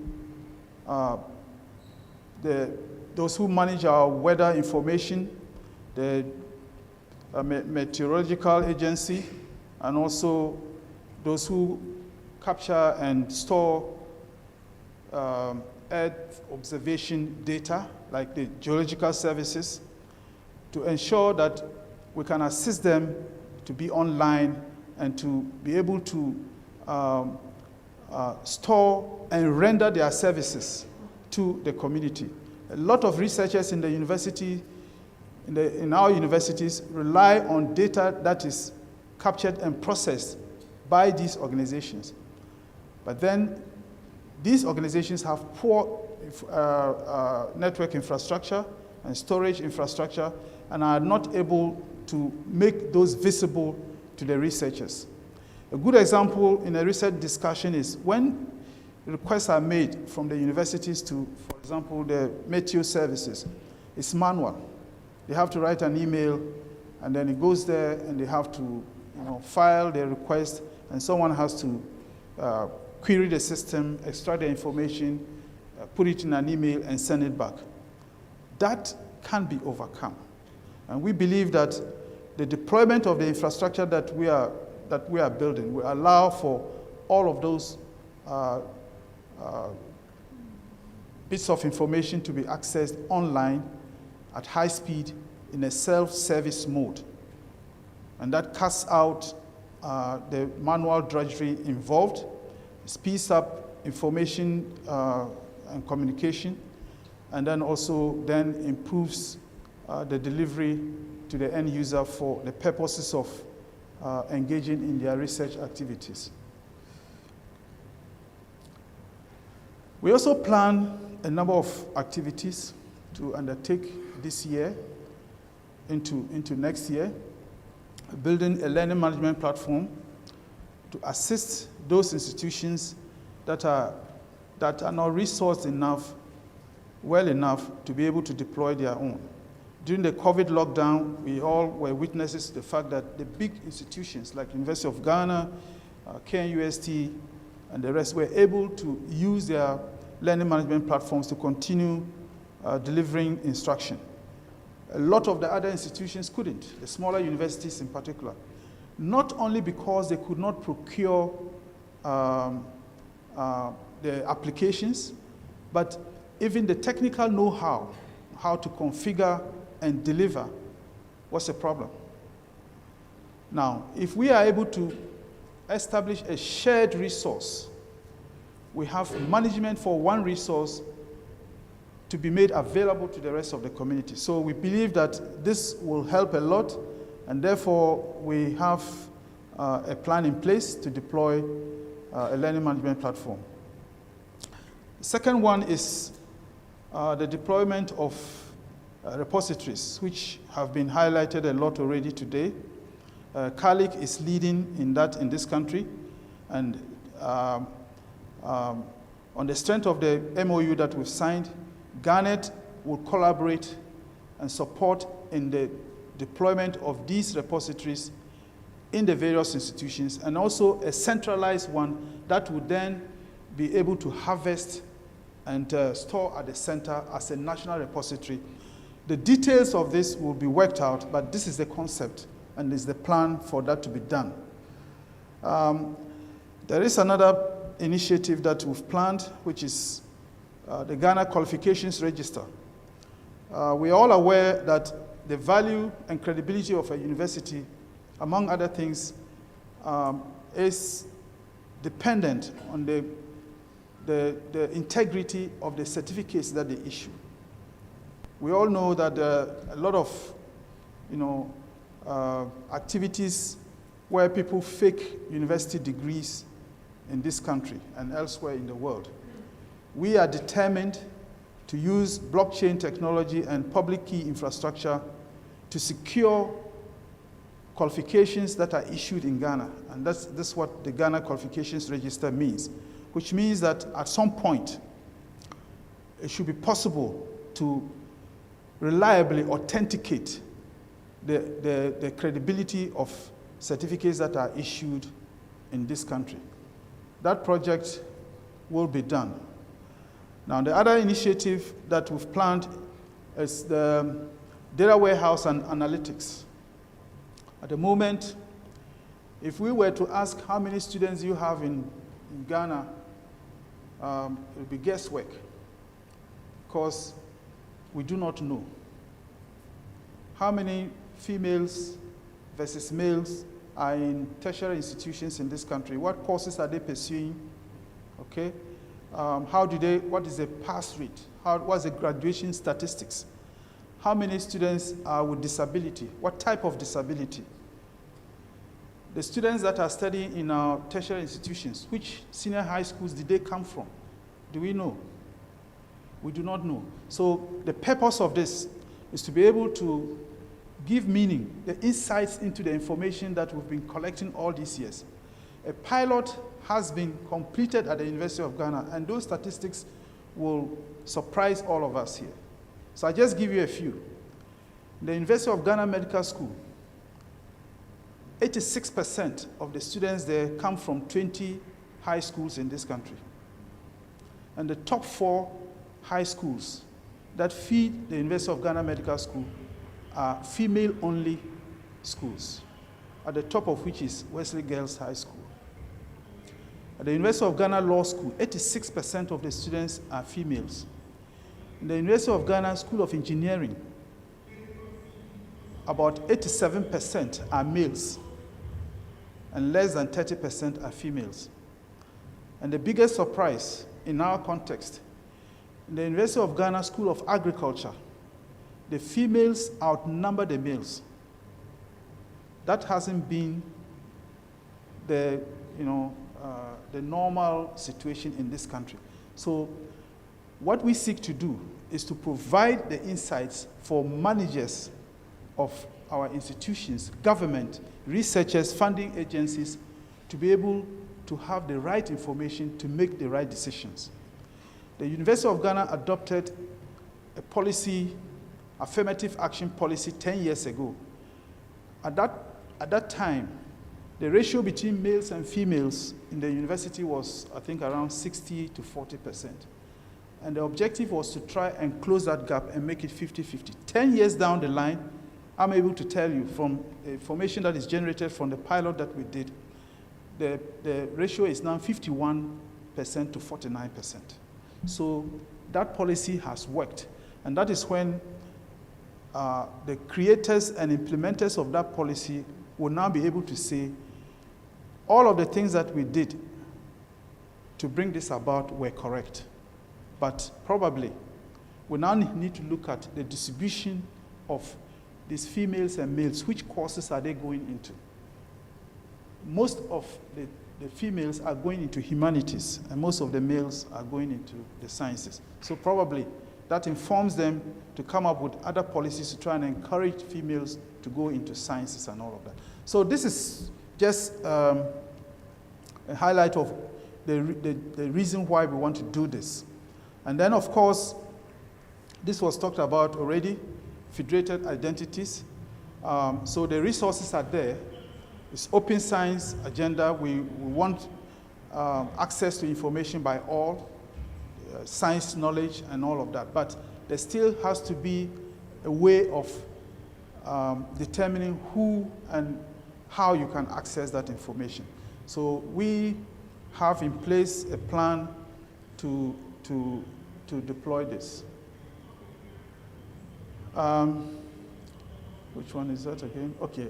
And that will also include a pilot on EduID and Born ID cloud platforms.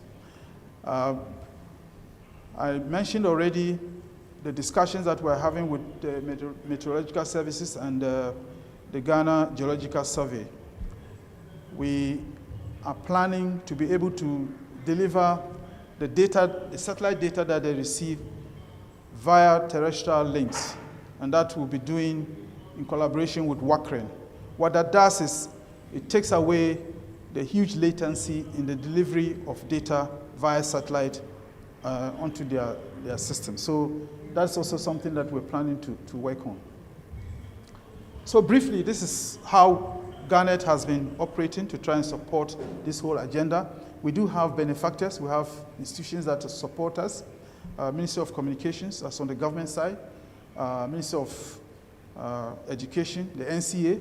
And by the way, GARNET is a licensed ISP, licensed by the National Communications Authority. Tertiary education, the Commission on Tertiary Education supports us. Association of African Universities, Vice Chancellors Ghana, the Conference of Independent Universities, that's representing the private universities in Ghana. The World Bank has supported us tremendously. European Union, Vice Chancellors of Technical Universities, Network Startup Resource Center, WACREN, NODUNET, and Google. So these are institutions that have believed in us and have supported us this far. Thank you very much. Okay. Thank you very much. Lucas, you mind sharing the stage with me? So without a doubt, NRENs are a national resource in this open science ecosystem that we want to develop. I see that, so WACREN came up a few times, so maybe I just make a bit of a comment there about the new services, climate-friendly services, that when I say climate-friendly, climate research-friendly services that we have launched. So one of them is what Lucas mentioned. So we have a new UMETSAT terrestrial service that's offered on the WACREN backbone. We're going to be passing Copernicus data. So those of you that are into Earth observation will be familiar with these terms, but this is research, this is data for research in academia. Like Lucas mentioned, some of it is because of the latency, you don't get some near real-time data that you can do some work with, but now that's all sorted. But without further ado, I would invite the next speaker, Dr. McAnthony Kobler is the chair of CARLIGH. CARLIGH is the Consortium of Academic Libraries in Ghana.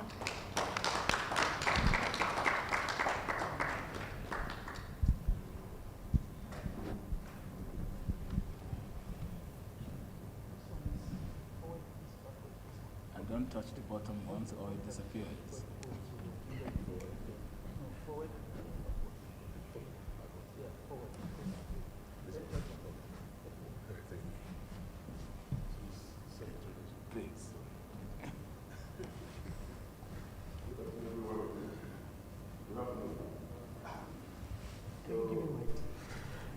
On behalf of CARLIGH, I would like to thank the organizers, of which we are part, for giving us this opportunity to present at this forum.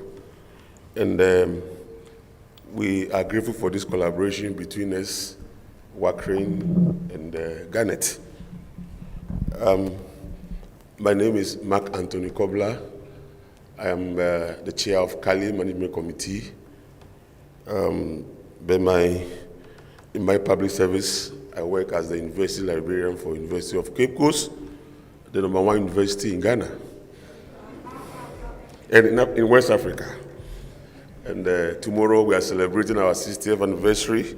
I should have been on campus today, but because we're having a symposium on campus, and tomorrow is a climax, but I attach so much importance to this program, so I had to come and do this presentation.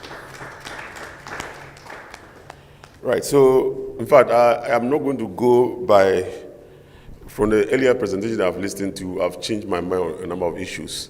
So I will not go straight by my prepared presentation. I'll change a few things here and there. So bear with me. Right, so the first point I want to establish is that we are happy as librarians that we have been recognized by most of the networks involved or the movement involved in open access, and we are not left behind. Most often these things are done and it's only at the middle of it when they are in trouble that they come back to us. So I'm happy that this collaboration has already started, and the role libraries play and will continue to play in this open access concept is critical, and there's no way that will be left out. Because as I get to the conclusion of my presentation, I will establish that librarians hold the key to open access. So that's very important. I want to make that point. And also make the point that, in fact, the libraries and library networks are, in fact, part of the infrastructure for open access. That's very critical. Right. Let me just say something about CARLIGH. And at one of our international conferences, a professor in literature said the right pronunciation should have been CARLIGH, not CARLIGH. So sometimes we also accept CARLIGH as the pronunciation. CARLIGH or CARLIGH was established in 2004. It is also a membership-based organization. It is made up of, institutionally based, of course, made up of academic and research libraries and some few special libraries. So it's quite an old organization. We currently have about 55 members, but the active members are about 48. It's made up of both private universities, public, and special libraries and research libraries. Our main objective, to sum it up, is to ensure uninterrupted, unrestricted, and affordable access to information resources. These words are key: uninterrupted, unrestricted, and affordable information resources. And we feel that coming together we're better off, and we're able to have a stronger force to negotiate access to information resources. And I think for the past years that we have been in existence, that has worked for us. Our objective basically is we call it sea change: sustainability, enhancing, and advocacy. So you realize that our objectives guide us in our operations. Our main activities actually have been, on an annual basis, we negotiate for access to electronic information resources for our members. And we also are also involved in capacity building for our members on how to use these resources and other relevant research management, how to get our journals published, and how to support our researchers in our various institutions. So we are also involved in capacity building and many other things. We also provide technical support for our members, and as I will come to establish by the end of this presentation, we have programs to support our members publish online and even establish repositories. And we do this sometimes in collaboration with other organizations like IFEL and others.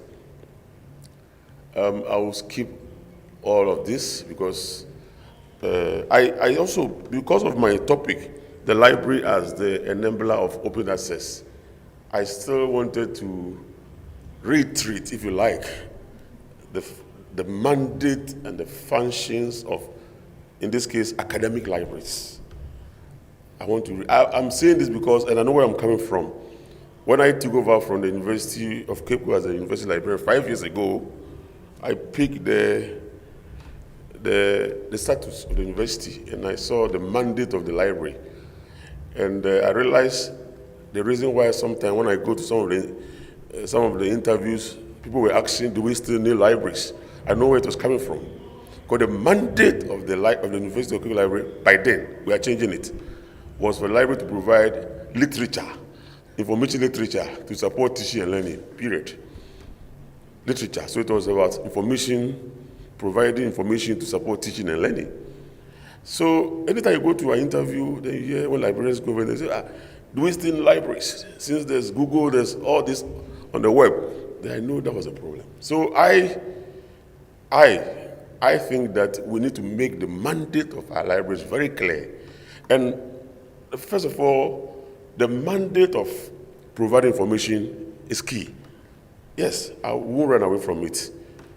Our libraries, our library networks, or librarians have the mandate of providing information resources, in our case, scholarly, to support teaching, learning, and research activities at our universities and learning.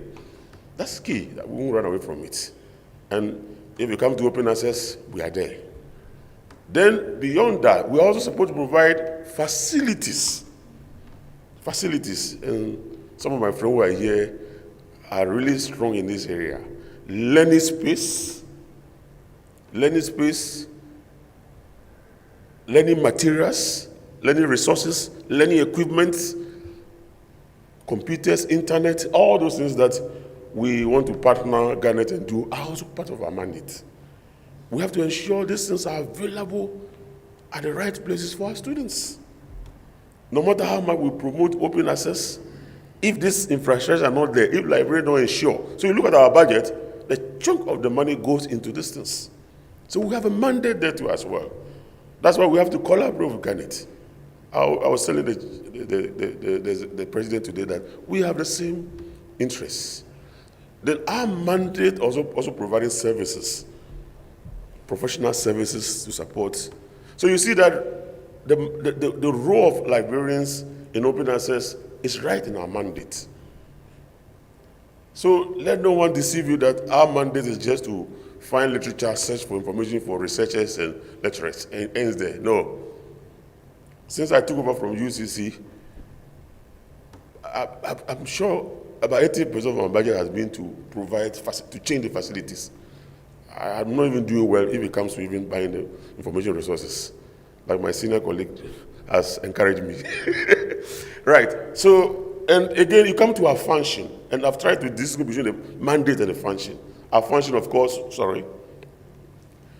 to acquire, to organize, store, and disseminate. So you see that the point I'm trying to make in all this is that our role in open science as librarians, library networks, libraries is fundamental. It's core to our work, to our mandate, and to our function. That's the point I want to make here. I'll skip this as well. Then, let me just say a few things about this. In fact, our role, I find them in these 4 areas. The advocacy role of librarians and libraries, our role in the infrastructure provision to support open access, our role in data management, and our role in training or information literacy on how to use these resources. These 4 roles are key. So as I go to my next presentation, which is about what CARLIGH has been doing, you see how CARLIGH has followed on this role. The role of advocacy, we have not stopped doing that.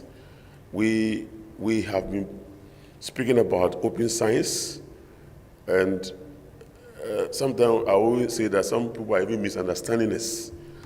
I must say that we still need some education on open science. A very good, very well-studied professor, just a few months ago, asked me what is the difference between open science and open access. See, the people are still not clear. So we haven't been able to educate the community enough about open science. No, we haven't been able to. So people have still not grabbed the concept. So we still have a fundamental role of educating our community about open science and the benefit that they stand to gain from it. And CARLIGH has been doing that in our workshops, in our conferences, our seminars, in our various institutions. We encourage our members to educate their community about open science and the benefit that our institutions stand to gain from open science. Then, CARLIGH has also been building capacity. And we believe in training the trainer, because we believe that we are represented in our universities. So we train our librarians as much as possible in information literacy skills. In some of our universities, this is even institutionalized. It's part of the curriculum. I mean, information literacy in my universities is part of the curriculum. Every level 100 is supposed to take it. And we've been helping to train others, the users. Because whether you like it or not, this digital world, navigating and getting access is not easy for many, not even professors. Some of them have accepted that they are post-technology, so they are not interested. So we have a lot to do, and we have been doing that. Every now and then, e-resources training. And as part of our e-resources training, you need to talk about open science, open access as well. Then we also, and as the previous presenters mentioned, we are leading in supporting our member institutions in the establishment of institutional repositories. Before the IFL project, CARLIGH, and under Dr. Hassan's period, CARLIGH intentionally deploy some technicians to go and support some members. And by then I was working at Methodist University. We benefited from that project. I think Jimpa also benefited. CARLIGH sent technical experts to come and help some of us who were interested in establishing institutional report to come and help us. I mean, they came to install and train library staff and even IT staff on how to populate and make effective use of these repositories. And we're still doing that. In the IFL project I will talk about, we are helping about 15 CARLIGH members to establish repositories. You know, I'm saying this because one thing I've observed as a practitioner is that a lot of our publications in this part of the world are not web-based, are not visible. I've had several occasions where I had calls from people in Nigeria tell me that they have published in this UCC journal, they need their paper online for their promotion or something else. And I'm forced to go and get the journal onto our repository. In the past, when we didn't have an OGS. So there's a challenge about African publications. I think that we have a lot of work to do. to ensure that these publications are made visible online. And I think CARLIGH is doing that. And under the IFE project, based on what I've just said, we are also supporting and helping train the editors of the university published journals. We are training them on how to use the OJS, Online Journal Management System, to publish the university journals. We've done that for the Central Zone and the Northern Zone, and we are hoping to do the last one in Accra, University of Ghana. And we are targeting about 50 universities. And we are working with the vice chancellors. This one is not librarians. We write to the vice chancellors to nominate the editors of the university published journals to avail themselves for the 2-day training on how to publish their journals online. Our initial study indicated that apart from University of Ghana and the University of Cape Coast, most of our universities don't have the OJS. They don't. I stand to be correct. And another, I think two others don't have the OJS. Their journals are not being published online. And I want to address the issue that one of my colleagues raised. Is I think the university librarian from ATU, about how to get the local journals published online or how to get them accepted in Scopus. We have to work at it. Nobody's going to do it for you. Even if you want to have your journals public open access, or you want to have your journal listed by DOAJ, directly of open access journals, there are criteria you have to meet. So UCC used to have about 50 journals. As of now, we have only listed 20. Because what we did was to ask, we are not just number one for nothing, no. We have worked at it. What we did was that the Directorate of Research came out with a policy for managing university journals. A very, very, very critical and stringent policy. And if you don't meet it, the journal is not supposed to be listed online. So we have, even currently, out of the 20, they have access to drop 7 because they have failed to meet the criteria. So, and if you look at the guideline that was developed by our Directorate of Research, and you study the principle or the criteria of DOAJ, almost the same. So what it means is that if we try to meet that criteria of the UCC internal criteria or guidelines, then we are good enough to go to be published with DOAJ. And anything published by DOAJ is good enough to go to Scopus. So I think that we don't have to complain anywhere about our journals. We have to work at the journals. You have journals that the editorial board they are not even editorial boards. Some of them, they are only administrators managing the journals. How can it be published in Scopus? So I think we have to work at it, and we as librarians have a role to play there. That's very important. So what I'm trying to do is that, and the advocacy role as librarians in open access should be both individual and collective. We have the individual role to play as librarians, as individual professional librarians, then as librarians of our institutions, and even as people who belong to library networks, we have a role to play. At the international level, at the local level. I think somewhere in June, I was asked by UNESCO to serve on a panel at a conference in University of Pretoria, as Sustainable Research Innovation Conference, to speak on open science, what we are doing in Ghana. And out of that conference, I'm now asked to come and speak at another conference, UKGS conference in the UK in April, on the same thing. So even at an international level, the advocacy is ongoing. So we have to advocate. And we have to understand the concept. I think that understanding is still not there, because sometimes when you speak to colleagues, younger ones, about this open science, someone will, what I thought is this?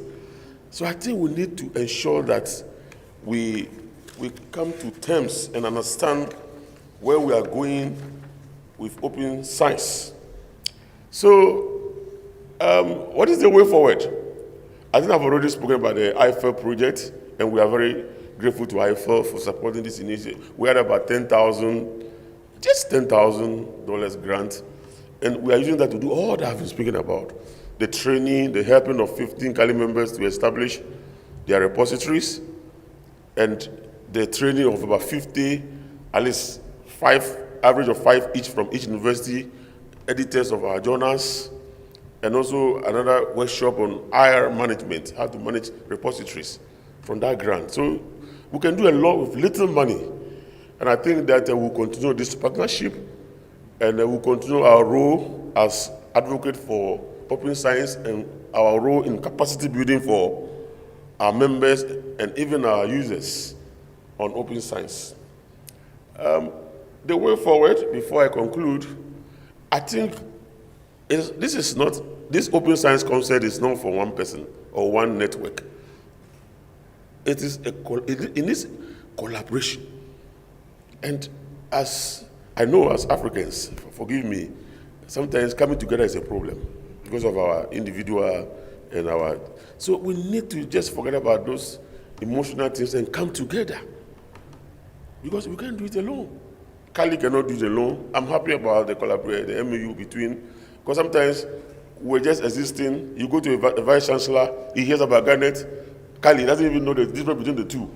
But what about it? Some people came on the same concept. I said, no, we are different, but we have the same objective. So we need to collaborate, strengthen our collaboration as much as possible.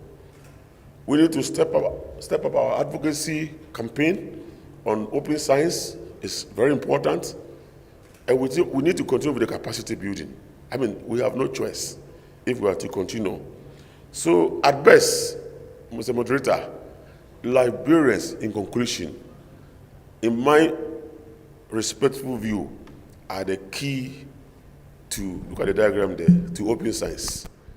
And if we are the key to open science, if you leave the key down, or if you don't find the key, you can navigate the open science. So let's remember, if you haven't taken anything home, remember that as librarians, we are the key to open science. Thank you very much. Thank you very much, Dr. Kobler. We do agree that this has to be networks coming together. So the research networks, the library association networks, the networks of early career researchers, the government agencies, the network as well. But yeah, we're running out of time. So we'll have the next speaker who is coming up immediately. I believe that is Francis Accra from the Ghana Academy of Arts and Sciences. Thank you, Francis. So please introduce yourself.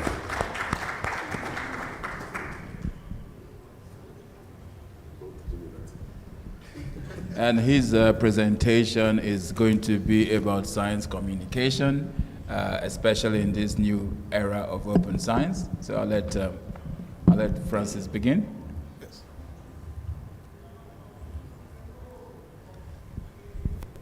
Good afternoon, and thank you for the opportunity. So I'm reflecting on science communication and how it's likely to perform in an open science era.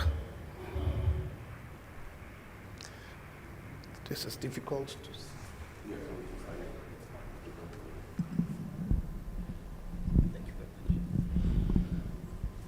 Wow, still can't see anything. Right. Some of us younger people. Right, so science communication, for those of us who are practitioners in the field, understand that it gives science a voice in the public space. When scientists meet and talk, the ordinary man on the street may not necessarily understand it. But if you have the skill for communicating the content of science, then you will get audience in the public space. It is also a useful tool for reducing disinformation. You will bear with me, those of you who are here in Ghana, how cynical we are with scientific information, cautioning us about one thing or the other. The most popular of them being a science story that said that there were some carcinogenic substances in material used to do dadiseng, and this dadiseng is a metal a metal pot used to cook kinky and other products. And people respond by saying that the people who have advocated hygiene over the years died from hygiene-related diseases, so they should be allowed to think. Now, when you get such responses from well-researched material, then you know that you have a long way to go. But it is possible with a science communication background to digest the information in such a way that people receive it with a more open-minded, The science will also, the science communication will also popularize science and its usage. So people begin to understand that science rules and that you cannot, bypass it. Lots of examples. There are lots of architects who say they are good, they didn't go to architectural school, they know how to build. They refuse to go according to the standards. And what we have is regular breaking down of buildings that have reached 4 or 5 floors up, all kinds of problems, simply because people have refused to follow the scientific method.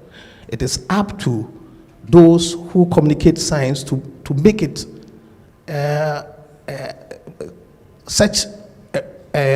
some kind of atmosphere that allows you, even if you've not been in school and you are using the scientific method, to apply it religiously.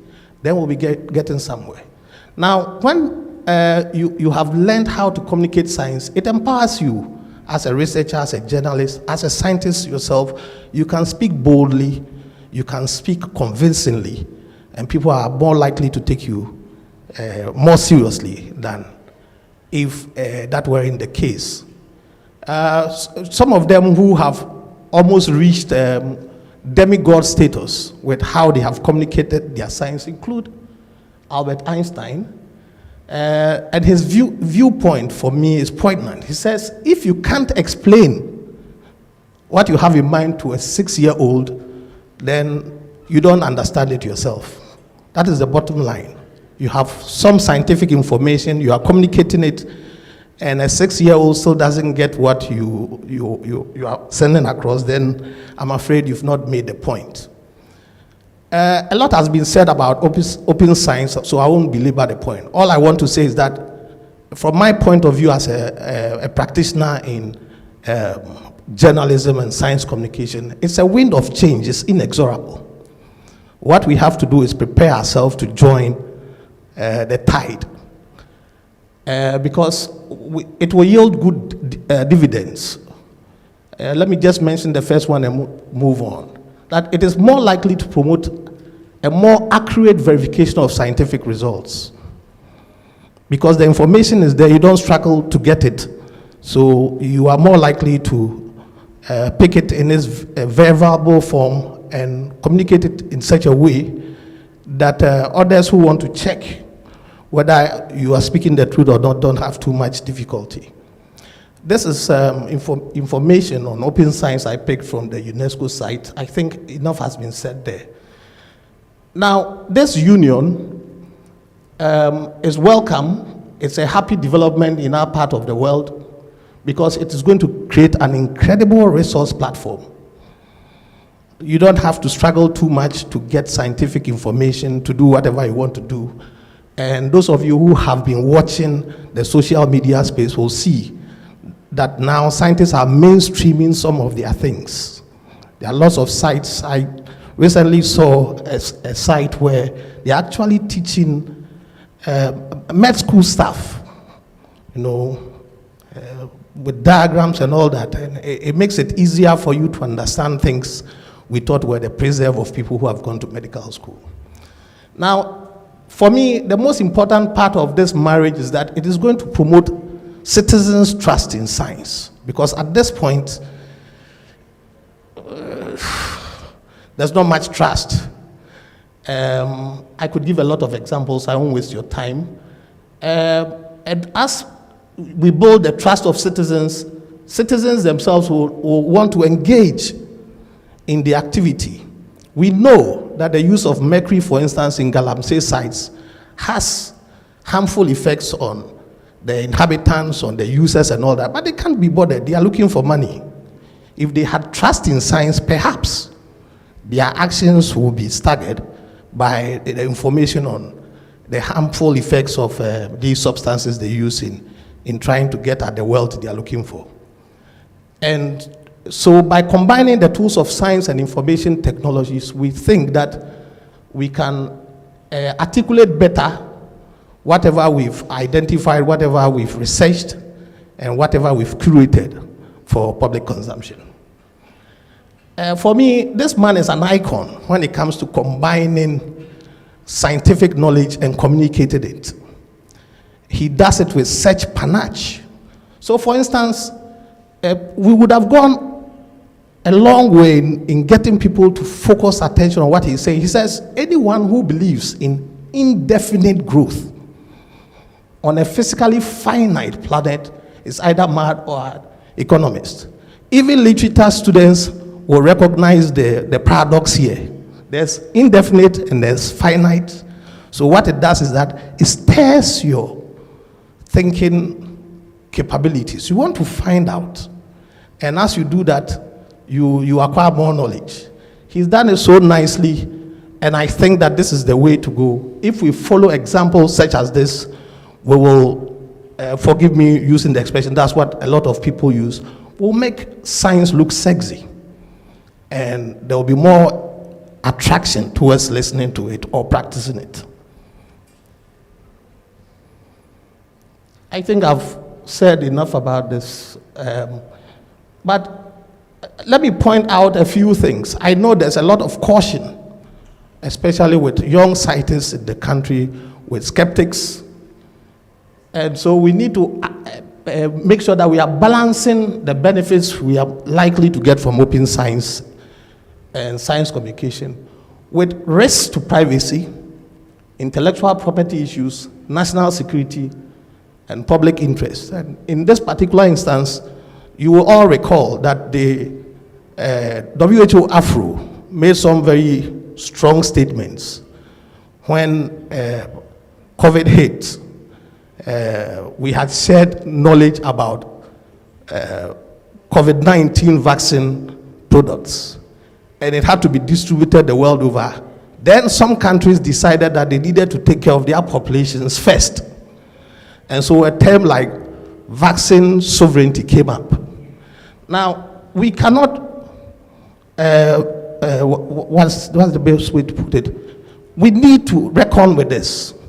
Because if we are going to make our information that we've researched available to people who have the resources to use it, and they will still practice that kind of sovereignty when it comes to sharing theirs with us, then we are still going to have that unequal situation we have with sharing resources in a commons kind of atmosphere.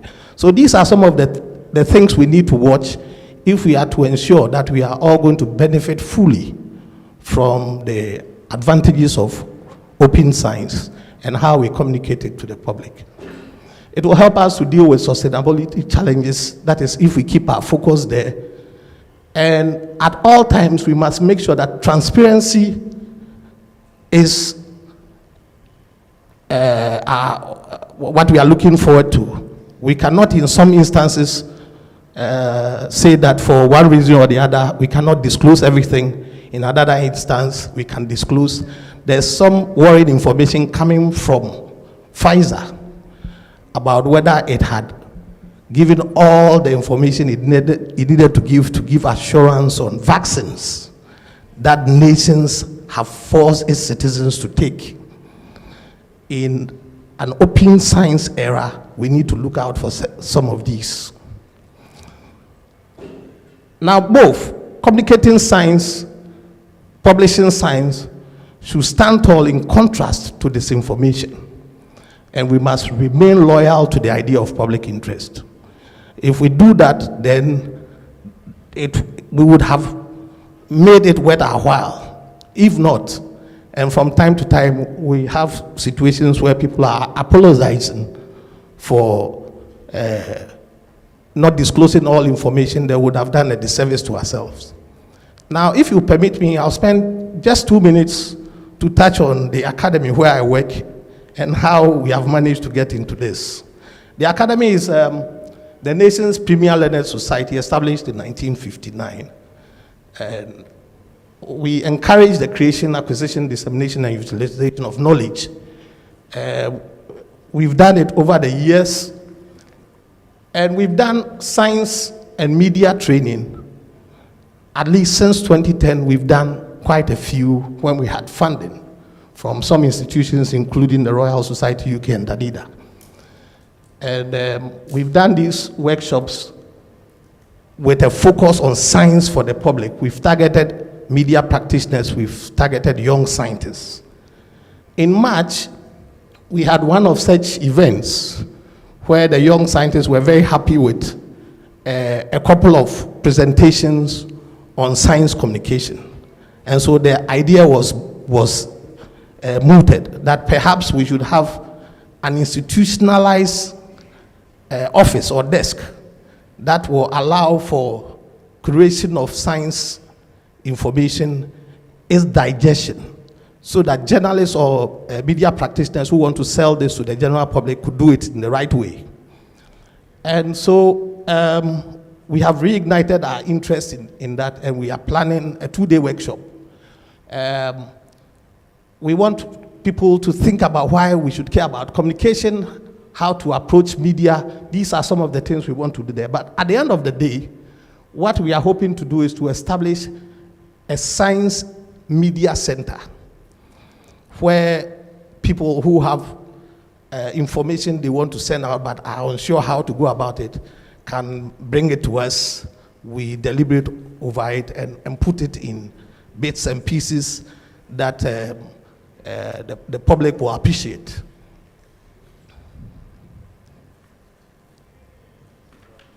Yeah.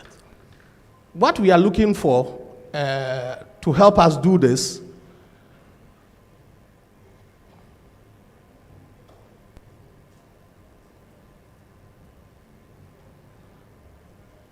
quickly. So the academy has space to own and run this office. So that's what we are offering. First of all, we have the physical space to own and run a science media center.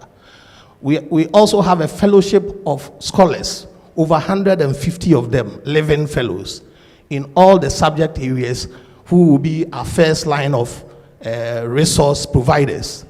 We have a 550-seater auditorium for doing public events to popularize science. And we are keen on hosting the media center. What we are looking for are partners with similar interests.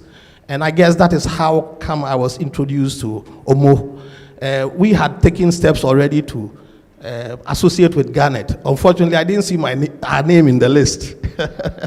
So we are looking for partners with similar interests to help us nurture, grow, support, and sustain our idea to establish a science media center.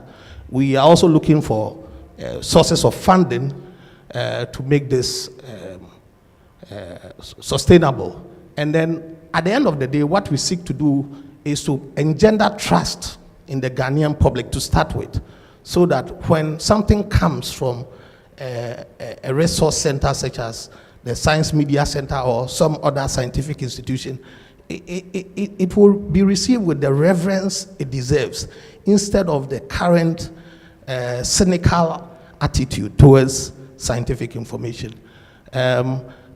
These are reflections of mine. I have relied on materials, and I think that it is appropriate to recognize the people. One of them is here, Dr. Tom Tego, who has been at the forefront of science communication. I had a lengthy discussion with him before I put this together, and I want to acknowledge that. Thank you very much for your time and attention.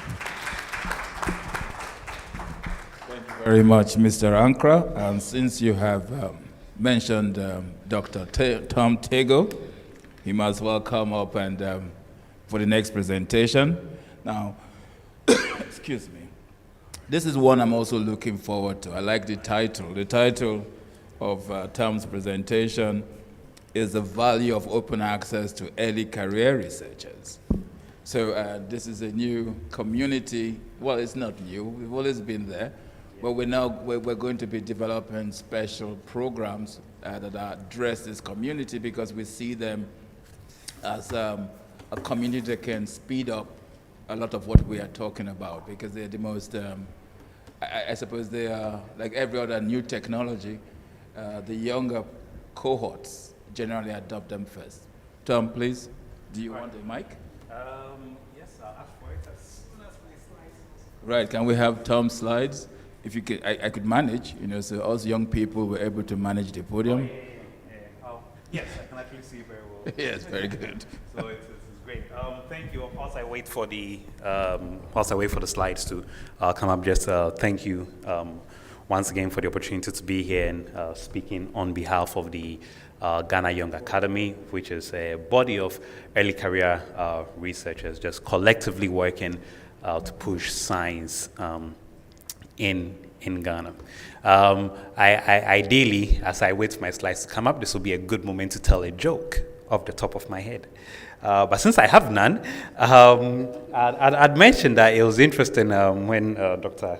Kobler mentioned that librarians are the key to open science.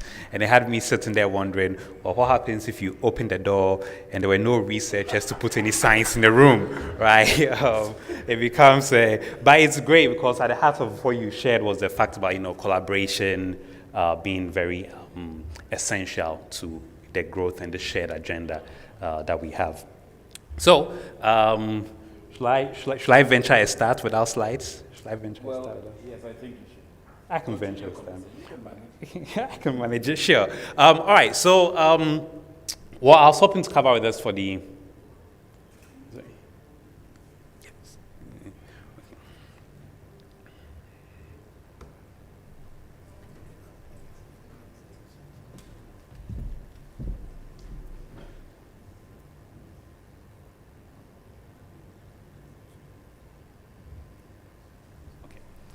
All right, what I was hoping to cover with us in the next 15 minutes or so was first to share the various components of, the open science movement and how it contextually relates to researchers in Ghana on the first basis, and then touch on three in particular, because I know we've talked a lot about it, but I was hoping to talk about open data, specifically open access, as well, and open source, and how the activities around those three particular spaces really bring value to early career researchers, not just in Ghana, but as I can imagine across the world, because in reality, the challenges that we face and the activities we are all trying to achieve is very shared across the world. Okay, so if we were to take let's say open, do we? No, not there yet. Sorry. Okay, no, I thought we were almost there, but right slide, but wrong name. All right, so if we were to start from why, I guess, oh, there we are, okay. Okay, all right, so this is me telling you what we'll do for the next 15 minutes. So you can time me, and I always take some form of pleasure in sticking within time, but we jumped that now. So I want to touch on, for those who want the classification for who the early career researchers are, some normally try and fit us in that 4 years bracket. But if you consider how fast the world is moving, how demanding of our time it is now, you have to do research, teach, do administrative duties, and all these other social interventions. It's near impossible to keep the early career researcher definition within the first 4 years of one obtaining their doctorate, for example. So I prefer a much longer term. I personally prefer 10 years. And thankfully, I'm not alone.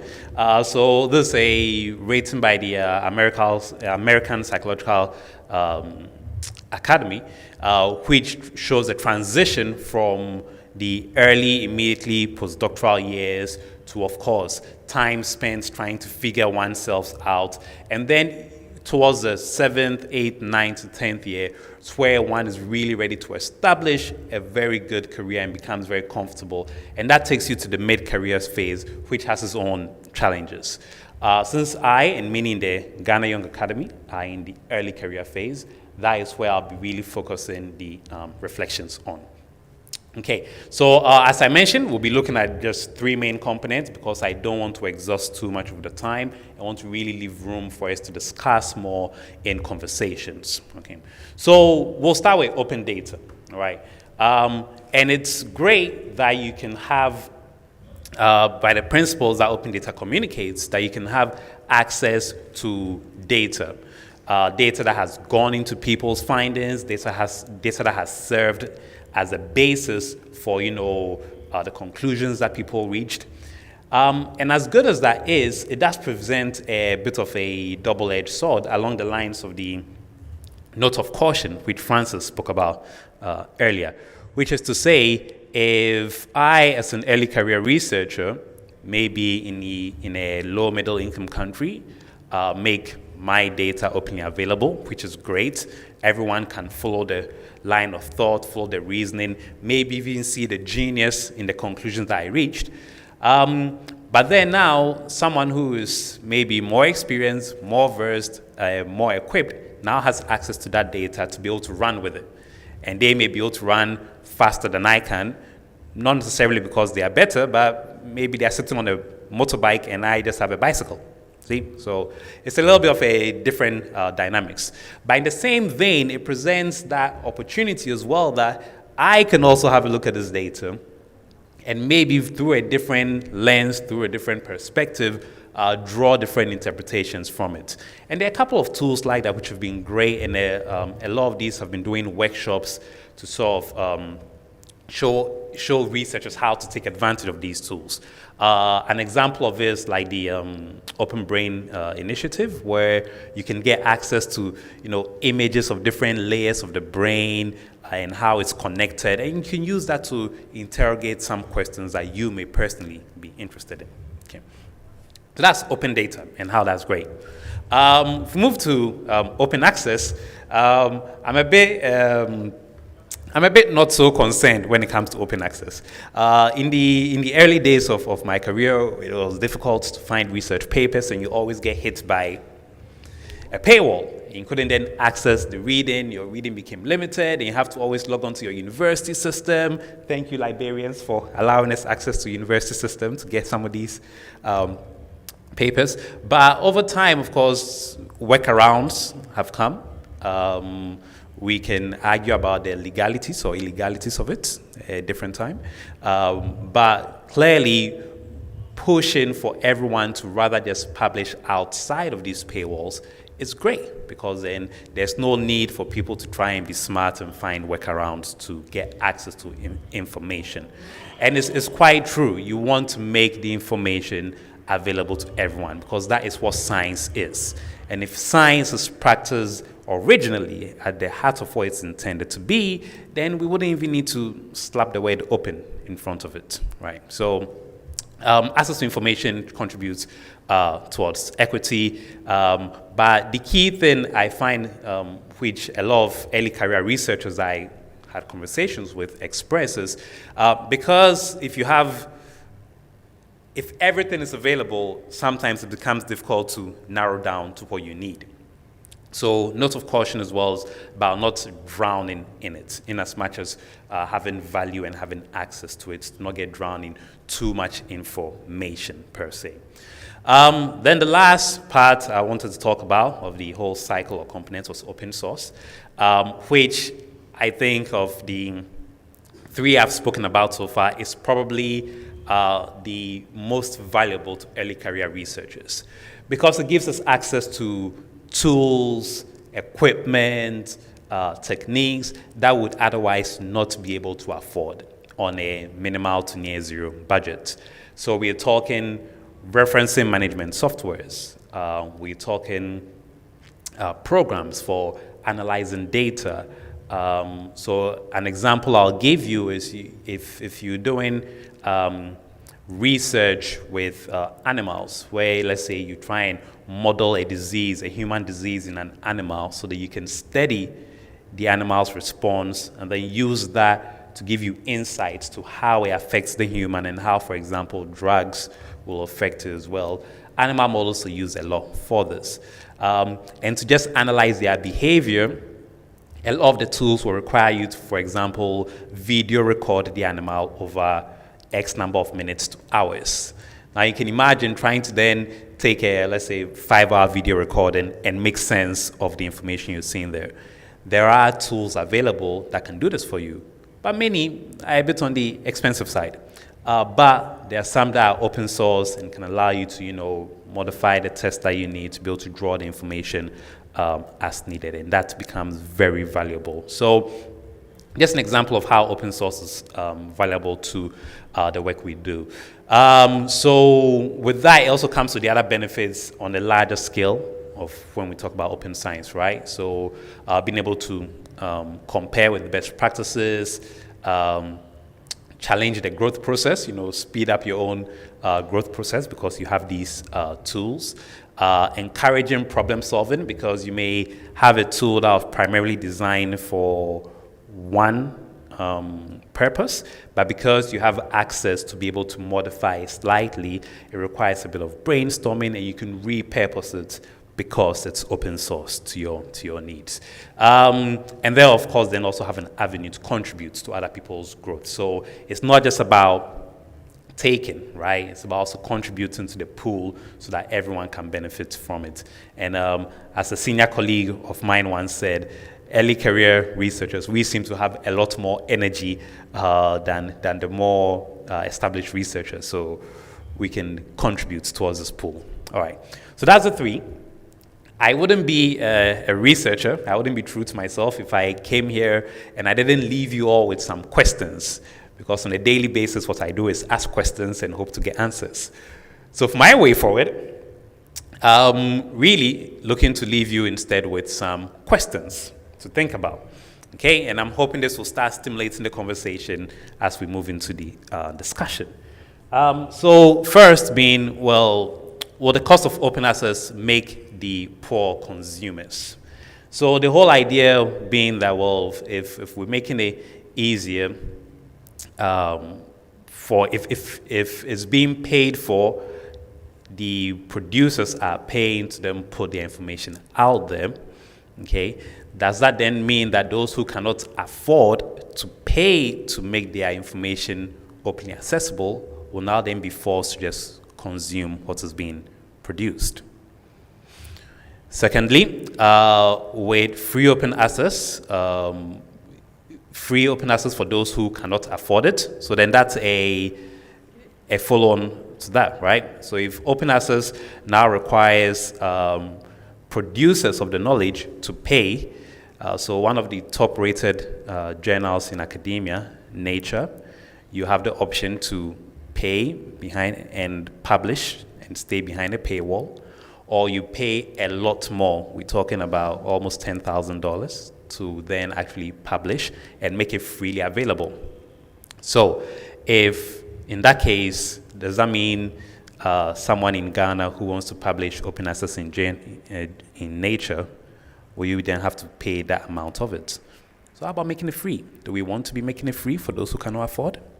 Something to think about. What is the role of professional associations in building up their early career members? Is it a responsibility for professional member associations to look after their early career members, make available some of the funds to maybe solve problems number 1 and 2? Something to think about. And who is going to fund it all, right? We have all these open access platforms and organizations are able to put money in it, but then we come to Ghana and we're just hearing Francis talk about the Academy of Arts and Sciences. We saw GARNET, we saw the Liberians Network and the funds that they require to do their work. Who's going to, pay the bill, all right? And then the last question, is research and scholarship reserved just for scientists? We can probably have a conversation arguing about who is a scientist in the first place, who gets to define who a scientist is. And when it comes to doing research, where do the citizens come in? Do I need a degree before I can ask a question, test the question through a laydown method, and get some answers? And finally, after getting the answers, share it with a wider community. Do I need a PhD first before I'm allowed to do it? or how else can I engage in that space? So yeah, that's why I like to leave this conversation now, and then hopefully take my seat, and we'll see where we go from there. Thank you.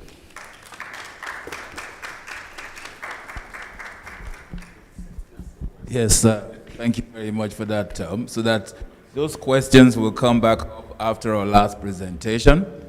So we're just going to segue into that discussion from this session. So I think your lunch is still settling, so you shouldn't, we can have the tea after the discussions. So the next presentation is from Dr. Dominic Dankwa, and I believe it's about ideas for public health in open science, which is his topic. So when we finish that, we will just move on, like I said, into the breakouts.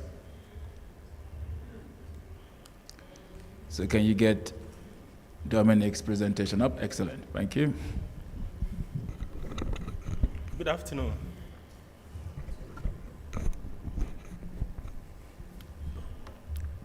I'm Dominic Dankwa, and I'm presenting on ideas on open science for public health in Africa. And I'm doing this for Public Health Africa and LIBSENSE. So this is the results of a survey we did. I will present the results and then the way forward.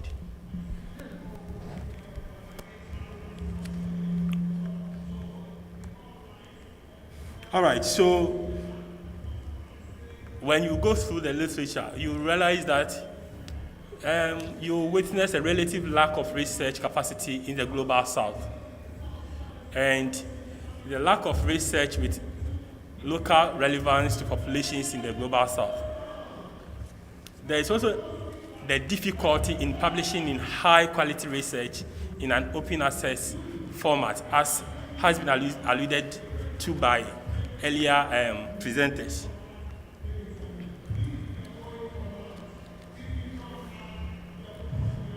Again, you also witness that open access papers have drastically fewer lead authors from low-income regions. They call this the safari research. Most often you have people coming from outside with their money, getting some local people to collect data for them, and then they publish the results with only few of the local people involved in the publication process. Also, the payment of APCs, article processing charges, has become a big barrier to open access publication for scientists in the global south. And a study that was done by Public Health Africa, for instance, realized that among the participants, about 50% of them were not ready to publish their papers because of APC. And a number of them were indicated that if someone is going to pay for them, they are willing to pay. So this is a big issue for us to discuss, because if at the end of the day, collecting data, analyzing data, coming out with a scientific information you want to communicate to your audience, and because you cannot pay the APC, you want to shelve the results in your room, it's a concern for scientists to debate.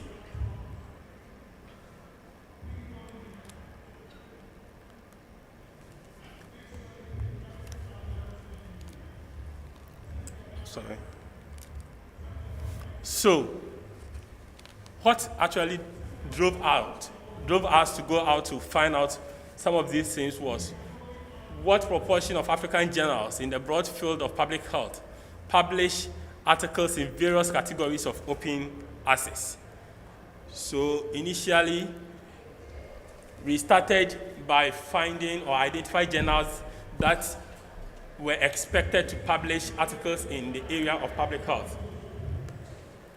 So a team of researchers from 13 African countries started scouting for these journals. And databases like the Age-old African Journals Online, and the local knowledge of the researchers were used to look out for these journals.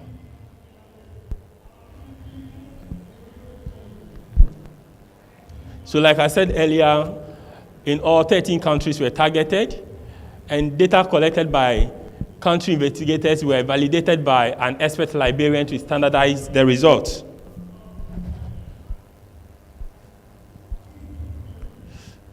Okay. So in all, we found 173 journals that explored, that focused on public health. And among these 173 journals, we realized that depending on the country, you could find one public health journal or as many as 85 public health journals. And 78 of these journals were published by universities and 95 by learned societies, and sometimes they jointly publish them. We also found out that as far as the frequency of publication was concerned, about 89 of them were publishing twice a year or annually. Now, when we compare the results with the median per capita GDP of the various 13 countries, we realize that the median per capita GDP of the countries involved was 3,342,000, with 7 of the countries below the median GDP, and 6 of them were either equal or above the median GDP. We also found that among the 173 journals, 111 of them were open access and were freely available for download. However, only a few of them were using the Creative Commons license, with just 22% of them being indexed in PubMed, 8% in Medline, 28% on DOAJ, and AJOL. Now, these are issues that raise concern or debate among the scientific community. So these are journals, open access journals. And with open access, we are also focusing on discoverability. If these journals are not indexed in any of these renowned indexes, then there is a question to answer. We may want to find out why. As Dr. Kobler said earlier, some of these journals are there without following the standards. Some of them are not having even editors. Some of them are not having DOIs and all that. So some of these things came to bear.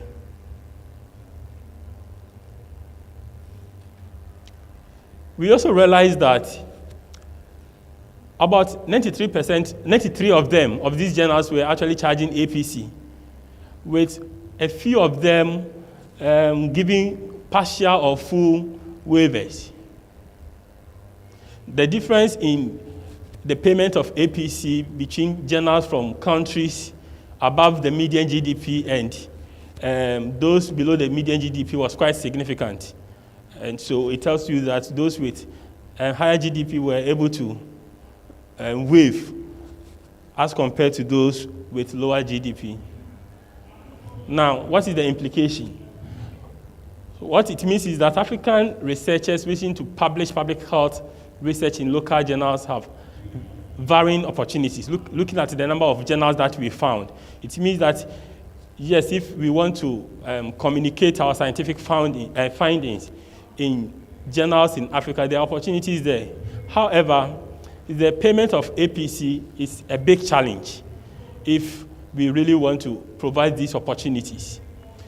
Research findings will be difficult to be found by others, as very few of these journals were indexed. Yes, we want our journals to be discovered globally, so there is the need to do more to get these journals indexed. There is also a scope for improvement in open publishing of research in local African journals. Yes, so once the journals are there, if we are able to do our homeworks well, if we do the necessary education, provide the necessary infrastructure, we believe that opportunity for public health practitioners to publish their research findings is there in Africa. So the way forward. So Public Health Africa and Lisbon are creating a structure to nurture open access publication in public health in Africa. So specifically, there is a vision to deploy a repository for public health preprint, so that once your research output is ready, you produce it and you submit it to the preprint for immediate access by your audience. There is also the vision to create a platform to mentor early career researchers in public health, editors in public health, publishers and reviewers in public health. So the idea is we expect that if, for instance, editors are aware of some of the things they need to do to get their journals out there, we believe that they will do them. It is possible that the lack of education in that area is a barrier. Why is it that journals are there, they do not have DOIs? Is it that the editors are not aware, or is it that they do not even have editors? So this mentorship platform is being provided so that in the near future, given the necessary infrastructure and this education, publication in public health in the African fraternity will get there for everybody to access. Thank you very much.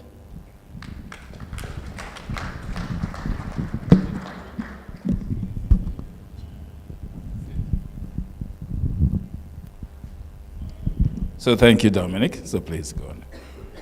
Right, so we have come to that part of the, that's the last presentation for the day. So now we're going to have conversations. Now, what I found curious, considering that the libraries are the enablers of open science and you have the lock and key, is why do we have journals that don't have DOIs? Why do we have journals that are not indexed? Why do we have these resources that are not there? But that's not a question for you to answer, it's rhetorical. Because we know that that's the situation. So we understand that collaborations between these different networks is one way to approach that. So I will answer the question about identifiers. So there are levels, different identifiers. So there are object identifiers, like you mentioned, DOIs. Typically, they have a cost. So again, the economies of scale would work, the buyers club would work in that way. Very often the providers of these identifiers also promote consortia because they understand how this works. So one of the things, it wasn't listed in the GARNET planned activities, but obviously that's a conversation to have, and then as a Ghanaian community, we will decide how we can move that forward. So you've all heard the presentations. I have my questions, but before I do that, before I ask any of them, is there any question that from the audience that you want to pose to the panelists?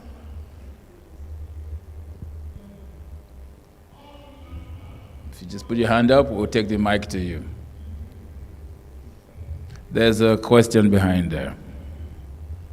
Thank you very much. My name is Maxwell, and I'm with Creative Commons Ghana as well as Internet Society Ghana.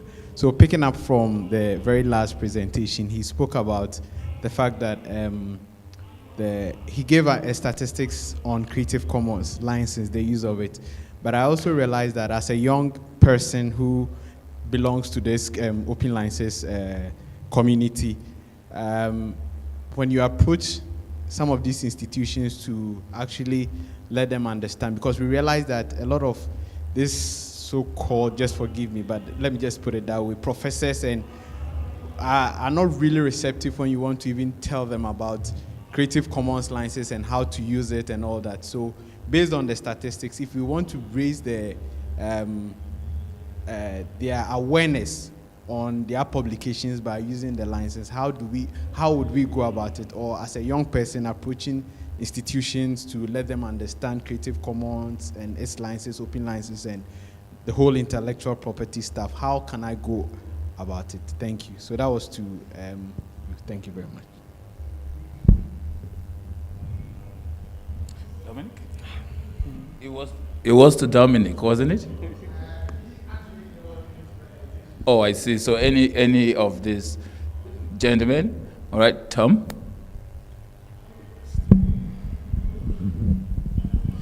Thank you. I just wanted to take it, and probably two immediate responses. One, why are you targeting the professors and leaving the early career researchers? Because, you know, we will happily converse with you and say, hey, how can we work on this together? But then I guess a more, useful answer will be probably through the associations, right? So Ghana Neuroscience Society, Ghana Science Association, Ghana Medical Association, all these associations of bodies of scientists with common themes and appreciations, all right? They already want to promote their field. So if someone comes to them and says, hey, you want to promote your work? Here's one way you could do it. They'll take it up, champion it for their members and encourage it. It may mean inviting you to, example, come speak at a seminar, webinar, or something, introduce it to their people, and that's probably a starting point. From there, not everyone is going to be receptive, and even of those who are receptive, not everyone is going to take the next step, but it'll definitely be a great starting point. It's what I'll suggest. All right. Just to add to it, and probably an answer to what Omo asked about, what librarians are also doing to help us publish quality journals. In my view, we need to move from traditional ways of doing things. I have established a scholarly communication unit in my library at UCC. And that unit, when I heard about this Drake regulations or criteria for UCC journals, I realized that it was very difficult for them to meet it. Then I said, oh, wait a minute, we can help you. Let me establish this unit at the library and build capacity. So when the new VC came, I got him support me, establish the unit. It's a unit that is really hosting the journals for them now. We have nothing to do with the editorial work of the journals, but at least the technical things like how to get a DOI, how to get ISSN, how to get some of the typesetting. We have managed to standardize all the formats for UCC journals, the color and the pages. So things like that, we are helping them. It's not purely librarianship work, but we don't have communication librarians. We have librarians now with publishing background. So things like this can help. And if initially it was very difficult getting to an editor, to be a former vice chancellor, telling him what to do. But now they have come to appreciate that there's a unit in the library that supports them. So they sometimes, doctor, send me your boys, let them come and help me in doing this. And I think it's helpful. Right. There's a question.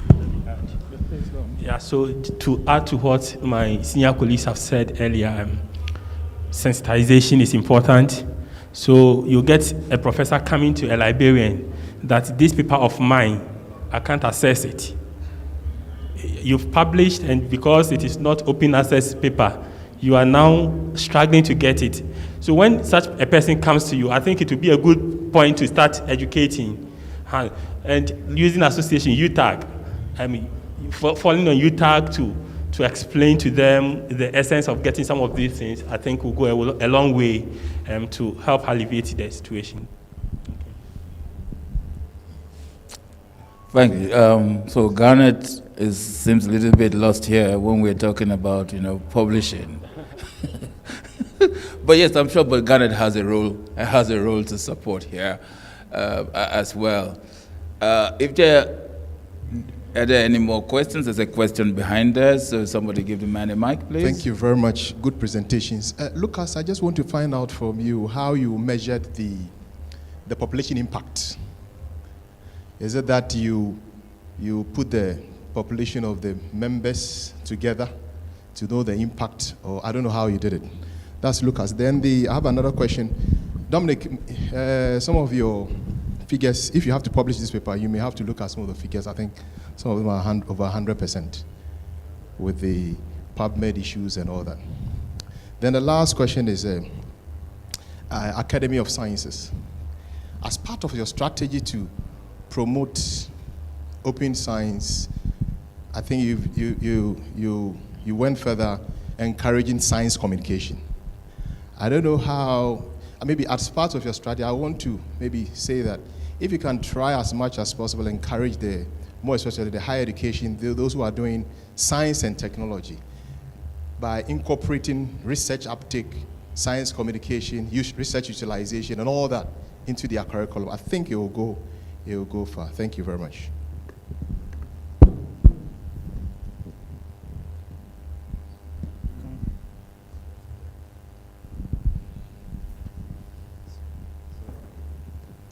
Thank you once again. My name is Frank. There was something I wanted a bit of clarification from the gentleman who shares my name, Francis, yeah? Okay, so I didn't quite get the role. It seemed like what you were suggesting was that scientists, right, should be the best communicators of scientific information. And I'm looking at that from the perspective of having to understand what they're saying. Were you suggesting that this is an area that scientists, should be, take charge of? Because there was some part where, obviously, communications around the COVID vaccine and why, it was relevant and all that seemed to have run into some, so is that what you're suggesting? Or is there some initiative to do that? Because we all know communication is a completely different skill. It's not basically, I'm wondering how, the academy wants to treat that. Yeah, thank you very much. So our original idea was to publicize science for the everyday man. But if you do it with only media practitioners, you face a hitch at some point. So if it is possible for the originator of the content to articulate it in such a way that he does not need a middleman to do it, all the better. That is why we are suggesting that it is important that the scientists develop science communication skills so that it is not too difficult for them to tell their own story. However, ultimately, what we seek to achieve is for the ordinary man to accept science and to use it in his or her everyday, planning.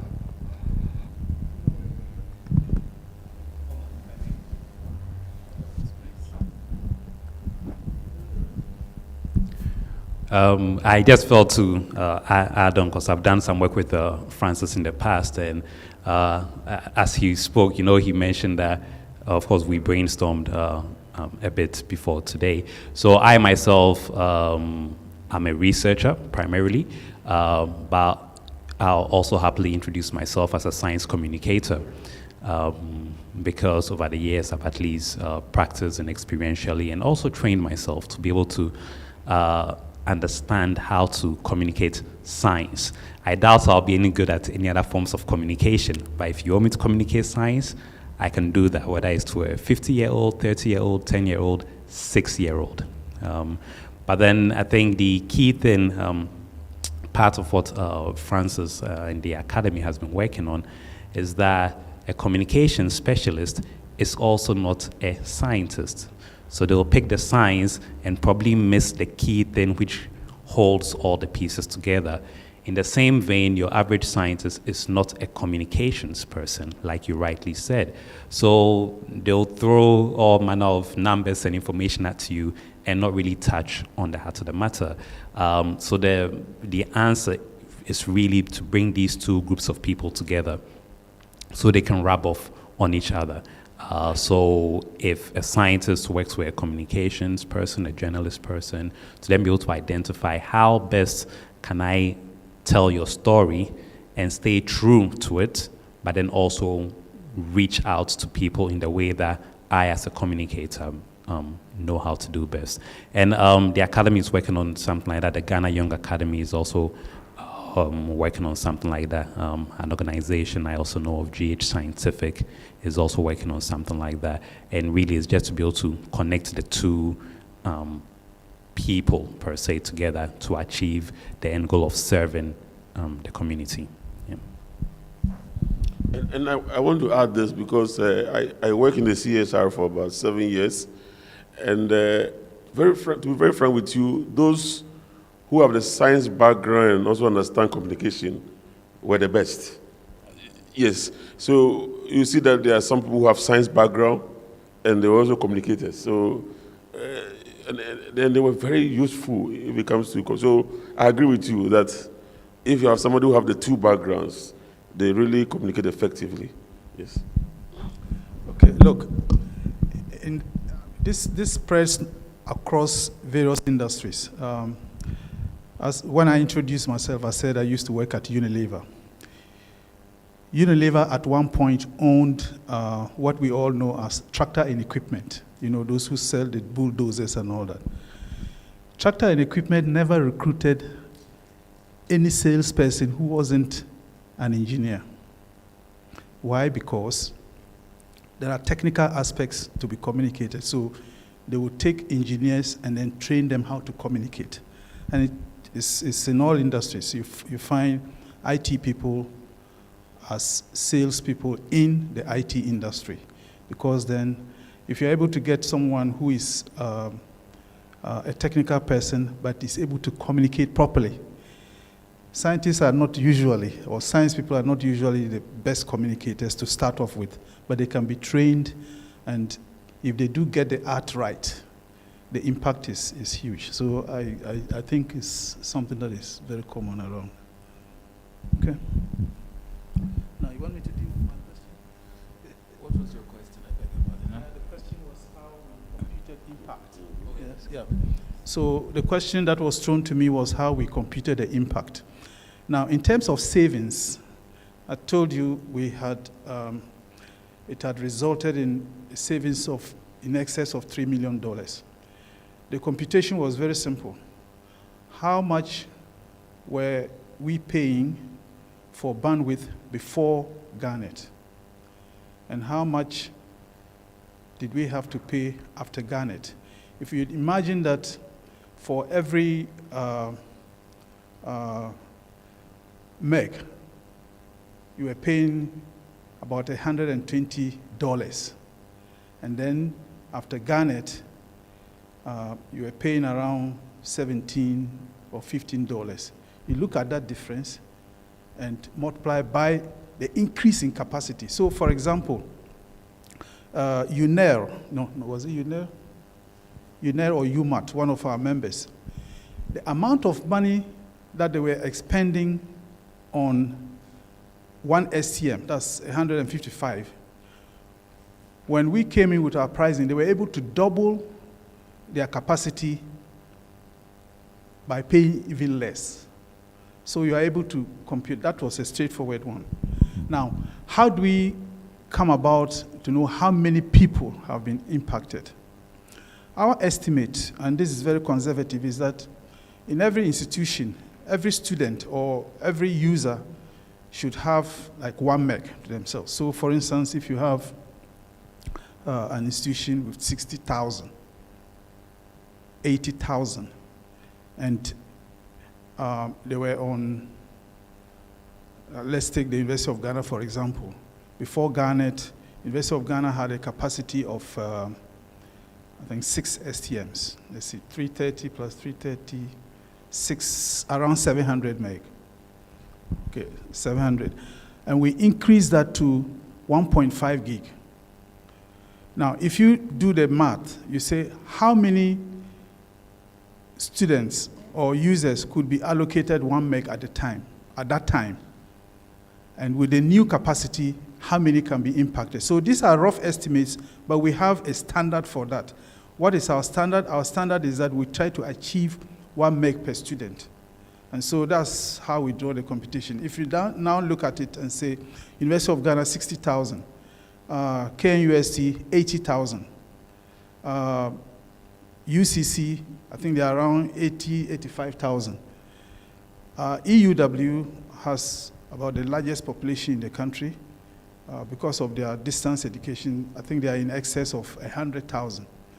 All of these institutions take bandwidth from us. So we are able to know how many of their students have been impacted by virtue of the fact that they are now able to provide more capacity.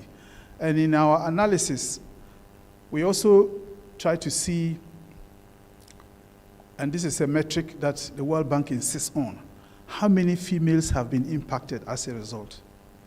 We have not been able to, compute that accurately, also because of the fact that the statistics that the universities keep, we are not able to extract those immediately. So this is the basis on which we do the computation. It may not be accurate to the last decimal, but this is the approach, and we believe that it is very correct.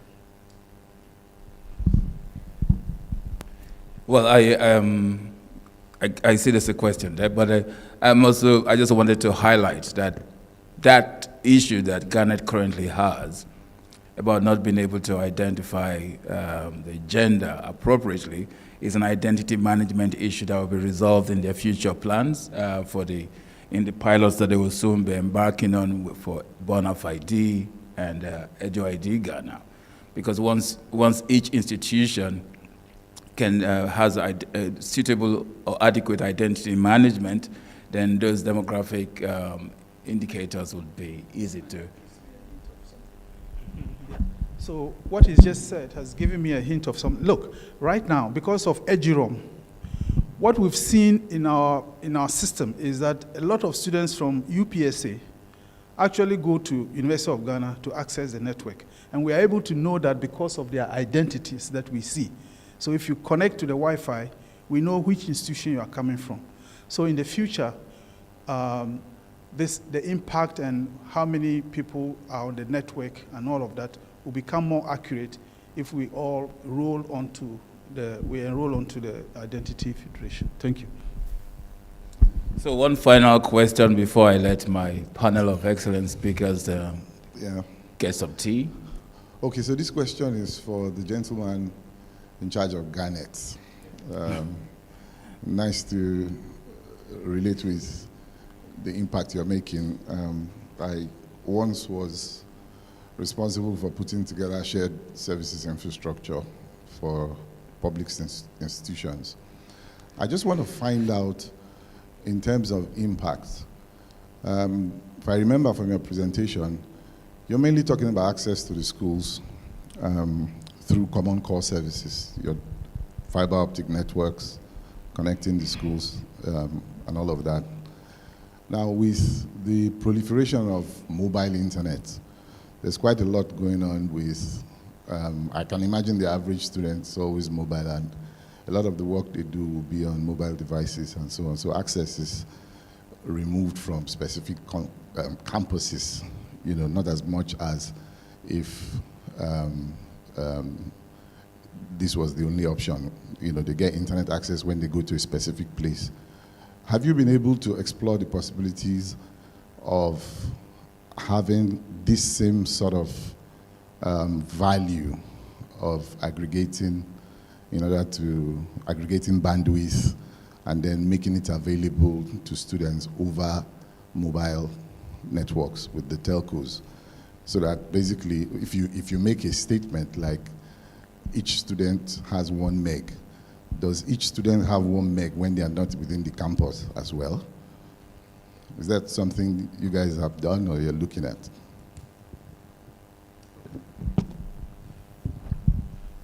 Okay, so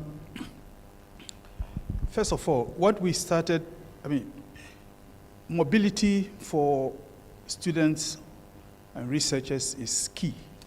They should not be restricted to one location. They should be able to have access to content on the move. So what we started doing was to collaborate with the telcos to give us what we call the tertiary mobile data bundle. We used our numbers to negotiate, and this is where the Buyers Club comes in, where we use the numbers to negotiate with the telcos to say, look, can you design a special package for us at a price that is not available to anybody else? That went well during the COVID era, but the telcos then came back and thought that they had priced themselves, the bundles prices were too low, and they sought to increase that. And as you know, students don't have a lot of resources. And that's when we now thought of creating our own data bundle. And as I explained in the presentation, if you are on the GARNET mobile data bundle, you roam on our network. Your data is provided by GARNET. But because we do not have SIM cards, because we are not registered to operate like MTN, Vodafone, Airtel, Tigo. So we don't have our SIM. So what we've done is to collaborate with the telcos to use, a concept called APN, Access Point Name, which means that if I have the Airtel Tigo SIM card in my device, like I have it now, if I try to go to the internet, their service will redirect me into the GARNET network. And for that orchestration, we pay them a fee. So we pay them a fee to redirect any traffic originating from a GARNET SIM card holder. So the SIM cards that we have acquired from Airtel Tigo are clearly identified as GARNET. And if you try to go to internet, it redirects you to our network. So we use our data. The concept here is that we don't have our bandwidth lying idle, and we can roam on it, and we price it the way we want. So for example, now you are able to have 30 gig every month for 15 cedis. I mean, no telco can give you that. You can check that. 30 gig every month for 15 cedis. That's what I have on my device right now, and all other members that have. So yes, we do use our numbers to try and negotiate for good services. And we also do that not just for bandwidth, but for other services like Turnitin, anti-plagiarism. We're currently in negotiations with the creators of that. We have found out that in the US, it costs around $4 for a license of Turnitin. Here in Ghana, we are paying between $5 and $8, depending on the size of the institution. University of Ghana, I know, it's $5 per student per year. In another institution, I think Koforidua Technical University, they are paying around $8 because their numbers are small. So what we do is we aggregate all of that and then go to the vendor and say, here is our number, 200,000 students, can you give us a price? And then we give it to our members. So I don't know whether this answers your question. Yes? It's a question. Yeah. From somebody from UMAT. The drone doesn't seem to work when it goes to the University of Ghana. It's from UMAT. Okay, so someone is saying, Edurom does not seem to work. I use my data when on US campus. Okay, so what I would say is, if Edurom works at his end and it doesn't work at University of Ghana, we need to check. But if Edurom doesn't work on his campus, in other words, they don't have an authentication system, we know a lot of our members don't have. If you don't have that, then you are not able to roam on it. I don't know if my answer satisfied you. Yeah. I think you actually answered the basic question very well, which is the point, what happens to the student when they're off campus. So we want to provide access. But now we've been talking a whole lot about the end-to-end part of open science, providing connectivity and data center services. I think it's time to give these gentlemen a round of applause and give them a break from the panel. Can I ask a question? Last question. Oh, there's one more question, one very last question. So, Gamali, yes, please. Go on. Yeah, thank you very much for your various contributions. And it would be nice to introduce yourselves a little bit, because we tend to know most of the people in the room, but just so to make sure everybody knows everybody. Okay, so my name is Gamali Ajawa.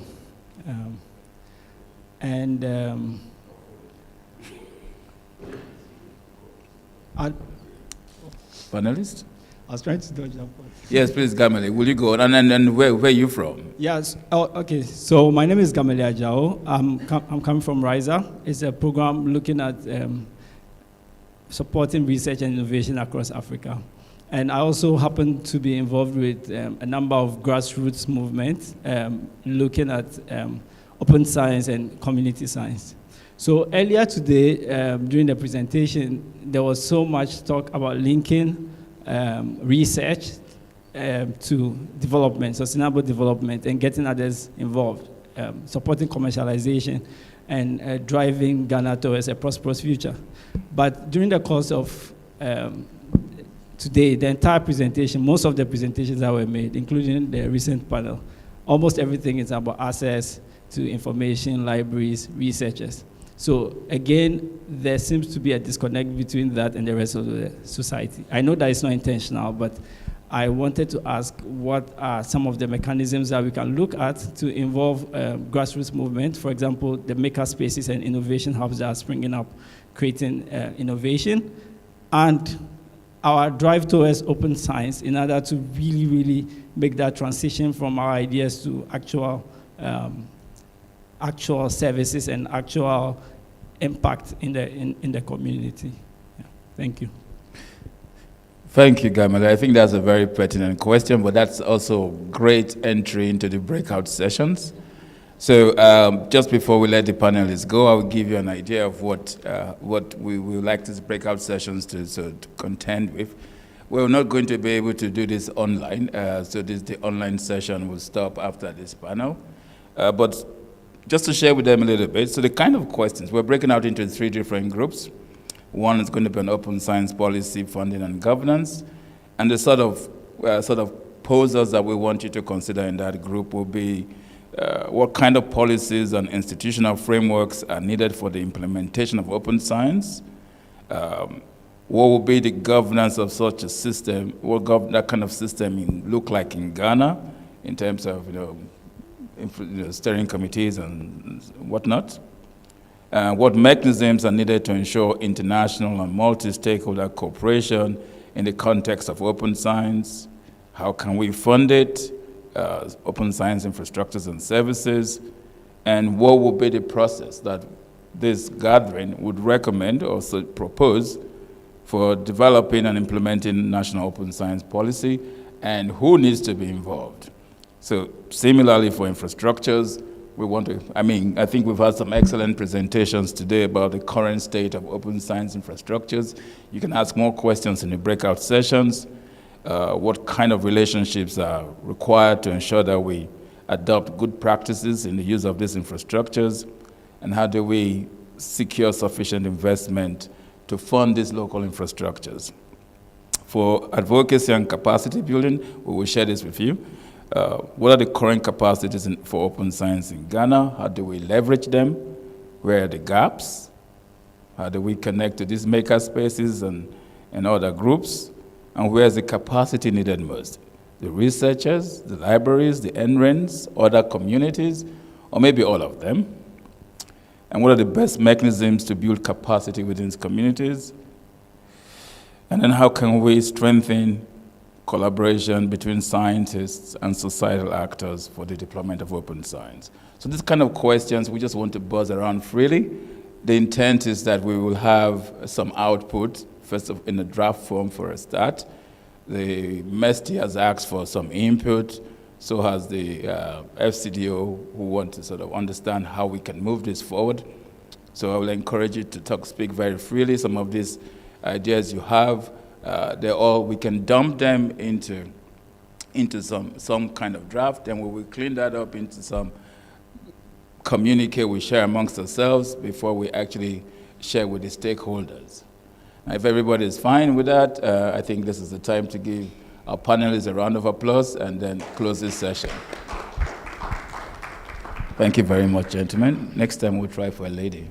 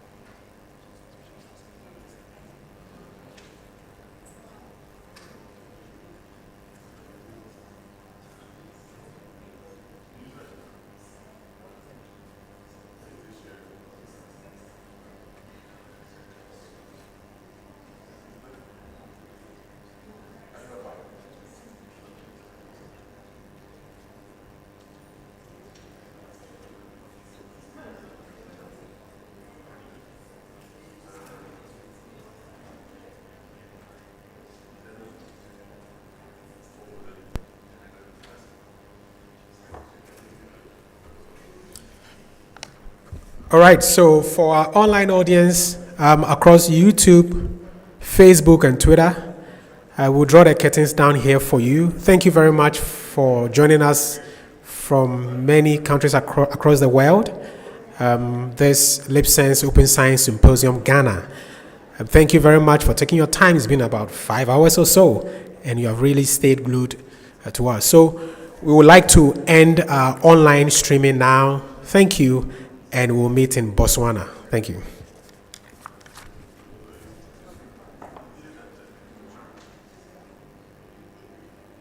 For more than 10 years now, WACREN has supported the advancement of research and education in West and Central Africa. We serve our community with 3 key areas: connectivity, advanced digital services, and developing human capital.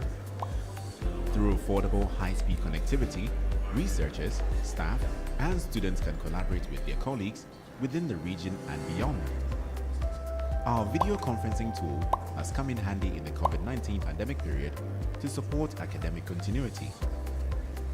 The tool is connecting thousands of students with their lecturers and academic supervisors and keeping administrative work going through online meetings.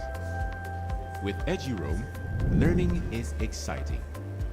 Through this authentication service, students can securely connect to available Wi-Fi when they visit other institutions across the world. EduID allows students and researchers to log into and access web-based services anywhere in Africa by using their home institution credentials. No need for re-registration or request for permission. National RENs and their member institutions can access WACREN security and hosting services. Our modern infrastructure and capacity ensure that subscribers get the best of both services at affordable rates with high reliability. Network Operations Center as a Service, NOCAS, is designed for national RENs and R&E organizations looking for constant and effective monitoring and maintenance of their networks. WACREN has publicly scheduled and on-demand capacity building sessions for the brains and hands that handle the national and campus networks in the region. Over the years, users and beneficiaries of our network, services and capacity sessions have created value for their communities and by extension, the society. WACREN has been able to serve its community thanks to the European Union's support under the Africa Connect Phase project. The journey of unearthing potentials and creating opportunity for real socio-economic value continues.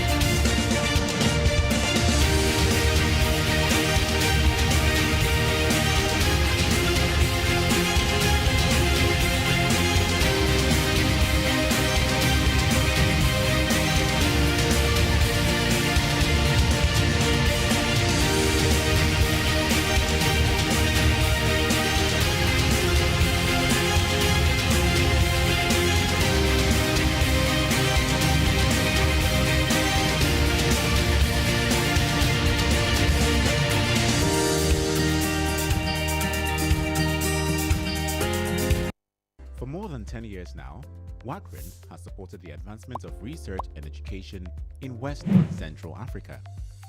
We serve our community with 3 key areas: connectivity, advanced digital services, and developing human capital.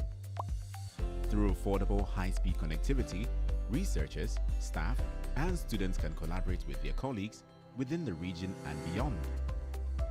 Our video conferencing tool has come in handy in the COVID-19 pandemic period to support academic continuity. The tool is connecting thousands of students with their lecturers and academic supervisors and keeping administrative work going through online meetings. With EduRoam, learning is exciting.